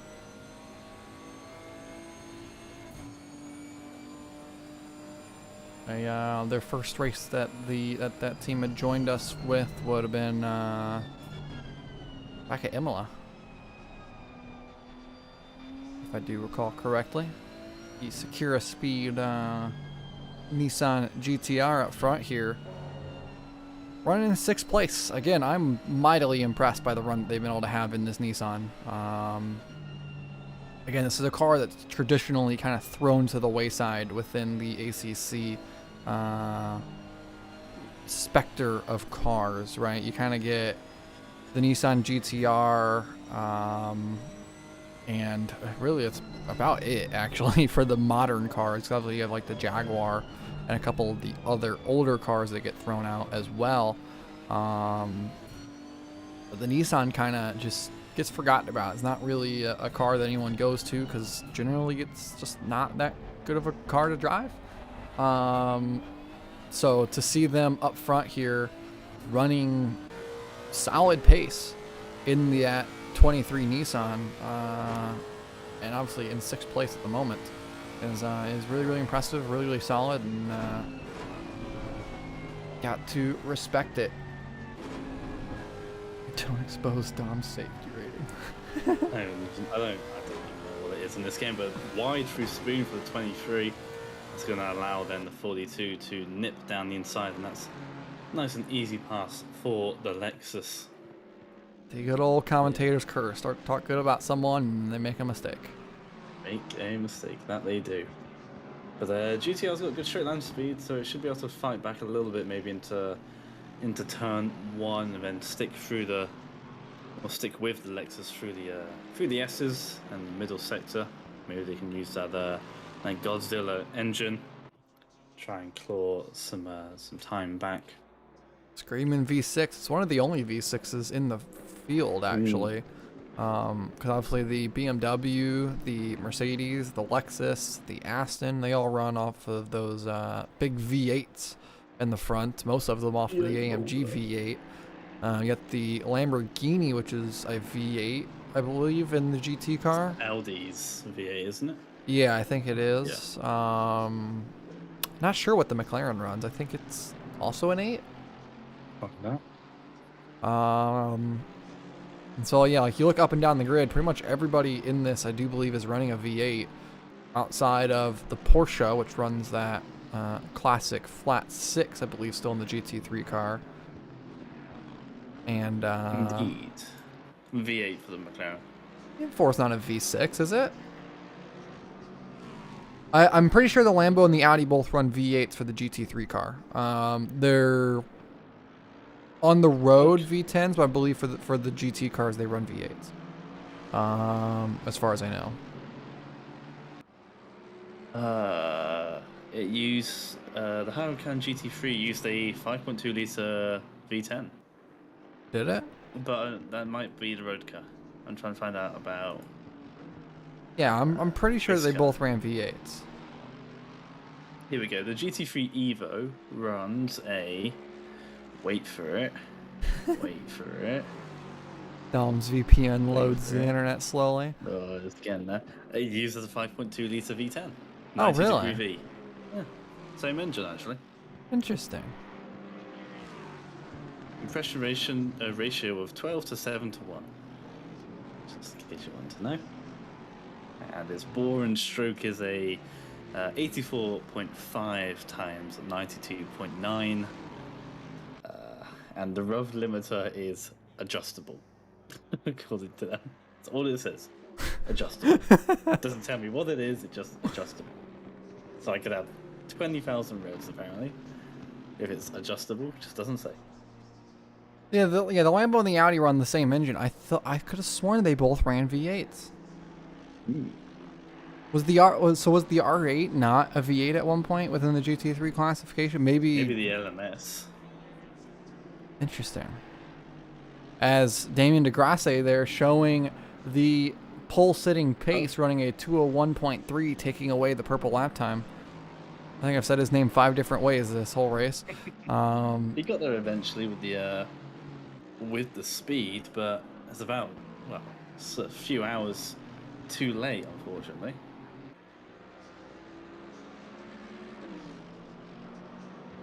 I did not. The M4 is a V6. There's no way. Thing has such a grunt. It definitely sounds like a V8.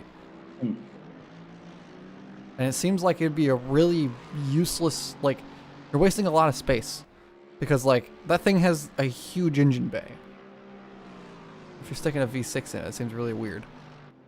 True, but it is. Come on, it's a 3 liter.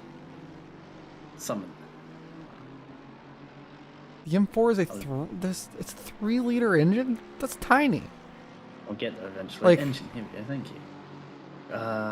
Straight 6, 3 liter. It's got twin turbo though. Or it's got an M twin power turbo. Wait a minute. So it's a I6, straight 6. Yeah, in line. Man, that is weird. It's technically the P58 3.0 liter straight 6 of M twin power turbo variant. That's a wild engine in that car then. All right. That's interesting. W16 when won't fit. Isn't Bugatti taking a car to Le Mans? As far as I know, they're in the process of being a part of the hypercar class, like starting next year. Sometimes the ACO put the Bugatti logo in with the mix, and obviously there was the renders of the Bolide or Bolide or whatever it's called in a hypercar spec, but whether or not that's being built, I don't think we've heard anything from there in about half a year, so I don't really know. W16 GT3 they'll like make it fit, so like basically you just have it just sticking out the car. Just who needs a hood? Built the car around the engine. According to news just in, insider information from John Mazurek, something happened in that stop-go 30 for Damien, where the car has been reset to a state which is more preferable. So apparently something with the setup didn't load right, and hence now he's going quick. Perhaps maybe the tires were just overheated, and so going through the stop-go 30 cooled the tires down on the pit lane. John was saying that after his first stint, he wasn't liking the car at all. So that's curious. Because he was saying that he was having no feeling in the tires. Apparently, Damien was having the same, but now he's completely happy. So curious. Into the as to pit why comes that our might 42 be. now. And battle for the 14th position here. We are looking at the Lamborghini number 88 trying to make a move on that 201 McLaren. These two have been back and forth for a lot of this race as well. Really interesting, actually, like the development of this race, right? We keep on seeing cars get into incidents or have drama, falling behind as the 88 looking around the outside. The long right sweeper going to have the preferred line down into Spoon. Bold under braking. Can he keep it under control? He does. Fantastic move there from Sam. And the Lamborghini now going to try to check out just a little bit. I have now found out the V10 in that car seems to really lack power for a V10 because car's not all that quick in a straight line.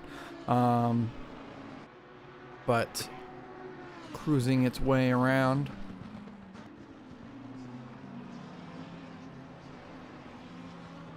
BOP.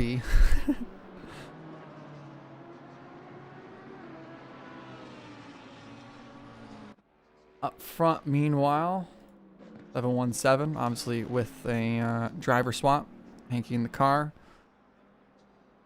cruising away up front. And with a supposedly fixed Brawn GP car, their last lap time was a 2:01.7.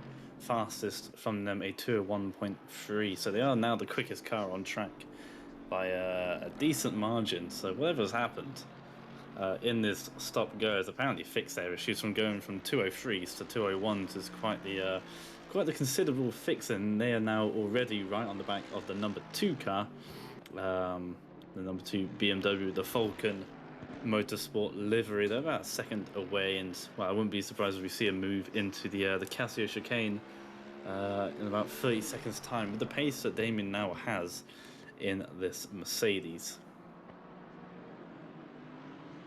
Indeed, as the BMW is getting held up here by the GT4 Camaro, a bit of a wiggle as well. There's going to be a move here for the Brawn GP.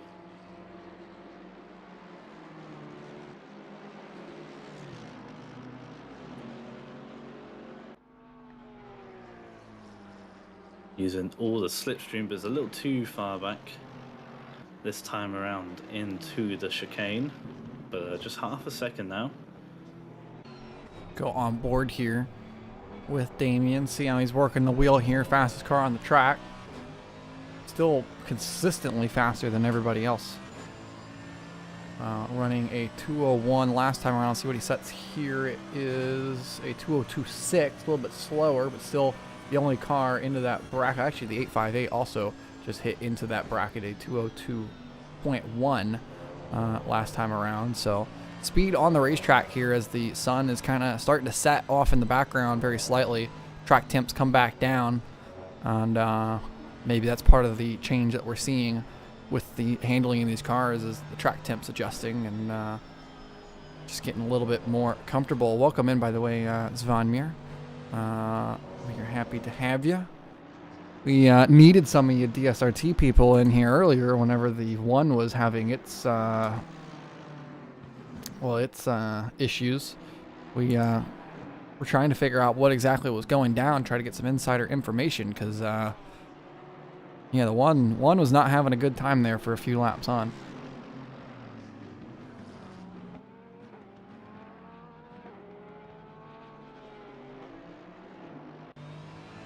almost running into the back of the number 2 to Damien. Both of them getting stopped for the hairpin, but been able to run a bit more apex speed for the 96 and almost ran into the back of the BMW. The 24 is in the pits from P5. An hour has been completed for Tad, so I can only assume that Gavin's going to be in the car for the final hour and 50 minutes. They'll likely put on new tyres and double stint them then to the end, as there's a yellow outer hairpin for the 76, the GT4 Camaro, with Mott there, who's off to the side, just waiting for some clear track to rejoin, and they do so nice and easily, so that's lovely. On his own there, struggling to get the Camaro stopped down into the apex of the chicane, and then just getting it backed up off the racetrack, making sure to not be in the way of anybody. And of course, like you said, wait for the clear track to come back on. Oh yeah, y'all doing iRacing Bathurst 12 hour as well?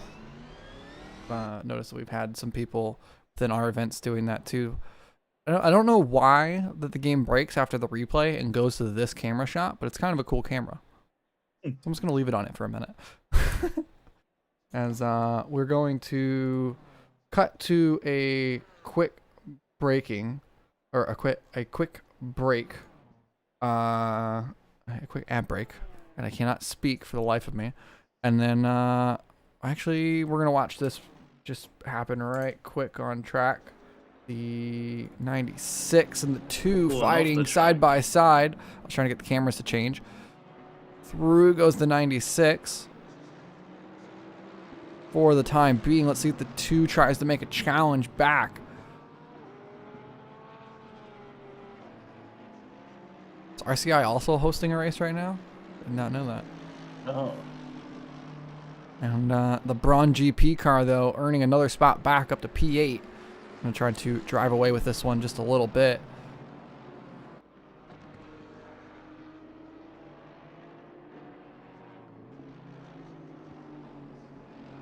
Are we going to cut to a break, or can we put a very quick interview? Yeah, let's go ahead and let's drag in. Get Sebastian in. Yeah, there we go. Oh, there we go.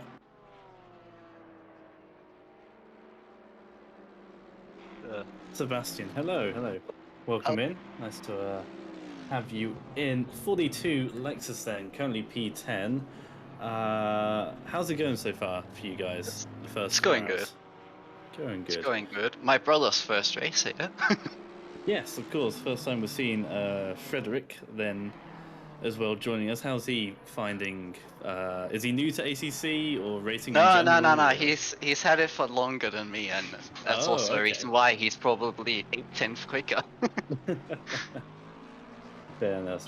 Yeah, just bringing him on board then. But yeah, how's it sort of transpired for you? The 42. I think came into issues early on in the race, if I remember. Yeah, correctly, I got hit in the hairpin, and then oversteer happened, and the second hit it sucked.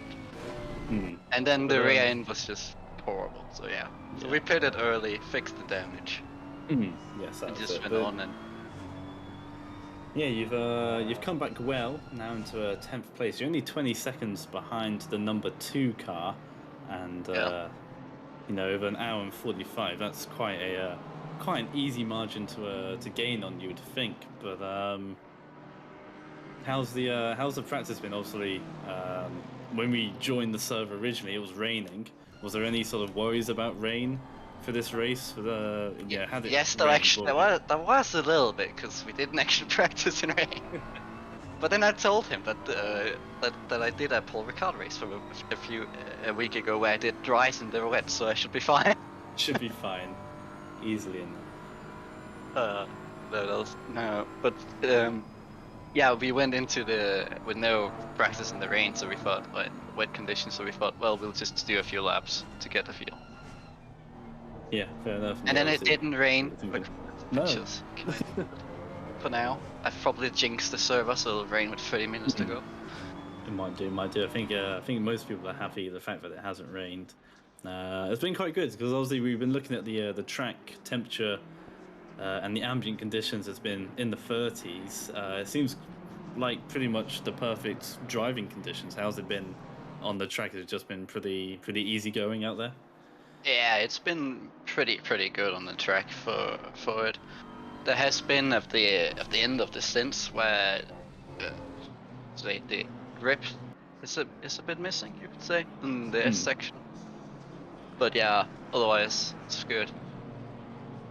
I'm just gonna jump in right quick. We just watched on the track a pass for second place as the 445 of Evers and the brothers sharing the same rig has now jumped up into P2 over the 805 after a little bit of a battle there for about a lap and a half. And now Gavin Moore as well back in the 24 looking to try to unlap himself on these two prior to their pit stops. And he's going to make a bold move there into the hairpin. But yeah, I just wanted to update that. Are you doing, obviously you and your brother, are you doing a rig swap, or has he got his own rig to connect onto? He has his own rig. We live in he is a university student, while I'm a college student. We live a little bit far from each other. In different places, fair enough. Obviously with the 445 and the 24, obviously they're doing the in-house swap. Yeah. But obviously it's a lot easier, I guess, when you both have your yeah. your own We have rig. different rigs, and we have different kind of stats zones of how we like. Yeah, Also different kind of force feedback. So yeah, one less I thing think- to worry about. yeah. So instead we're doing it this way, which is you could say maybe less fun in some way because maybe. you would have the challenge of different things. That's but a yeah, bonk. That is a big bonk, and that's a second bonk. 445. Yeah, the 445 not really fussed about the chicane, and McLaren as well going to the pits, I think. So there was a variety of things going on there. And as you see, Gavin Moore trying to sweep around the outside, Kimi Raikkonen-esque, into turn 1, trying to unlap himself. But there's two GT4s out there. When you come up to them, do you just sort of forget they exist? Like, do you get surprised every time you see them? Because I pray. Yeah, because obviously there's only 2 of them. You're not seeing them very often. You must get a...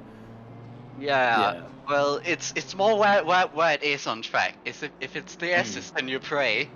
If it's the other parts, then it's probably fine. Yeah. You could say, Sure. because then it's a bit easier to overtake than the S's.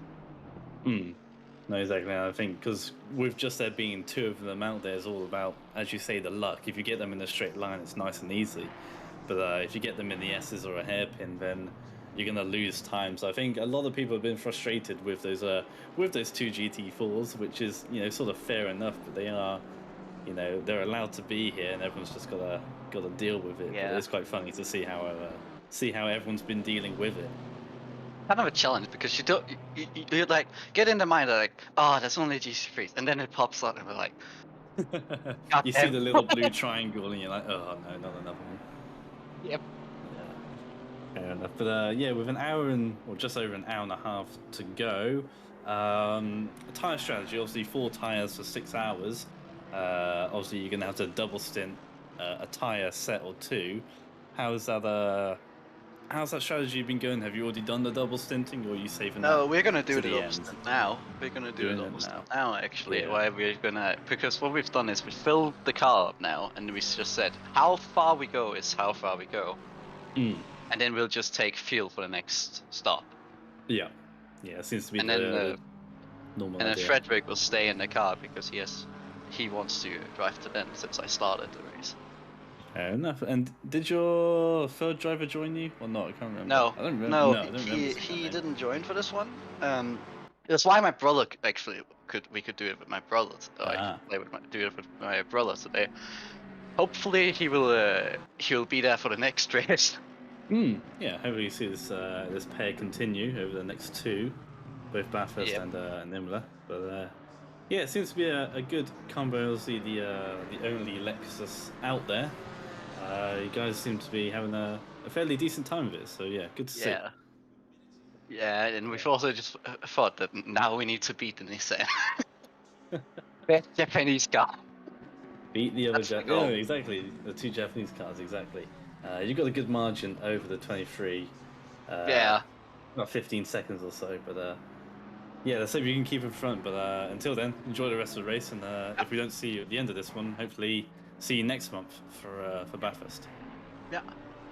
Happy to be here, and also happy for you guys broadcasting it. Yeah, it's fun as always. We appreciate it. It's good fun. See ya. We'll see you soon, Sebastian. And See ya. Sebastian from the 42 Lexus car, now P9 since we started talking. I think that's because the 23 did make its pit stop, possibly. They're just 2.5 seconds behind 124 Aston Martin. But as we saw there, Gavin Moore putting those moves on the leaders, trying to get himself back onto the lead lap, or at least take a lap off from those top running guys up to P6 then. But he's been hunted down by Damien DeGrasse. So our first and second qualifiers currently 7th and 6th respectively. So they have swapped positions, but they are both out of place by a fair few places, and not where we would thought they would be case after qualifying. It's almost like as if qualifying doesn't indicate pace. This doesn't really matter, does it? It matters. It definitely matters, but it does not indicate pace for sure. Being able to set a really good hot lap does not mean that you're going to finish the race in first. You don't win the race on Saturday, as they say. But it definitely is. We're still shouting them out. They've had a really good day. Like both of them have had a good job recovering to this point. Obviously, Gavin is kind of starting his recovery drive at this point. His recovery, of course, is kind of being his teammate's handicap. Whereas the 96 has seemed to have just not had a car that's been comfortable on the racetrack all day. They've kind of ran into their own issues as well. And I mean, again, it shows why you don't back out just because of the fact you didn't qualify on pole, or because someone had the lead by a second in qualifying, right? I mean, again, we can't really understate that. 96 qualified on pole by over 0.8 of a second, right? That is a huge margin between first and second. Everybody else was pretty close, and then just them on a different level. But then we show up to the race, and now look at where the gaps sit, right? They're in the mid-pack, as you just mentioned. We don't know exactly where they're going to finish. Obviously, the 24 and the 96, they're a little bit off schedule right now compared to the others. And things have shaped up way differently than what they would have looked like if everyone's just like, oh, well, they're just so much faster, they're just going to walk away with it. No, it's not. It's just not the way that it works whenever it comes to endurance racing. That's the beauty of these type of races, is that you can't decide the race based off of the qualifying at all. I always see a lot of people who kind of get discouraged because of the fact that they see somebody in qualifying being so fast. It's like there's nothing to be discouraged about. Someone can set a monstrous hot lap. Doesn't matter if you can run just as quickly on a full tank of fuel, right? If you can run just as consistently over the course of 6 hours. As Tad's having a little bit of fun with it in the Discord thing. He's pretty proud of the hole that he has dug for Gavin, with a gif of digging a hole out in the backyard. It's at least he's able to be playful with it and kind of be able to have some fun with it. And obviously he's got to learn. It's a learning process for everyone. I just realized that there's a Spa billboard going through the S's. I don't know how I've never noticed that before. A Spa billboard? Yeah, watch. Coming through the S's here. Look on the left side. There's a Spa billboard. Oh, yeah. Why is there a Spa billboard? We're at Suzuka. Surely, I mean, I don't know. Most racing fans know about Spa, surely. Well, now I want to know what that corner, like what that billboard actually is. Because surely it's not a Spa billboard in real life.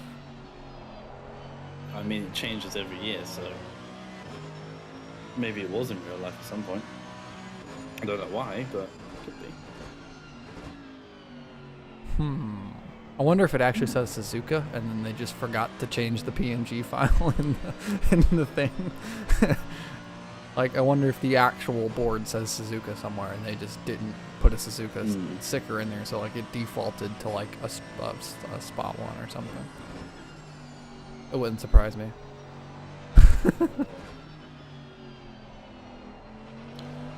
The sun's giving a really nice haze to the racetrack right now that I quite like, with an hour and a half remaining in this race. I think that now we will take a brief break intermission with an hour and a half, and then maybe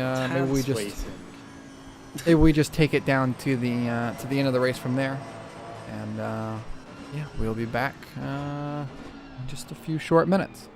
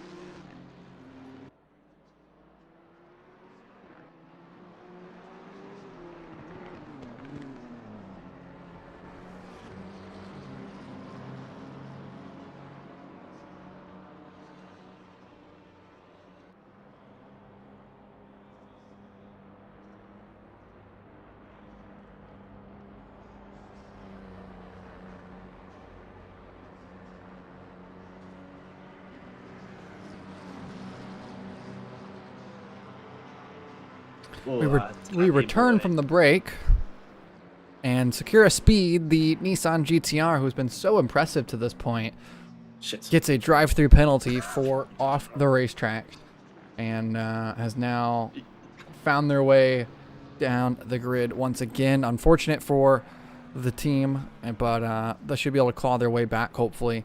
Obviously, closing the end of the race. While we were under the break there, I went and dug around a little bit, and it turns out that Suzuka billboard is actually there. It's or Spa billboard is actually there. Well, is there a Suzuka board at Spa then? Yeah, now I want to find out if there is. Like, that's really like odd to me that there's just a billboard that just says Circuit de Spa at Suzuka. Don't know why. Welcome in though, Tad, Yes. from the 24 car. Seems like a tradition that every time you guys do a driver swap, we get to speak to the one who just swapped out of the car. So It's kind of proof that we do it more than anything. yeah. Lest there be any question. If it wasn't obvious enough that we're tooling around in P1 for however long, 2 hours, 2.5 hours, and then fall to P7. How could that be? It's probably because you put the slow old man in the car. That's how that happened. I was just discussing it before we went to break that at least you're kind of able to be kind of playful about it in a sense, right? Making the joke there with the meme and such. Like, you can kind of be playful with overstating that you're a bad driver. You're really not, right? I mean, y'all are still P6, right? It's all relevant. I couldn't get the tires switched on for some reason, and it started bad and then just kind of got worse. The GT3 is definitely different. Maybe it's the M4. I haven't driven a ton of GT3 cars, but the M4, for whatever reason, to me, is really tail happy. Like really, really tail happy. And it's stable enough, but if you try to do kind of traditional rail braking sorts of things that you might do in slower cars to get it to turn, it'll just flat loop on you. And you can either set up around that and make the car slower, which Gavin didn't want us to do, or you can have lightning fast reflex, which I don't have. So in an effort to try to keep it in one piece and keep out of people's way, I ended up off track a couple times and dug a bigger hole than we had planned for ourselves, but never had the kind of pace that I had practicing on my own. Nowhere close, so a little bit disappointing, but we're out of map 2 now. We're back in the full rich map, and he went out and started setting real low 201s pretty much right away. So 201.312. He is 2/1000th of a second off of DeGrasse's fastest lap. So I was like 6/10 better than his previous, I think. And it's like if that's not purple, I don't know what is. I don't know if anybody got down to 2 minute, but it's got to be pretty close. Yeah, the purple is a 201.310, and wow. Gavin has a 201.312. Yeah, so, he's knocked the new off those tires by now, so that's probably all he's got. And these tires will go to the end. But we went. Luckily, there's no fastest lap for the purple. You just did a bonus point. So nice. So luckily, you guys don't have to worry about the 96 getting that extra point on you guys that could otherwise happen because we don't have the bonus point for that fastest lap yet. Could be an interesting little tactic though to throw in for like people who are in a large gap at the end. Maybe if you have a spare set of tires or something, or something like that, you want to try to throw in a heater right at the end of the race. Maybe add a little bit of drama. Yeah, we definitely went light on fuel, so if it's kind of impossible to tell. You never really do a post-mortem with these races like you might in real life, so it's not like we're going back and taking measurements on tires after the race. I mean, the race is over and you kind of lose all that. So what I'd be interested in is whether you do actually use less of the tire with lower fuel than you do full, and how much, and can you make a tire go longer if you never really fill it up, brim it like we have, because it's probably a third less fuel we'll put in each stint towards the end here on the same set of tires than we would if it was a full fuel run. So yeah, who knows, but he was certainly setting some crazy fast laps right away and got a couple spots back and passed somebody around the outside into turn 1, which was dynamic. That was pretty cool to watch.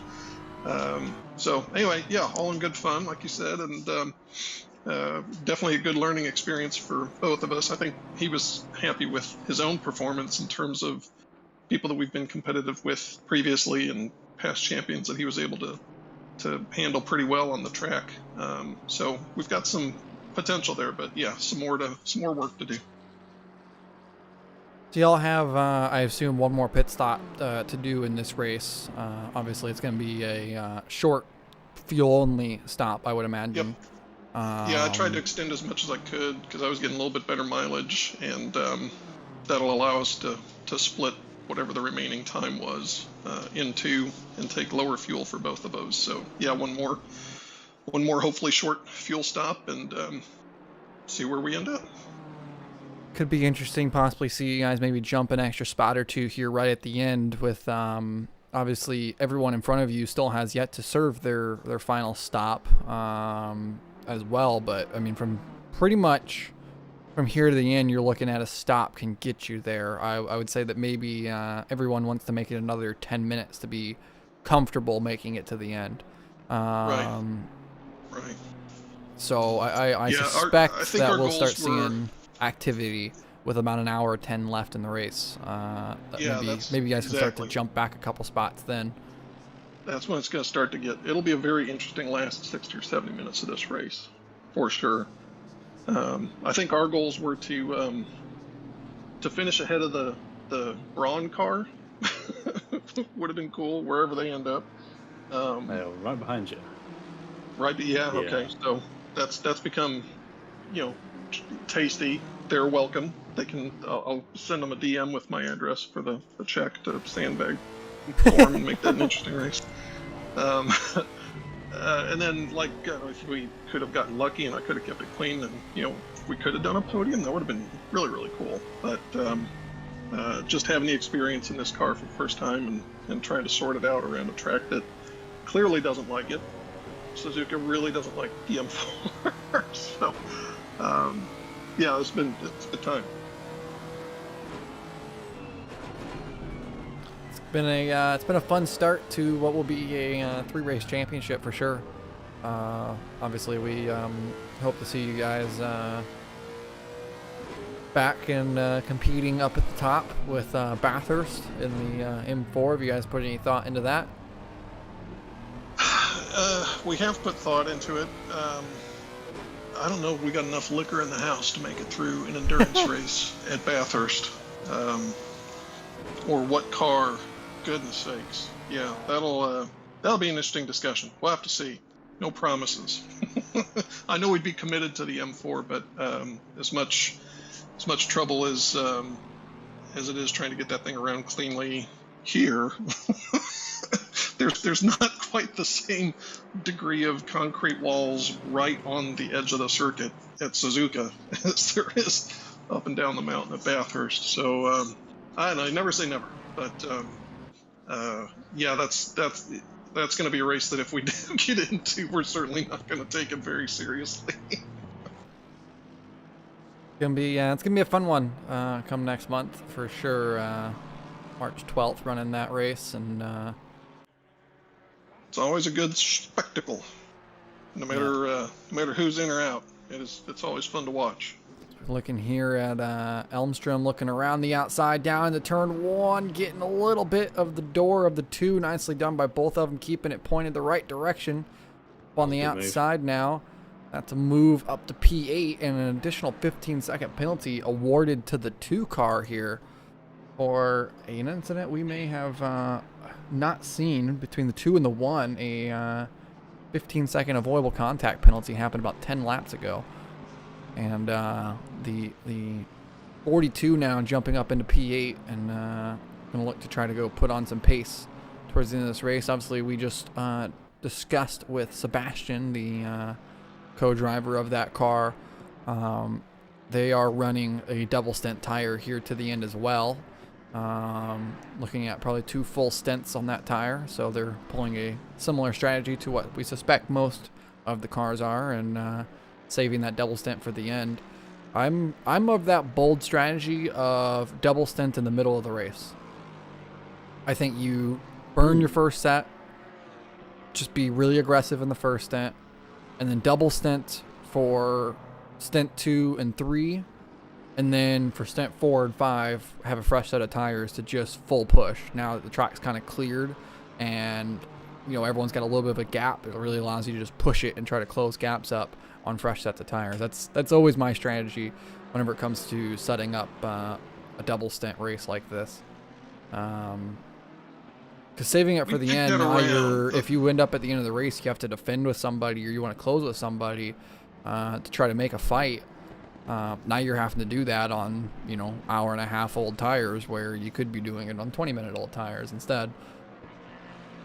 That's always what, kind of how I've taken it, but also it never works for me because I'm not, I don't ever have very good races. So we kicked that around.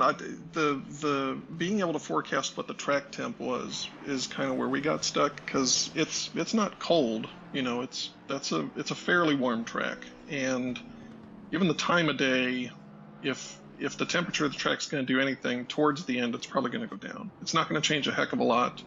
If anything, it would go up after the start of the race. But if it doesn't do that, it's certainly not going to get any cooler, and it's most likely to go down towards the end of the race. So with that said, you want to kind of minimize the amount of time you're spending on old tires.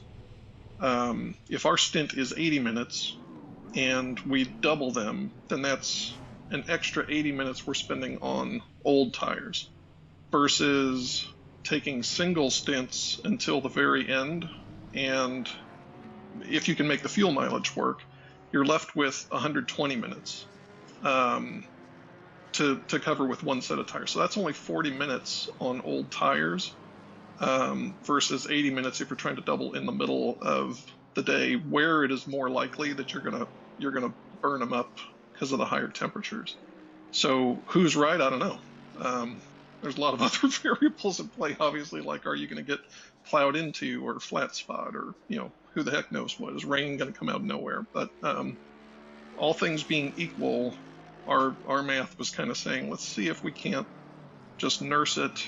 It's more important to make 80 minutes than it is to make crazy fast lap time, because it might come to us in the end. So that's a fascinating thing about endurance racing, is there's a lot of different ways to try to skin the cat, and if there was just one right, easy way, then everybody'd be doing that, but they aren't. So you get to see those experiments play out. yeah, absolutely. It's another part of the fun of endurance racing, and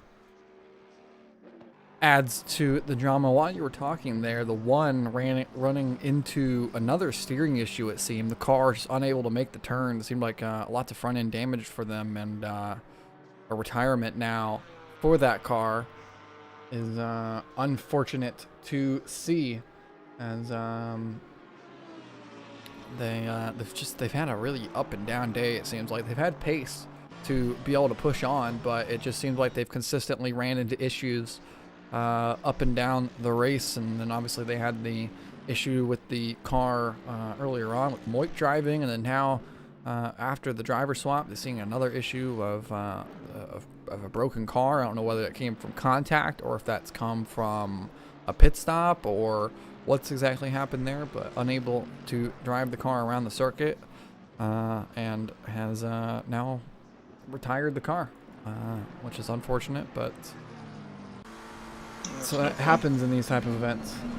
Yep.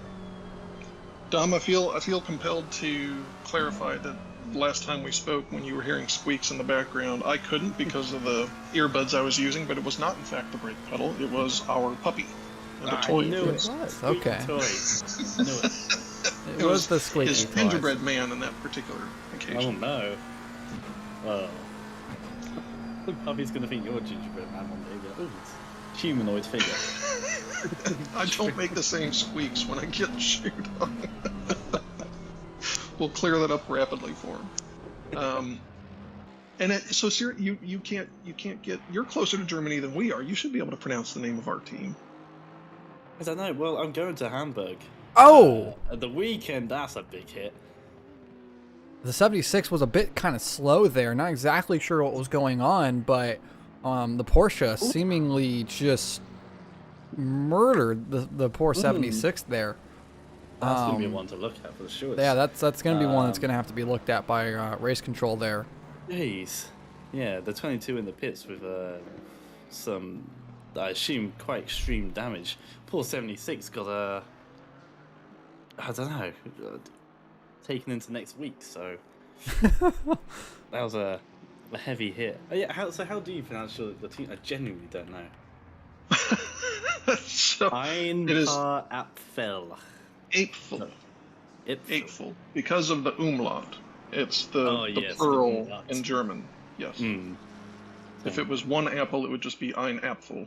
But because Yeah. that's two of us, it's a pair of them. Ein paar Apfel. Of course, that definitely makes sense. Yeah, Now I should you'll know. know. This. I'm going to Hamburg, so I should know this. Right. Yep. Absolutely. Do you know what to do with the weird SB looking thing? No, I mean there's like the It's like a the double A and S. the E, and that's like together. What's going on No. The weird looking B that doesn't close up is actually two S's. So it's Naturally. Straße, which is street. That's pretty straightforward. But if you actually see it written with the proper German alphabet, it looks like Strebe. Doesn't make any sense to you as an English person. So yes, that's two S's. Hopefully those two tips will make your time in Hamburg much more enjoyable. Gonna try. If not, Google Translate will be my friend. Oh, isn't that magical? Yes, It's absolutely. But, we shall see. We shall see. All right, we're gonna watch the end of this race with fingers crossed. Yeah, and well, after the incident with the 22, you guys are up to P5, 17 and a bit seconds off the back of P4. So, and they're only 5 seconds off the back of P3. So podium possibly. There's a podium in this potentially. Yeah, there's a potential there, and obviously, well, wasn't expecting that to happen with the 22 and the 76. So if something like that can happen, then anything can happen to anyone. Anything can happen. Yeah. That's why they run the races. Yes, sir. Indeed, but yeah, thank you for popping in as always. And, yeah, Thank you as always. At the end of the race, but yeah, enjoy it. Right. Cheers. Bye. We're riding on board We'll here see with later. Eddie in the 76, who's obviously has some sort of damage. Didn't pit the last time around, perhaps didn't really know the extent of the damage to the car, but clearly is feeling it right now, so is slowly cruising around the track, kind of trying to stay off the line as best as he can, but can't seem to really figure out where to go. Obviously, we know it's a rookie to the endurance scene and multi-class scene like this, so obviously he's trying to take the actions that he feels is best at the moment, but doesn't know the standard procedures, if you will, for these type of things. So just coasting around. Imagine we got to see him dive into the pits right here with the damage really slowing down the car, refusing to turn right, and then seemingly not going. That's an interesting decision. The car almost seemed to not want to turn to the right there. That was odd.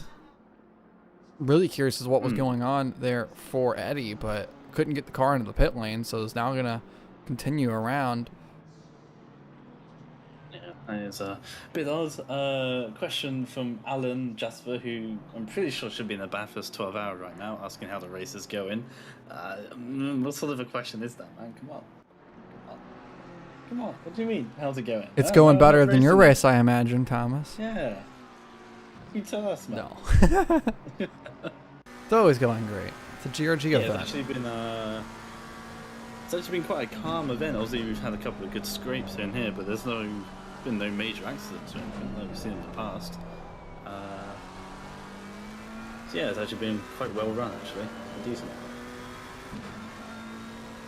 The sun's starting to get down now. I love the way that it gives the orange haze onto this racetrack. Suzuka always a fantastic looking track from a scenery perspective, and so seeing the sun start to set and seeing the haze be on the track, you got the Ferris wheel in the background there, and the hills and the grandstands kind of just carved into the mountain. It just looks so nice, and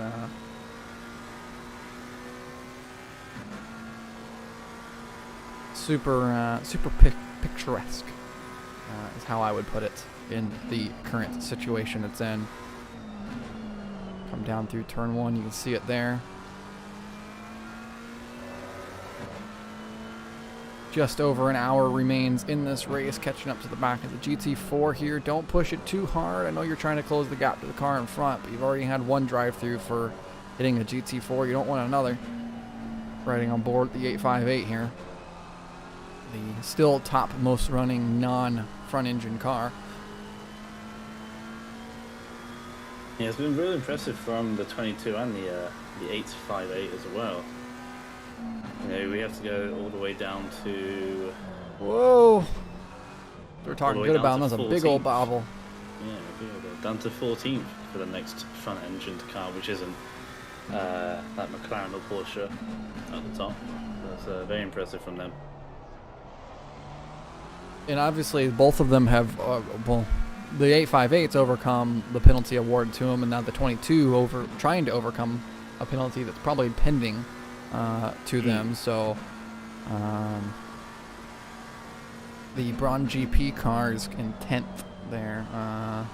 Thomas, they just made their final stop. Take a look at the purple tag on the side. They have the fastest lap in the race. Yeah, it just shows to show you can have that pace, and obviously Damien obviously has that one lap pace, but if you're making mistakes and issues are coming to you, you don't really have an opportunity to use that one lap pace, and you see that being P10. They're about to take P9 from the 124 after their pit stop, and they'll likely take P8 back as well, the number 2. But yeah, not the best day for the Braun GP squad, and going wide is the 858. Really wide is the Really 858. Using And up all you that gotta- racetrack. You really got to back off there, because as soon as you get a wheel in the grass, it'll just pull you in. It'll just take you off the track. So you've really got to slow it down to make sure you don't just seal your fate into a barrier.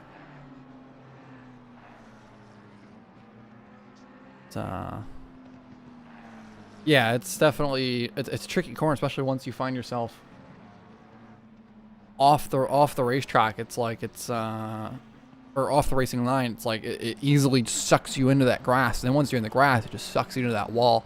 Obviously, we saw that happen in qualifying for the 96, who was looking to go faster on their pole position lap, and then that same exact incident kind of happened to them. It's really easy to do, really easy to catch you out, and it's just kind of adds to the challenge of that last corner.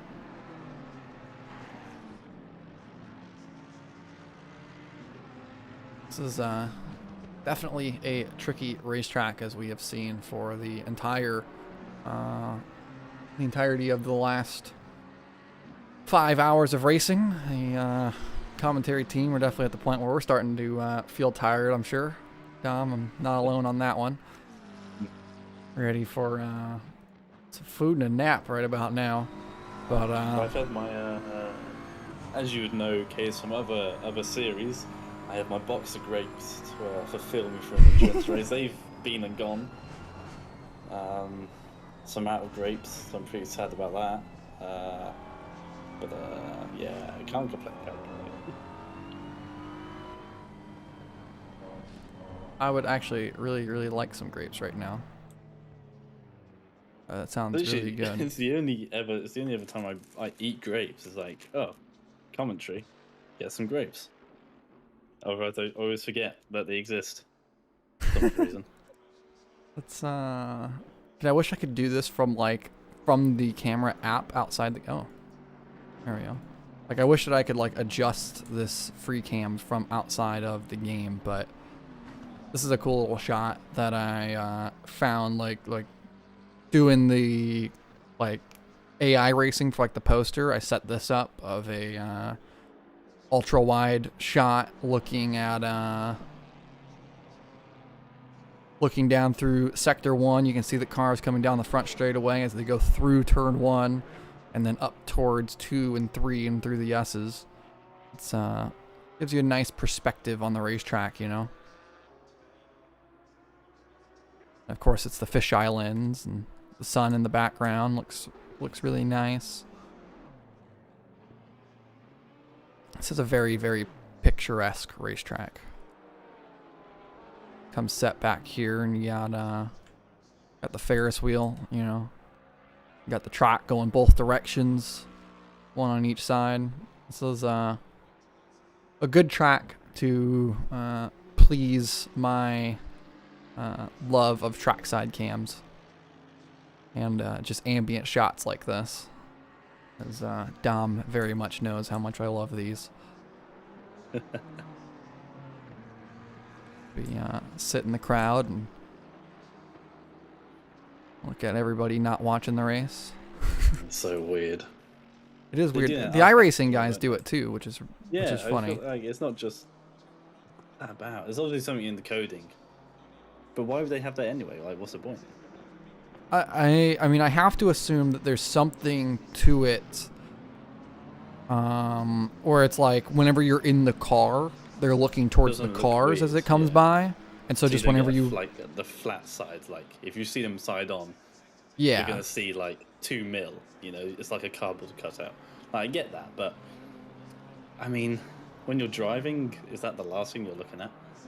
Yeah, I'm not really looking to the crowd of people, but I guess it kind of adds that pop of color into the background while you're driving. That, like, because it does that, you don't notice it. But if it wasn't like that, you would, right? If what you saw was just a bunch of empty stands, because everyone's at a 2D angle and it's just a thin black line up there, and you don't notice them, then it probably would look weird, right? Just a bunch of empty stands. So I mean, I get it. But it is definitely, it's kind of weird. Gavin Moore on that last lap was just 200ths quicker than Schmidt in the McLaren ahead. So they are running basically identical lap times. The gap is about 13 seconds. Between those two and another 5 seconds ahead is the third place 805 BMW. So expect these guys to converge a little bit more come the end of the race, but no, we're all just setting there's a laps as quick as they can. They're trying their best to fight for this final step on the podium. Even the 22 6 seconds behind Gavin Moore. You know, this could turn into a four-way fight, but have to wait and see. As the 64 car just drove itself off the road to get out of Gavin's way. It's sort of like royalty right there, but a little too much overdriving from the McLaren there. But can't complain, I guess, if you're the BMW. Got to, at this point in the race, you know, we're looking at an hour left. Everyone's just kind of at that stage of, all right, you know, let's get this thing to the end. Let's, you know, we've gone this far. Let's not wreck it. Let's not have an incident. Let's not come into issues. And, let's just get it home, right? So everyone's kind of taking that little bit extra effort to get out of the way and let things unfold and let things progress. And obviously for the cars that are being put under blue flag, maybe they just don't want to take any chances of getting spun by someone who's trying to pass them for positions that, you know, doesn't affect them at all. And so along they just go cruising. As you were mentioning with Schmidt here, we're looking here. So the 22 and the 76, that incident that we saw, it was ruled by the stewards that the 76 was being unsafe with the driving. The 76 was at fault for the avoidable contact, driving unnecessarily slowly and in the racing line. So the 22 does evade a penalty there. And now So them and the 858 both are going to continue being that top run non-front engine cars. Again, the only two inside the top 10, or even they go all the way back down to 14th, as Dom was mentioning, to find the next one.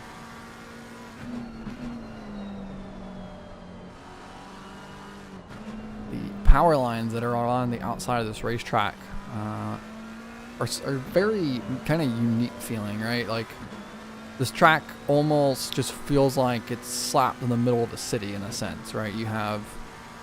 Well, it is. If you've ever Googled Suzuka, yeah. I mean, just scroll out a little bit in Google Earth or Maps or whatever. It is very close to a proper city. Let's You see know, it's how... not like Paul Ricard, where it's in the middle of nowhere. I'm curious how ACC actually handles that. If they have it set up for, because obviously they take the Google Map data around the outside of the tracks to kind of map out what's around them. So you can see here, you have kind of more of the Suzuka plex just outside the track here. And then here's your city just over here. And it does extend all the way around all sides. Okay, yeah, I didn't realize it actually extended around all sides. I thought the city was just off the front straightaway. But I think the camera angles they use at the Suzuka are very, very clever. It's the same with Fuji. Is that they have them positioned that in the background you get rolling hills, and you don't realize there's a city a mile away, if that. If you look at Interlagos, that's in the middle of the city. The helicopter cam comes over and boom, you got people standing on rooftops and all that. You know where you are when it comes to Interlagos. But you do that here. The helicams are chosen very, very carefully to give off this sort of idea that it is, sort of middle of nowhere. This is typical Japan, where you go to some sort of far off place where, you're in some sort of rice field almost doing this. It's the same with Fuji. It's in the middle of nowhere. It's in the mountains. I think that's sort of the idea you get with Asian circuits. Maybe not so much Hanoi, Shanghai, even the South Korean circuit, which also was meant to have a city built within it. That would have been crazy. I wish that would have happened. That would have made the track a lot better as well, I think. Like that would have been super, super cool if that could have progressed. The track still holds racing, surprisingly. That was surprising, actually. Yeah, it hosts the same series that hosts that we found goes to Everland Speedway. What is it called? Why can't I think of it right now? It's something that me and Derek found one night, and we're just like, this is awesome. And like, genuinely, it's one of my favorite series. They run, so the car is based off of the Brazilian stock car chassis and engine, except the body is a Toyota Supra. Of course. The body used to be a Cadillac, because Cadillacs are made a lot like they're made in South Korea. That's where a lot of GM's plant is. So it was based off of a Cadillac for a long time, but then they changed it last year or the year before to a Toyota Supra, but it's the Brazilian stock car chassis. So every car is exactly identical, running like a 500 horsepower V8 engine, naturally aspirated. No traction control, no ABS. Like, they're really cool. It's like basically like a toned down GT500. It's a sweet little car, and all the drivers, like, they have like no race starting, basically, is what it feels like. So like, they very much just go for it. And all of them are obviously drivers who don't have top flight ability, otherwise they would be in something like GT500. So it's really funny watching these guys who are kind of more amateur-esque drivers just trying to make absolute sins, and then race control doing nothing about it. It's Super Race is what it's called, I think. The South Korea Super Race, I think is what it's called. And it's one of my favorite series that I have found for racing. And they have a pre-race series. It used to be Cadillacs, but now it's BMWs. But literally, it's just the factory car. Like, it is just the car off the lot. Race it. And it is fantastic, because all you hear during the broadcast, outside of the South Korean broadcasters, is just tire squeal. Just tons and tons of tire squeal. It is street tires in a car that weighs like 4,000 pounds, just screeching on a racetrack. And it's just fantastic. I absolutely love it. It's super, super entertaining and funny. Anyway, just crossed an hour remaining in the race as we're riding on board here with Desert Penguin in the 858. Looking to close the gap just a little bit more to the 42 just up the road. We have the 124 in between them, though. Looking to kind of mediate this battle. The 858's looking to close, though. They have been consistently the last few laps. Obviously, just coming out of the pit stop, though. But been running good pace and hopes to continue to run good pace here to close that gap just a little bit more. We'll see what it is this time at the line. Elmstrom runs a 2:03.4 and it's a 2:03.7 that time for Desert Penguin. So actually building the gap a little bit was Elmstrom in the 42. Yeah, I assume this gap's just going to ebb and flow as Aston Martin pulls off to the left-hand side, makes it nice and easy for the McLaren.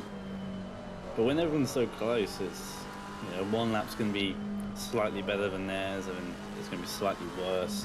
And it is only slightly, it's only a couple of attempts each time.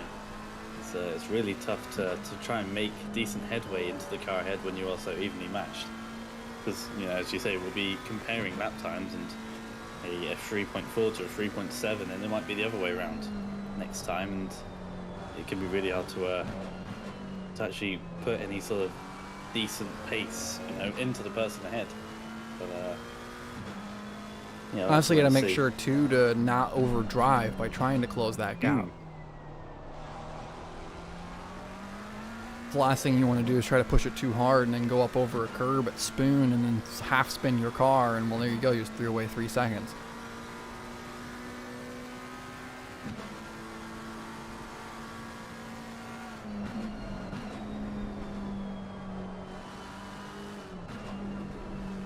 Foot animations here in ACC is going through the dirt. There is the 201. That is the 201 McLaren rolling through the dirt.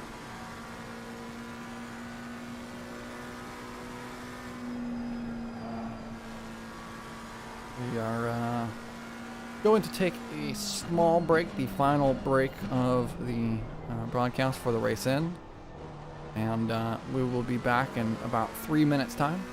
Let's hang tight, all of you who are here, and we will close this thing out.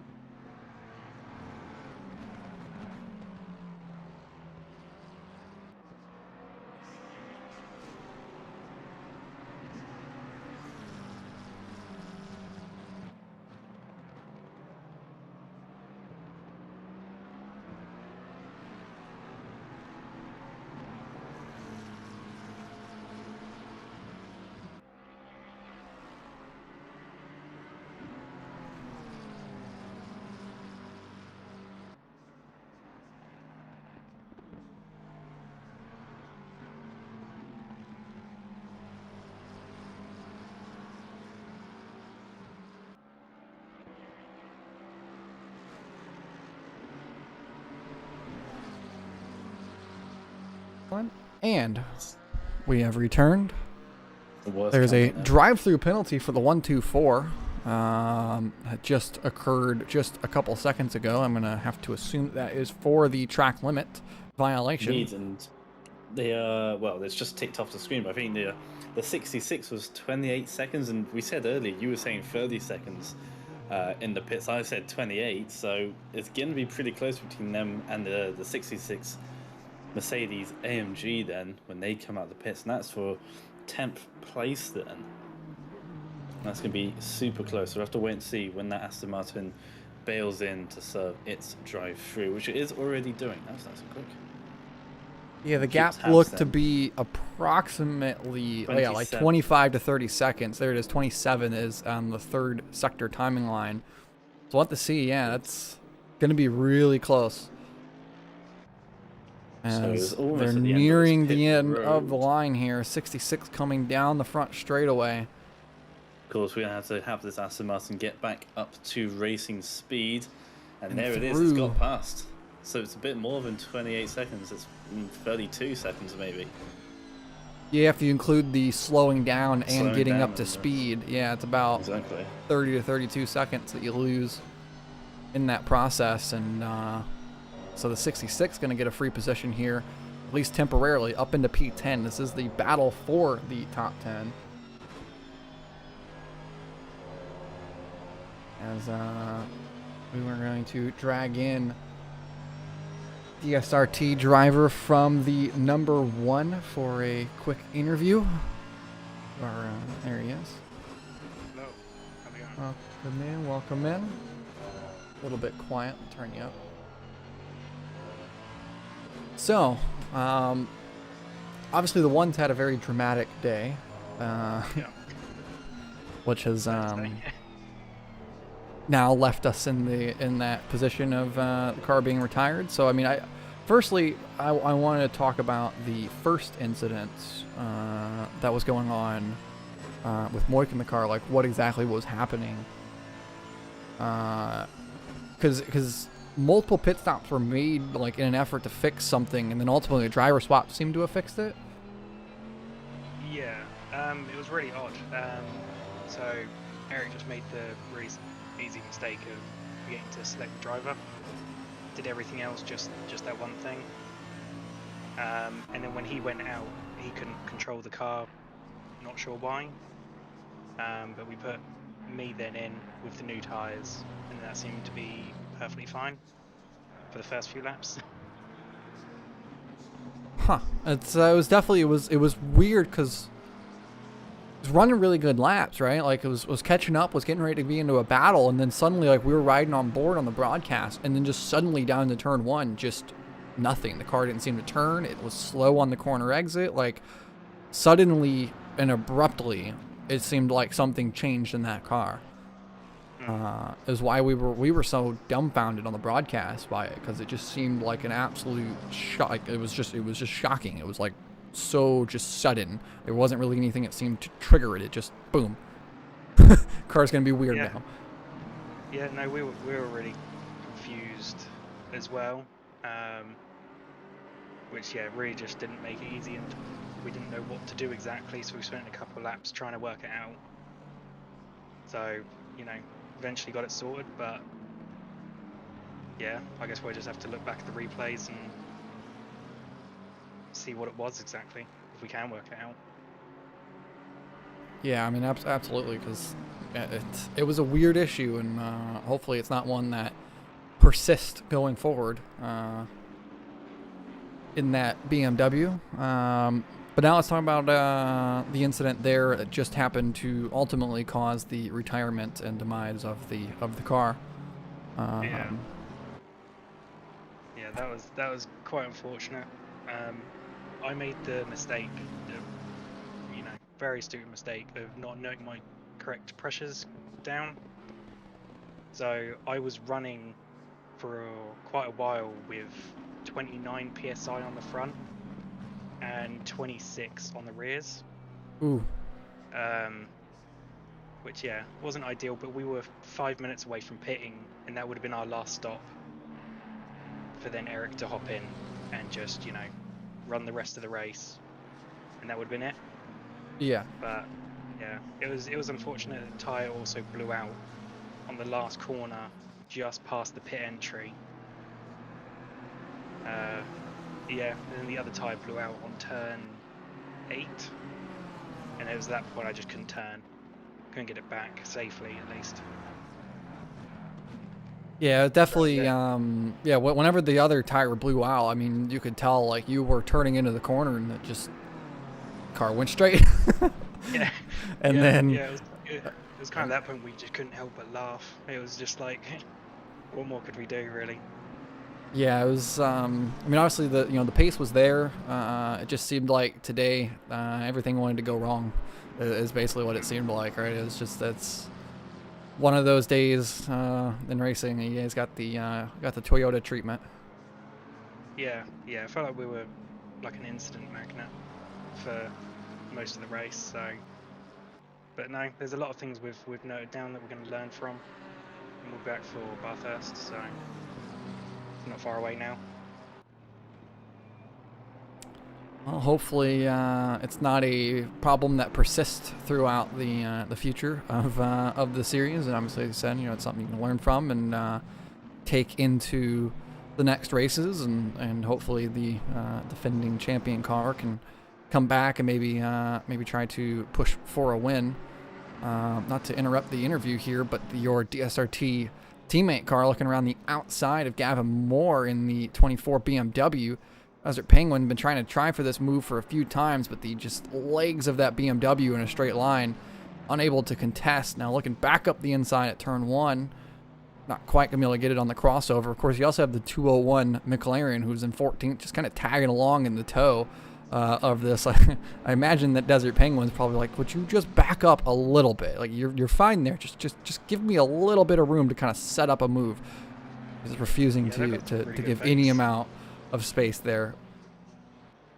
It's been a cracking little battle to watch for the last couple laps while we've been doing this interview. Yeah, no, I've just been watching it as well. Oh, possibly looking down the McLaren. Not quite going to get it yet. I mean, I'm sure it's been an interesting dynamic. Obviously, you guys in that BMW for this round. I'm sure it's been an interesting dynamic, like trying to figure out the way that all the different cars will handle at all 3 tracks to kind of choose what to pick. And there's contact at the apex. It looks like Desert's going to wait. Yeah, good thing there. He's going to wait and Gavin kind of cuts him off a little bit, though. He's clearly still a little bit upset by that. Great boy. And they were only 5 seconds away from the 42 car as well, and that's probably going to go out to 10 or so. So that's probably why he's a bit more frustrated. P5 was on the cards for both cars here, and that might be a little bit harder to do now.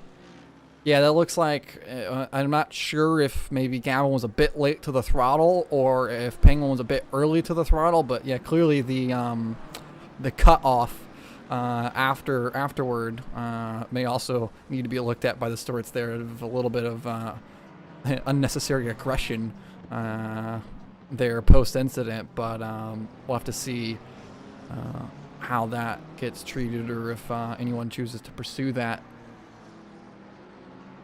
But the battle's still on for the moment. I'm just going to assume both the cars are going to be relatively unscathed. I mean, if there's a car that's going to have damage, I got to imagine it's the McLaren as it hit the front end of its car. The Beamer's got a big old rear end. It can just take whatever it wants and kind of just run away with it. But the McLaren's a bit more of a fragile car, and so hitting the nose up in the back like that, possibly a little bit of damage there. But both cars seeming to be all right and pursuing now, going through the yeses still. The sun starting to set even more. It's now fully behind the billboards there, going through the anti-banked corners. I learned that that's what it's called, the second right-hander within the S's. And man, look at it, it's blinding down there into Degner 2.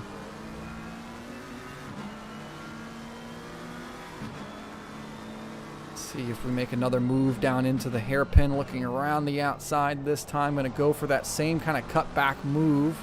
Try to get a good run on the exit, not quite able to, and then the BMW now will carry the speed all the way down towards Spoon. We'll continue to progress that speed and gap up. And there it is, a quick penalty from the Stewarts, a 5-second penalty for Desert Penguin. I mean, I think that's fair. It definitely wasn't an egregious maneuver by any means, but giving a penalty for that, I don't think is unfair by any means. Looking for the draft, maybe a move down into 130R, not quite gonna get it. See if he can carry the speed in the braking zone here in that McLaren.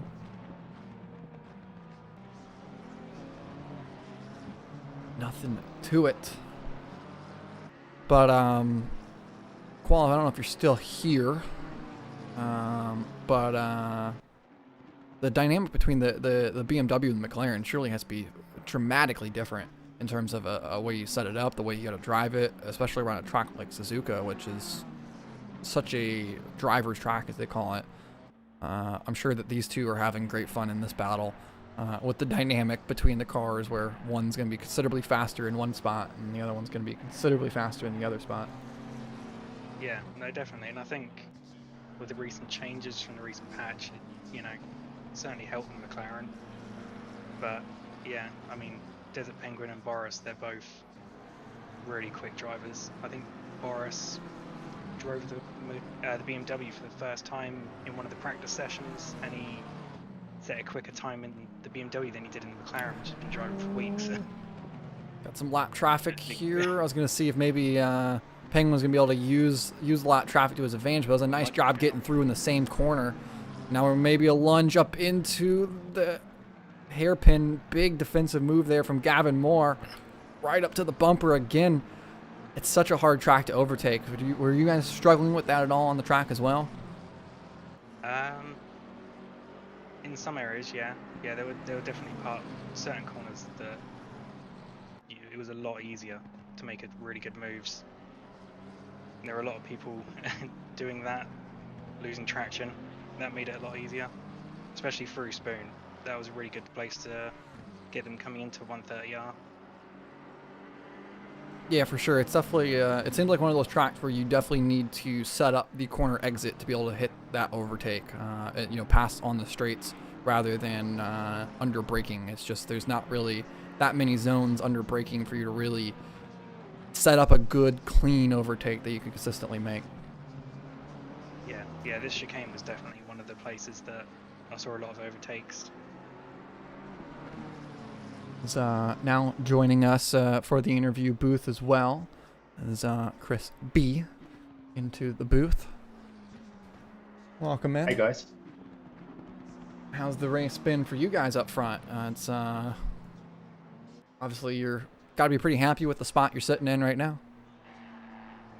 Yeah, I guess like a lot of the other drivers, been quite an interesting race of up and down. We got spun first corner, first lap from P3.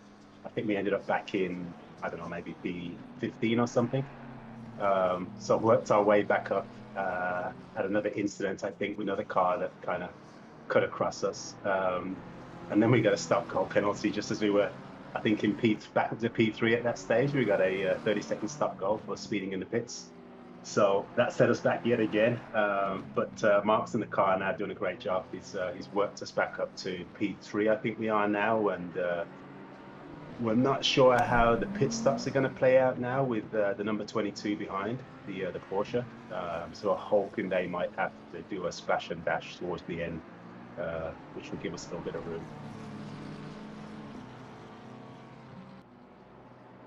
Yeah, I mean, sorry, I was kind of blanking there for a second. Yeah, you guys are currently fighting for that podium position, looking for P3 overall, and I think the gap's about like 10 to 12 seconds to the 445. I think it's about the same gap to the car behind you, the 22. So kind of sitting in that island right now with 35 minutes to go. And as you mentioned, you still have a splash and dash to go at the end. Yeah, we do, and so, like I say, we're hoping the 22 does as well, but we're not sure. Oh, side by side down into Cassia, a little bit of door checking, not to diverge in that, but Gavin Moore surely being a little bit frustrated, and as is Oh. Desert Penguin spinning him Again. around. That's a big bit of contact and He's not waiting this frustration. time as well. Overwhelming. No, ooh, is he gonna wait? No, but he's got the 5 second and maybe another 5 second for that. A little aggressive, those guys. We noticed that when we were racing them. I think the 858 is the guy that spun us first corner, first turn. So he's been in a few battles this race. Yeah, they were also involved in an earlier incident with the 76. The first time through, they tried to make it a bit of an aggressive move, is an understatement. Looking to make it 3 wide between a car they were battling for position and a GT4 going through the S's. Yeah, it didn't end up very well for them. Obviously, they got a drive through for the multi-class incident, and now we're seeing it here and a bit more aggression on the part there.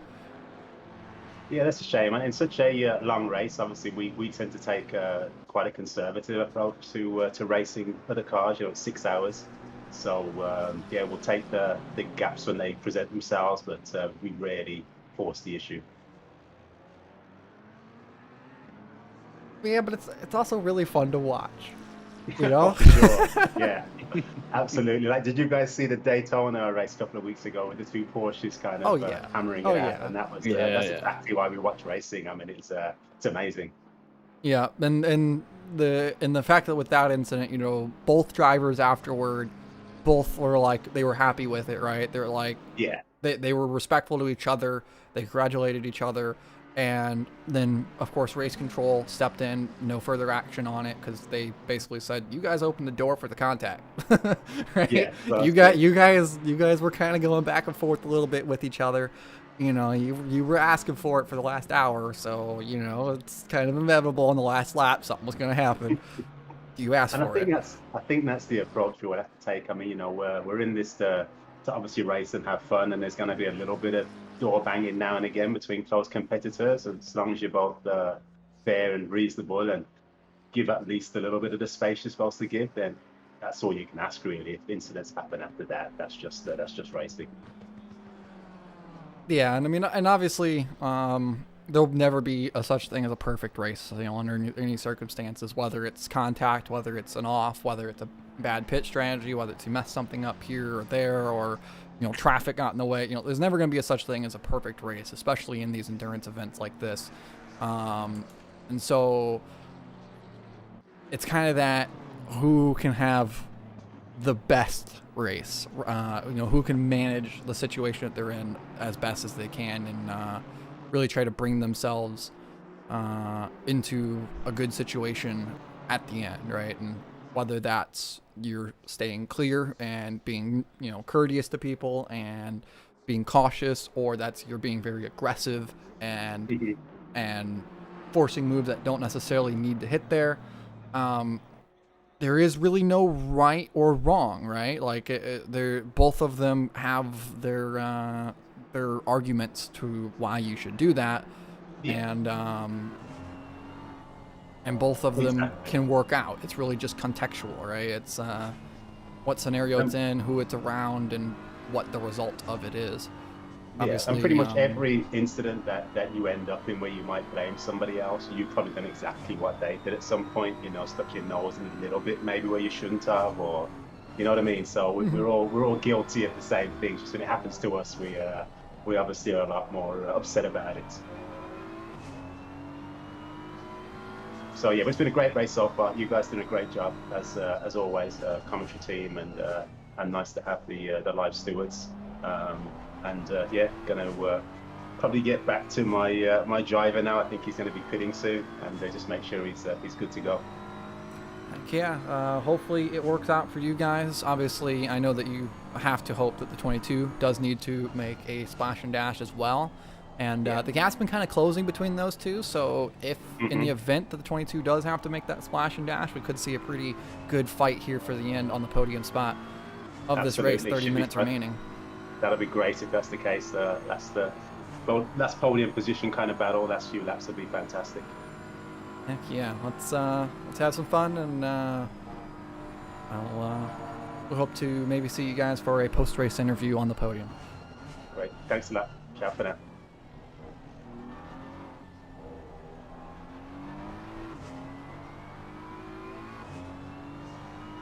Half an hour on the clock and a potential battle for the podium. And that 22 has shown some incredible pace. To be P4, and even with that, the contact with the GT4 not too long ago, they could have been on the podium without that right now. And 18 seconds to P2. I mean, who knows? Maybe they could have been challenging for second here. So, it's like you said, Case, there's no perfect race. I don't think anyone here has had a perfect race. Maybe the 717s had the best luck, but there's certainly been moments for them where, they've gone a little bit wayward and, not the way they would have wanted. So to have a perfect race is incredibly hard over 6 hours. Yeah, I mean, the 717, of course, they were held up behind Gavin Moore for a little bit there, and then obviously off the start they were stuck in the middle of the pack and couldn't get through, and then they've had issues with getting through traffic sometimes. So I mean, it definitely hasn't been a perfect race by any means for them, but as you said, they've definitely had the best of luck. They've managed it the best. They haven't put themselves in situations where something dangerous could happen, right? They made a couple lunges towards Gavin whenever they were following him behind, but they didn't really try to force the issue. They realized that Gavin was going to be really defensive, so they just okay, we're just going to chill here. We won't force an issue. We're not going to try to make contact with someone who's being really defensive, and they knew that they didn't need to push really, really hard because they didn't really have anyone contesting them from behind. So their only contest was the car that was directly in front of them, so they were judging their pace off of that car that was directly in front of them, and they've done a good job with that. And of course, managing the traffic. There's only 2 GT4s out there, but they've still very much made an impact in this race. As you mentioned, the 22 that we're currently riding on board with, not too long ago, made contact with a stray 76 that was running rather slowly through 130R, and after that smack, I mean, that cost some time. Plus, I'm sure there's a little bit of damage in the car. We're still seeing them set really fast laps. Last time around, 2:03.5 there. Second fastest car on the track, and or third fastest, because the 858 was the fastest with 2:03.0. It was 1.3 seconds quicker than BMW. This is much quicker. Yeah, they are cruising really, really fast in this 22. So without that, I mean, we could see that 5-second gap that's there right now be down at 1 or 2 seconds. And obviously, we still don't know if they need to make a splash or dash as the 124, trying to get out of the way, but not in an ideal way there for the 22. It's another one of those examples of a non-perfect moment happening. That sun setting off in the background looks stunning to end the race. It's such a nice setting, right, to have the race. I'm glad we got some sunset. Like you say, that haze has properly come in now, that orange tint that you get at the dusk times. Probably come in. The headlights are coming on now, so the final 20 minutes, we're gonna have a bit of dusk running, not full nighttime, but the transitional phase always does look pretty damn good in ACC. Yeah, ACC does for sure have one of the best lighting engines of any game. I mean, obviously it runs on the Unreal Engine, and Unreal is just, in of itself is a fantastic lighting engine. That's one of the things that it absolutely excels at, right? Its native textures aren't necessarily the greatest thing in the world, but the Unreal Engine has such good lighting, has such good shadows, has really good just general world physics for lights and objects that a lot of game engines don't seem to have in the same sort of level. But obviously that comes back with the game is very difficult to run for a lot of people in terms of running it at a higher graphics settings. I mean, even here while I'm streaming, I don't have this cranked all the way up. I'm running this at 90% resolution scale and most things on medium. Because if I were to crank it up for the stream, then I the stream itself would see performance issues. And so just in an effort to not run into issues with performance, I obviously have things turned down.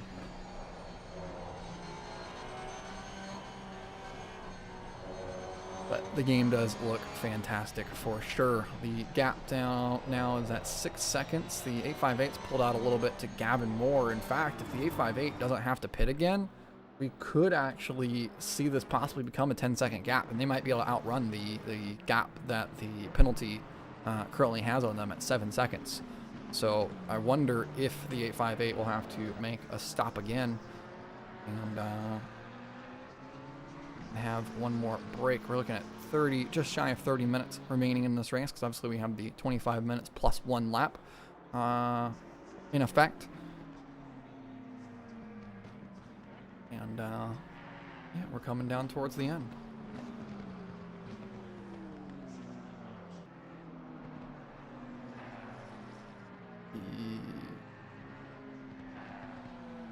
The 23, the Nissan, found themselves off there at turn 1, had a big slide all the way out to the tire barrier.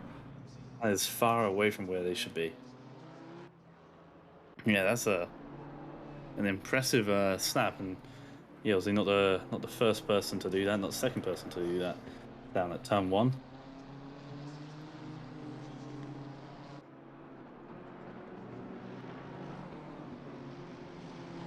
Well, I mean, it's quite easy to do. I'm surprised that we haven't seen more people really have big offs down there, right? Because we've seen it at 130R, but like to me, like turn 1 is where the car gets the most upset of any corner on this racetrack. It's a high-speed cambered corner that then comes out of camber into a braking zone. Like it's a dramatic shift, especially for these type of cars.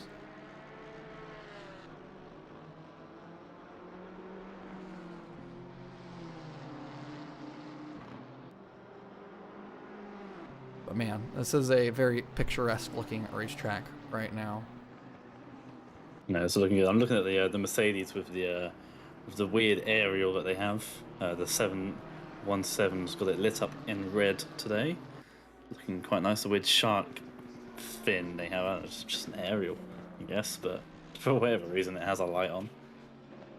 Yeah, it's the endurance lights. So you can put like string of lights like around like your windshield in this game, for example. Yeah, I get on the windshield of on the car, but yeah, an option you have is that if you don't want it on the car, then you can put it on the aerial.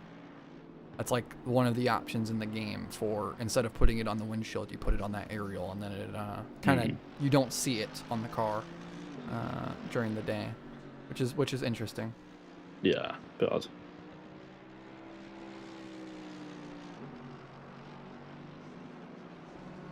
Yes, as Cracker and Dutch Stig have just mentioned, if you do have anything that you wish to appeal, go to the reports and appeals channel in the Discord. There's a form in there, fill it out.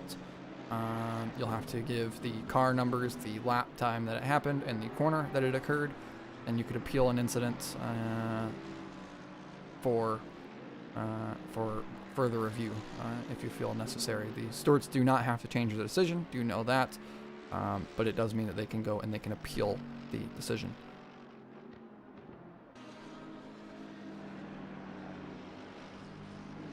We are looking at the 717 continuing to roll around the Honey Badger with the honeycomb pattern writing around on it.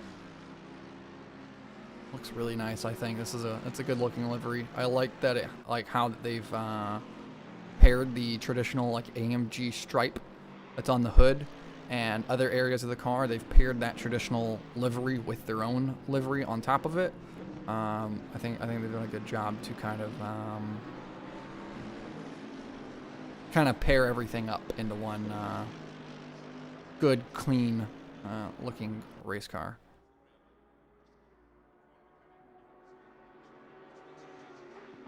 Yeah, it's nice to see people go a bit adventurous as well, you know. And most cars have a theme, you know. Coming past the Camaro now, you know, you can see the sort of the aspect they're going for. There's a bit of an American influence there, with the colours and obviously the stars and stripes there as well. Yeah, it kind of looks like a tank. Yeah. Sun rays just peering through the windshield there.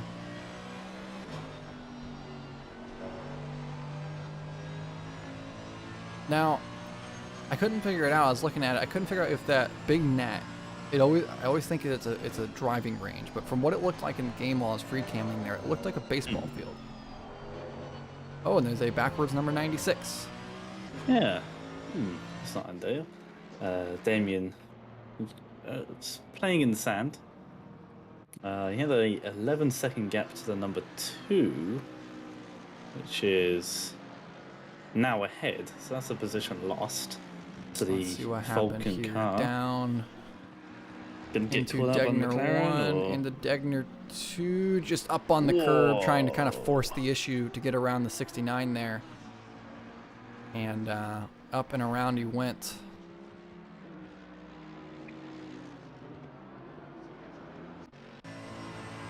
Obviously riding along now. Is the 2 in front? Apparently. Yeah, and this is Yeah, like okay, that. yeah, on the track he is in front. Okay, maybe we gotta cross the timing line here. Yeah, there it goes. The 2 There is it in is. front. We gotta wait for it Unfortunate to... end for that Mercedes day. Considering there's one leading the race right now, and knowing the pace that both John and certainly Damien had, things just not going their way today. Yeah, there's been a... Obviously, they should take some light knowing that they aren't the only car that's had those type of issues, right? Obviously, there's been other cars that have had tire blowouts. The one, literally, their tire blew out. And so we've surely seen plenty of issues and drama all up and down the field. That's the type of thing that a track like Suzuka brings to the table, is these opportunities for drama to occur like this. And it's definitely not failed to deliver. You know, it's been a very fun, very exciting race, pretty much through and through. There's really not been all that much of a dull moment all day.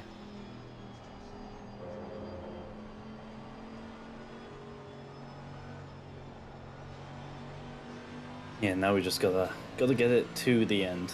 Just under 20 minutes to go. That sun is pretty much set. You can see the lighting conditions have changed pretty dramatically. The track sits within a bowl almost, with the landscape around it. The sun does dip behind the surrounding hills relatively quickly, and as such, with the undulation, especially down in the first sector, you're at a very low point compared to the top of the circuit at Spoon, and then also 130R being the highest points.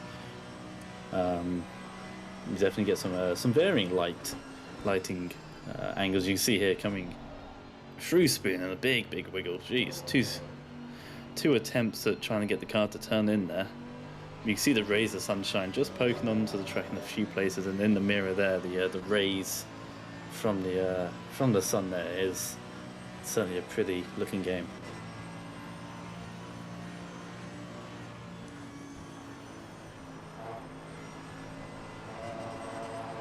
Yeah, absolutely. I mean, the sun rays do look spectacular, as he said too, with the headlights coming on. So you look from like a camera like this with the 2 cars following, you see the headlights glowing, shining down on the racetrack. Obviously, ACC doesn't show the full array of the lights in terms of the way that they span. That's kind of like one of the weird quirks of ACC's graphics package.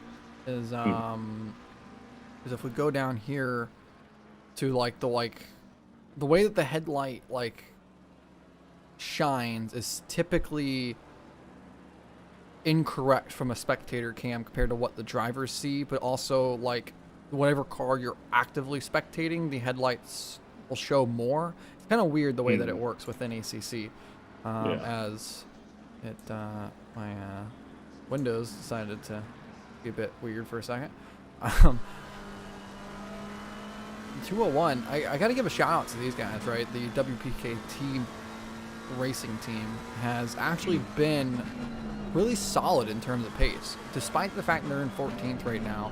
You know, well down the field, they've run into some issues and such. Their pace has been solid, and we saw it not too long ago. They were following that 858 as they were battling with Gavin Moore, and then now is ahead of the 858 currently, as the 858 has pulled out a 14-second gap over Gavin Moore. So Shout out to this team with the pace that they've had. It's obviously not been their day from top to bottom, but they have the speed to maybe be able to take a challenge to these guys going forward at Bathurst or Imola.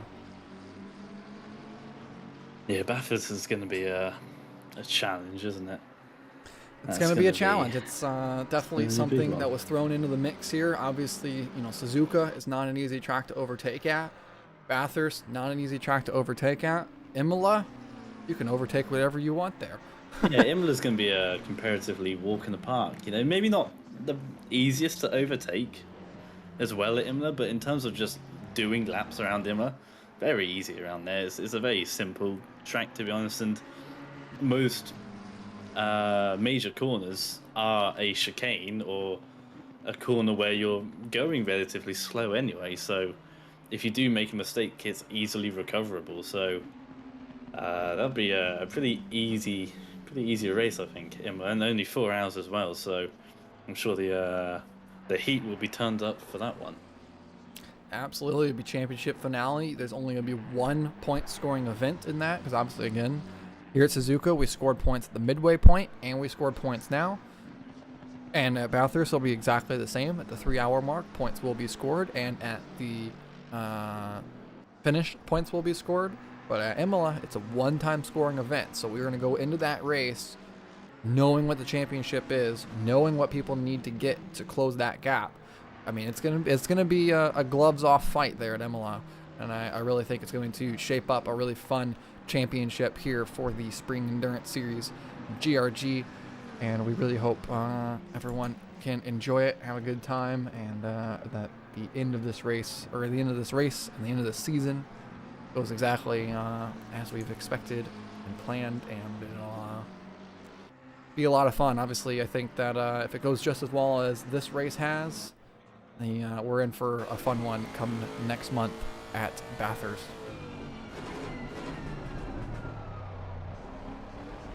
The gap has been closing here. I've got to assume that Gavin Moore has damage on his car because he is running 206s at the moment, while pretty much everyone else is running 204s.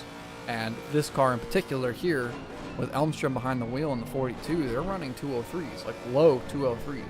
So the gap to Gavin Moore actually closing, and we could perhaps see Moore fall all the way from 5th down to 7th, and go from, at the midway point of this race, looking like the dominant car that would win, to not even finishing inside the top 5.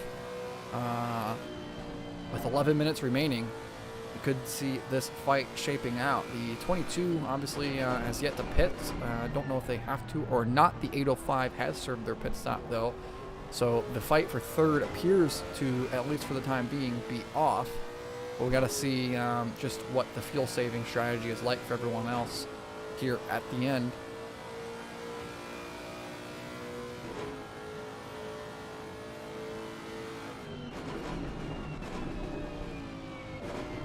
That big, loud, brash V8 inside this Lexus. Love the way this thing sounds.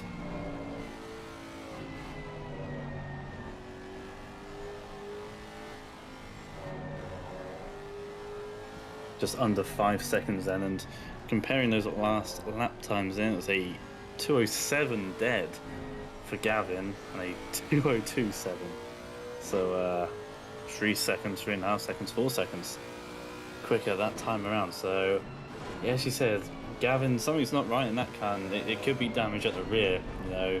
2-3 hits there on the rear end on that diffuser certainly isn't going to do his car any favors, and really dropping off the pace in the final stages of this race. 10 minutes to go, 3 seconds the gap then between 6th and 7th, 18 seconds behind Penguin. With that 10-second penalty means he'll be safe in P5 as things stand, and the 50-second gap between 1st and 2nd, so it seems like they're pretty set in stone. Don't know where the 22 is in relation to the 445, but I think they're too far behind to capitalize. 23.9 seconds indeed. They won't be getting a second, but I think they're pretty safe on the third step of the podium as well. Seems like most people have finally sort of fanned out.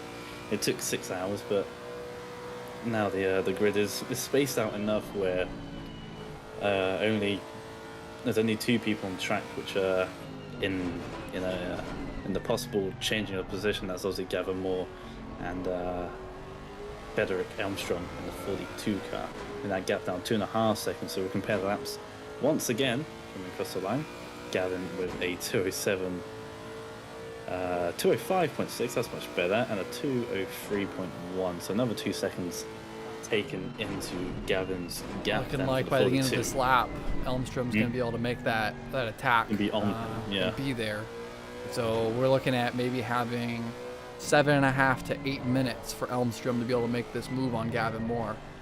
And like you were saying earlier, the gap that you need to have is about 2 seconds a lap in order to really be able to make a adequate overtake on somebody. Well, there you go. That's 2 seconds a lap. So we'll have to see just how long it takes. I mean, the gap is there. It's closed. It's next to nothing at this point.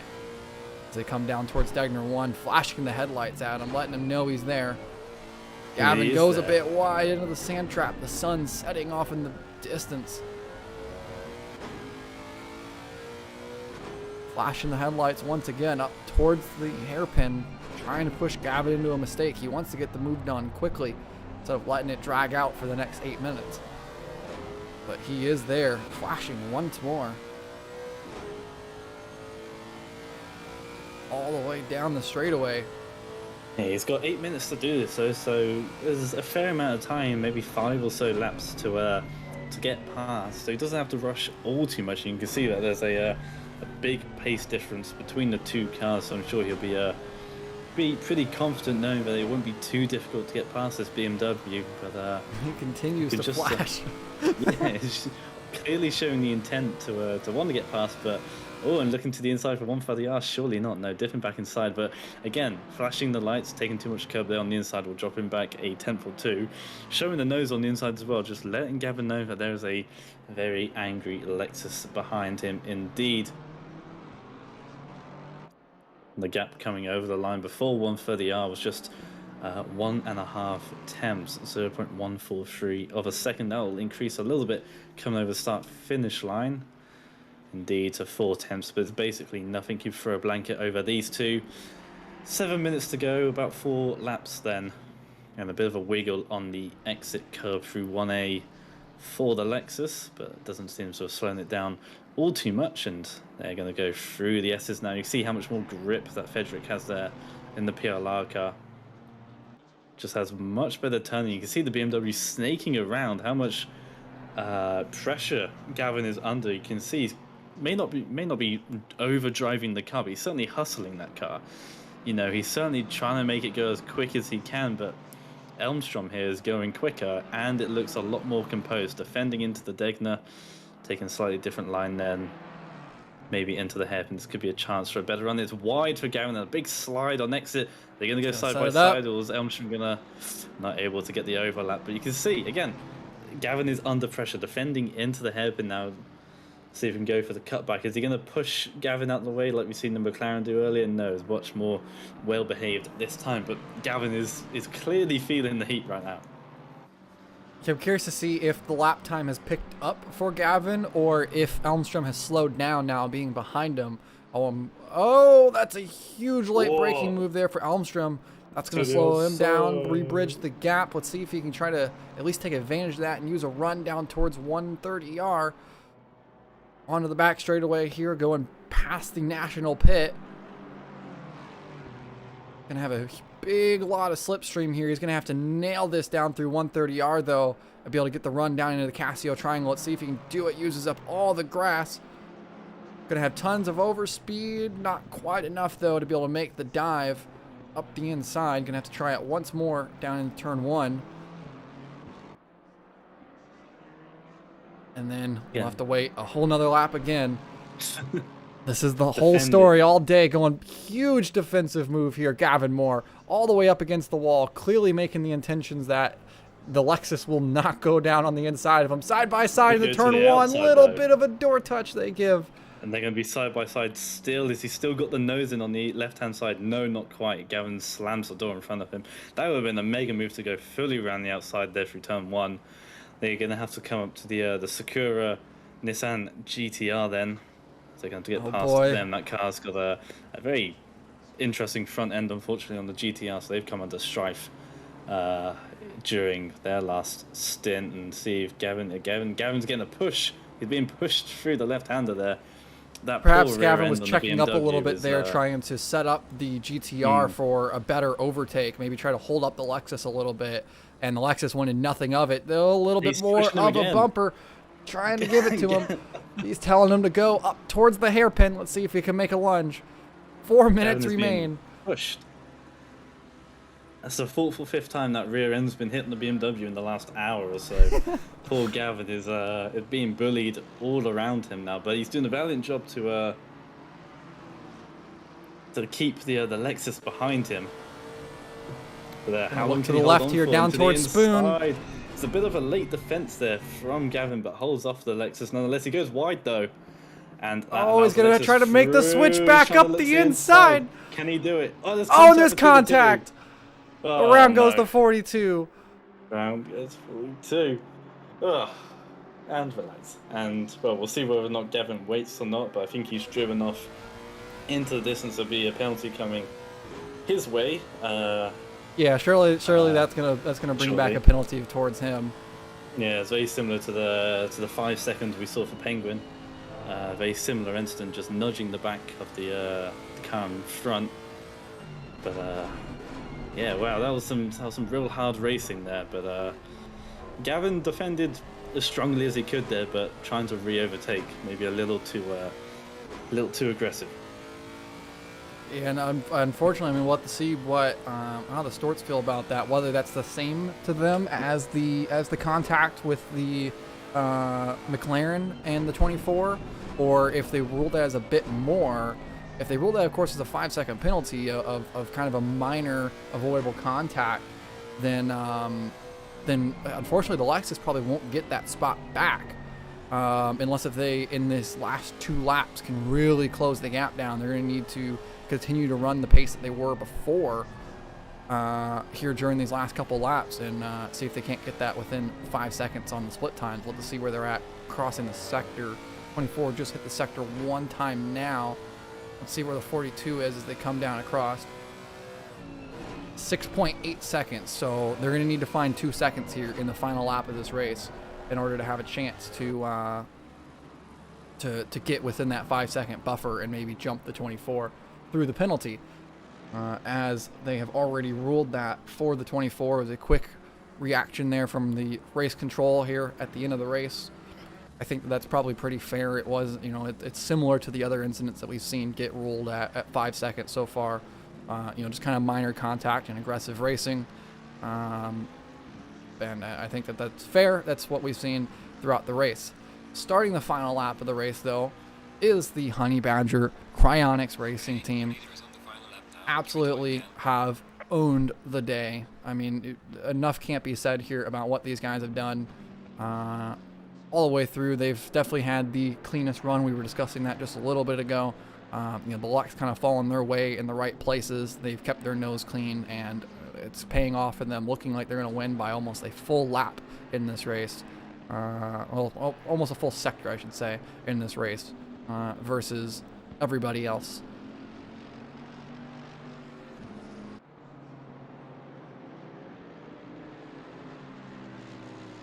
They're coming down towards the Degners one last time, overlapping the 76 here for the final lap.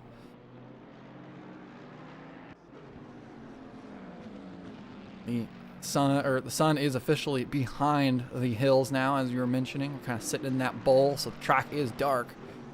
And we'll be coming down, looking for the start-finish line one last time. Through the hairpin now, on the run towards Spoon.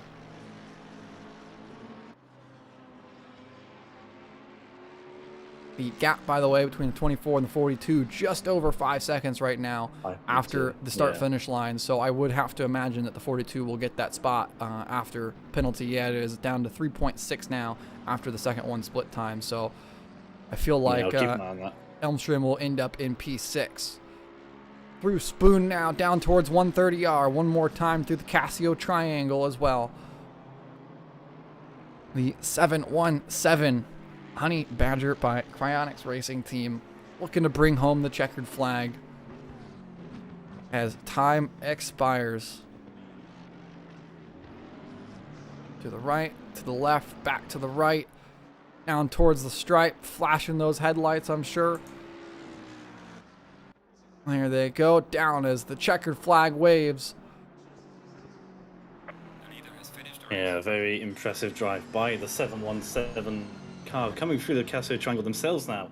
The 145 Porsche in GT4 to win the battle over the 76 car, who has already just crossed the line as well and seals their fate. Then 145 coming to win in GT4. The battle then for 6th and 7th. It is 1.8 seconds between the two. Coming over the final sector line, so when they come across the line, Elmstrom is within touching distance of Gavin. Within that 5 seconds, he will take P6 from him. That will be confirmed about now. Indeed, it was a second across the line, so as soon as we get those final results up, Elmstrom will have that P6 over Gavin Moore. See the beautiful side by side for the flats. 444 and the 445 teammates.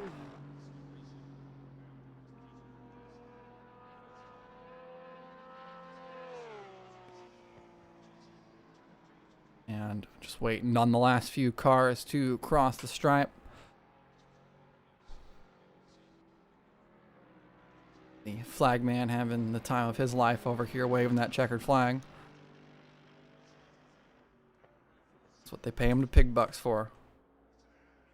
Always annoys me in F1 when they get a celebrity to wave the flag and they don't do it well. Very annoying. But some happy donuts from a variety of cars. The 124, there's 23 there out at turn 1. Just burning rubber, using up the excess fuel they have. Some happy souls. Mostly all around. I can imagine the 24 will be quite annoyed, as will the 96. Damien deGrassi with that fastest lap. What could have been? And speaking of Damien, we've already got him in the waiting room, so let's bring him in straight away as we get these interviews underway. Damien, fastest lap of the race, but it just didn't go your way. I was speaking to John earlier. He was saying something when the car loaded in. Something wasn't quite right. The car didn't feel right. So, can you elaborate on that possibly? Oh yeah, I can. That first thing is that, well, good. Congratulations to people who won podium, everybody else for surviving. But that was actually the hardest car I've ever driven in any sim easily. I don't know what happened. We don't know what happened. It felt like the rake was maxed out or something. We're not sure. When we got the stop and go, it suddenly was fine. That's when I got the fastest lap. And then when we came back in again, it was right back to what it was before. So we're looking now to see if we can figure out what happened. But yeah, basically that's what was going on there. So yeah, some mysterious, undrivable bug or something. We're not sure. So yeah, but anyway, yeah, that was probably the hardest thing to drive. Yeah. Yeah. Aside from that, obviously, you had that brief moment where the car was back to normal. You got that purple lap. I guess that is a bit of frustration. The 24 as well, not having the best time of things, but you have the pace, and without that, it should have been a comfortable podium. So, I guess sites now. Are you looking to do Bathurst as well, along with Imola? If your sights are looking towards that as well. We're still looking to do the whole calendar. I mean, obviously, we have to figure out what happened. If this happens again, we're not even. It's not really safe to be on the track. I think near the end, I the last 5 laps, I had to use the runoff on 130R just to get through it. Wow. I couldn't even slow down enough to make it with the turning normally. So if we can figure it out and we're not a danger on the track, then yeah, we want to do the whole thing. Sure. Yeah, and hopefully so. But it seems to be a good pairing between you and John Mazurek. And it should be quite formidable, if the car turns your way. But aside from that, how was the event? Dealing with the cars around you, traffic, the 2 GT4s that were out and about. I'm sure they were a bit of a surprise every time you came into contact with them. Yeah, I mean they didn't do anything crazy or tried to hold the track like in an unreasonable way, so I think that was good. it's always tricky. You get Suzuka, right, trying to navigate GT4s when you're already loaded up into the corner, and then you got to try and get around them without driving off the track. But oh yeah, they were definitely fine. And I said it's just that I felt a bit of a hazard sometimes. People probably confused why suddenly I was catching, and then now I'm letting everybody the lap cars through again. So, but yeah, no, that was the negotiating the track will be certainly more of a challenge at Bathurst, even more so than here, as we know. So, yeah. Yeah, that most certainly will. But apart from I mean, as long as you guys have had some fun, I mean, I mean that must have been quite frustrating, especially when John was saying that the car didn't feel right, and then when you get into the car yourself and you realised that he wasn't lying, it wasn't it wasn't quite right. That must have been quite frustrating. Like you cling on to the hope that he's just having a bad day. I didn't know what his pace was. I didn't know. I wasn't actually. I had to be out, so I just came back in and I spoke to him once while he was driving, and he said this is like the worst thing I've ever driven. So I was hoping, please just be not that bad. But then, as soon as I got in the car, I realized he was not kidding at all. But yeah, it's we're a good pairing, I think. So a challenge. Hopefully, we can rise and find out. Till we rise, and we can see what we can do next time. Yeah, we'll try. Exactly. But until then, hopefully we'll see you at Bathurst in a month's time, and maybe we'll have another cracking pole position from you as well. Yeah, hopefully. We'll see you. We'll see you then. See you then. And the 96 cars, they put it on pole 8/10 of a second last week, but unfortunately things not going their way. For the 96 at Mercedes, finishing P6, I believe it was in the end. And we'll bring in some more people for the interviews, I'm sure. Trying to figure out who's in what comes team. The 717, the overall winners of the race. Welcome in, everyone. Welcome. Hello. Hello. I mean, obviously, I'm sure there's some excitement happening, right? Yeah. Oh, yes. Taking home the overall win at Suzuka. Surely it's a fun feeling, and I mean, I don't know, just obviously it was mostly a quiet race from you guys, especially there for the last few hours. I mean, what was the perspective from your view in the car? All the way from the start, obviously with the complicated grid, right, trying to get through the field, and then up to your battle with the 24 there at the midpoint, and then obviously taking home the checkered. What are your highlights for the race, and how do? Well, the start was very crucial. We missed the BMW. One of the BMWs were missing. Bauer was his name.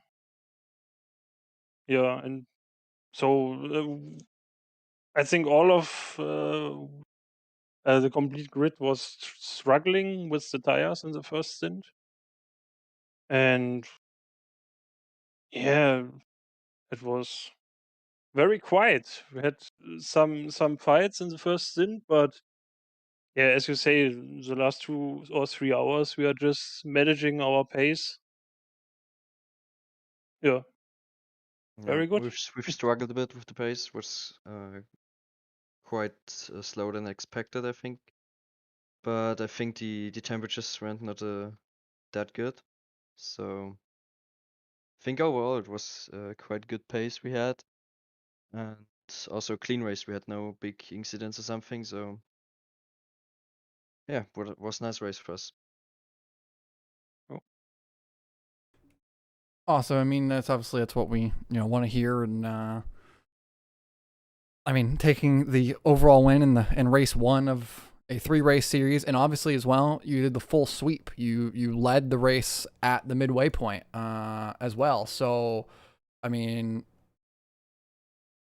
it's a full sweep, right? You're taking the full 70 points you could have got here at Suzuka, and that's surely going to carry a lot of momentum going into Bathurst next month, right?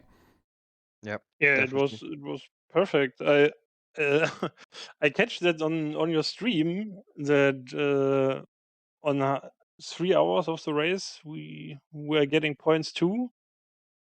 I didn't have that in mind, but yeah, great.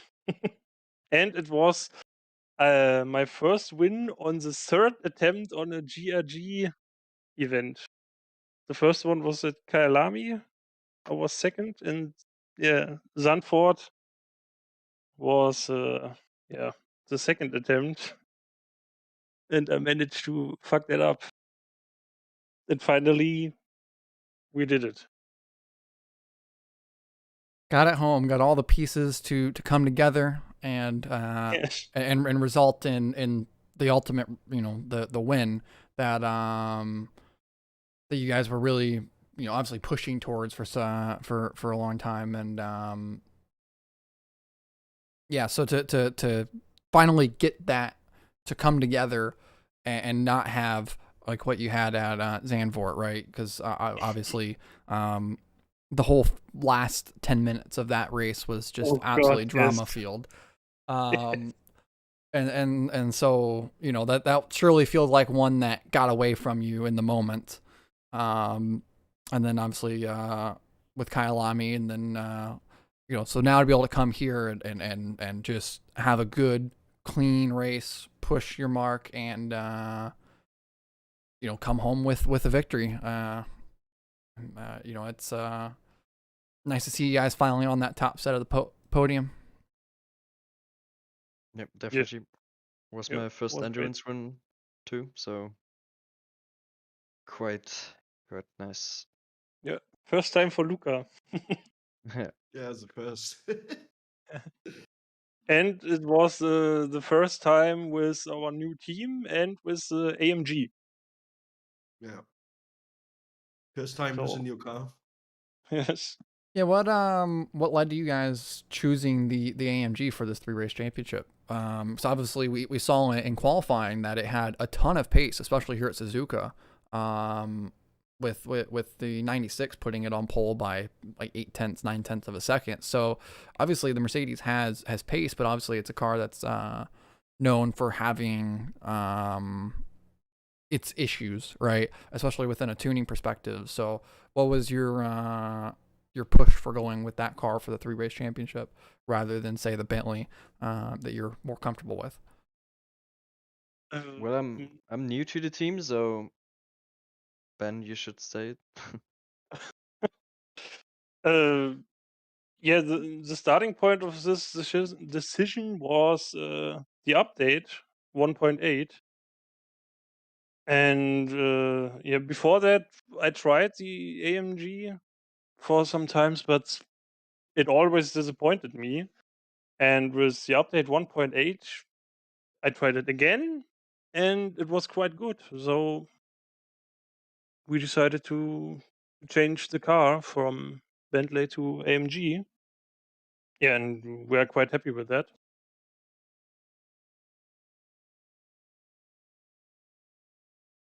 Well, obviously it's paid out for you guys here, taking the win at Suzuka, round 1, 70 points. I believe, just kind of thinking about it, second place out of this would probably be the 445 or the 805, one of those other BMWs that I believe that they were third at the halfway point and then in the top 3 there at the end.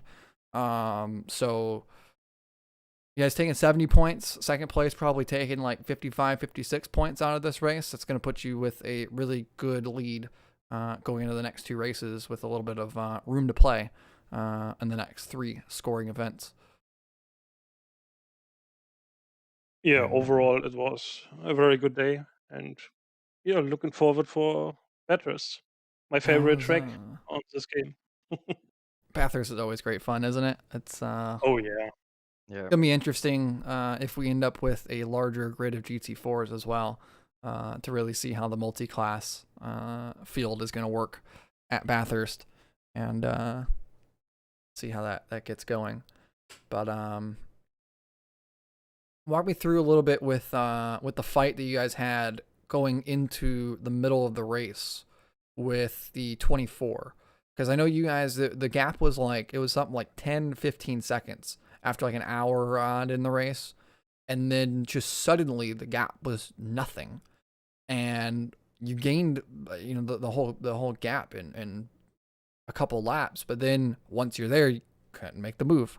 I don't remember who particularly was in the car at the time, but like what was there a struggle with getting that overtake done in particular? What was hard about it? Because obviously Suzuka, we were talking about it all day on the stream of just it seemed like a track that people were just struggling to overtake at. You could close the gap, but you couldn't do anything about it.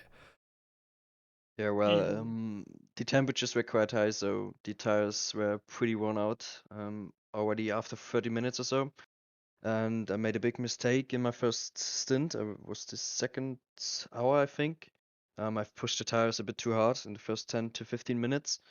And so my pace was gone. Like after 30 minutes, I had 2.5 seconds off pace. So it was quite hard to stay with the BMW in front of me with the 24. But in the second stint, I've tried to manage the tires a bit more to slow down the pace at the start so I don't kill the tires directly into the stint, and I think this worked out. And the 24, I think, also didn't change tires in the third stint or so. So I think I don't know if they made a mistake or so, but yeah, they were 2 seconds slower in the third stint, and then the overtake was quite easy to done. Yeah, I think that they performed the at-home driver swap as well, which really took them out after the first 2.5 hours of that race. So obviously they're one of our 2 teams that performed at-home driver swaps for this race. Yeah, it definitely they lost some pace between that and then with the temps being rather high on the racetrack. I'm sure that had led to their ultimate demise, and then later on in the race there they obviously had issues as well. But yeah, I mean it was a clean race for you guys. It was a nice job not trying to force issues. We were talking about that at the end. You know, you guys didn't push the narrative, didn't try to force anything to happen, didn't try to make any mistakes, just let the moment happen, and ultimately came away with the win. So congrats to you guys, and I'll let you all go celebrate and party a little bit. Yeah, thank you. Yeah, thank you. Thank you. See Have you a in nice Bathurst. evening. Yep. Bye bye. And looking forward for Bathurst. Yeah. Okay. Bye bye. Yep. Bye. Bye bye.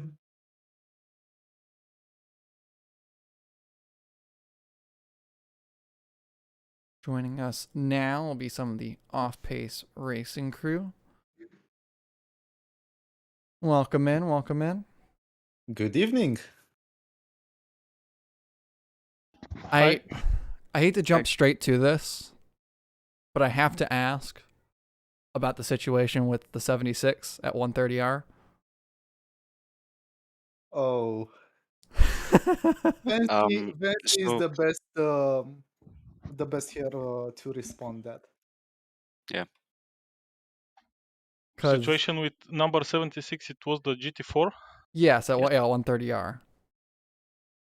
So I slow it quite a bit to make a clean pass. Then the guy left me room, or I think so. And in the moment I tried to make the pass, he just closed the door. So it happens. I should be a little bit more conscious, but I wasn't. And it always takes 2 to tango, does it? It was I mean, it was just wild, like seeing it on stream. Like we just kind of caught it out of nowhere. Like, whoa, like what just happened?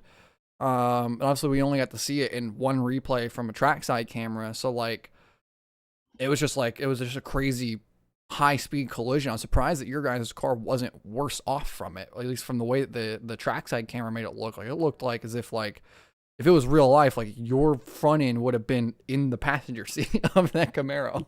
It looked like such a dramatic incident. The outcome of situation was good. For this incident, it was good. And I immediately pit, so we saved it somehow. Yeah, we still had 20 seconds of damage, but it was okay. Yeah, we were 5 minutes away from the pit stop, so we decided pit on the spot. We're not far away from the pit. We're not losing much time. Let's do this. Well, that's I mean, it worked. You guys obviously have put it put it up in a good position there at the end. I don't exactly recall where you guys finished, if I'm entirely honest. I didn't get my screenshot of the finishing order like I normally get. We're the last podium spot. We're on P3.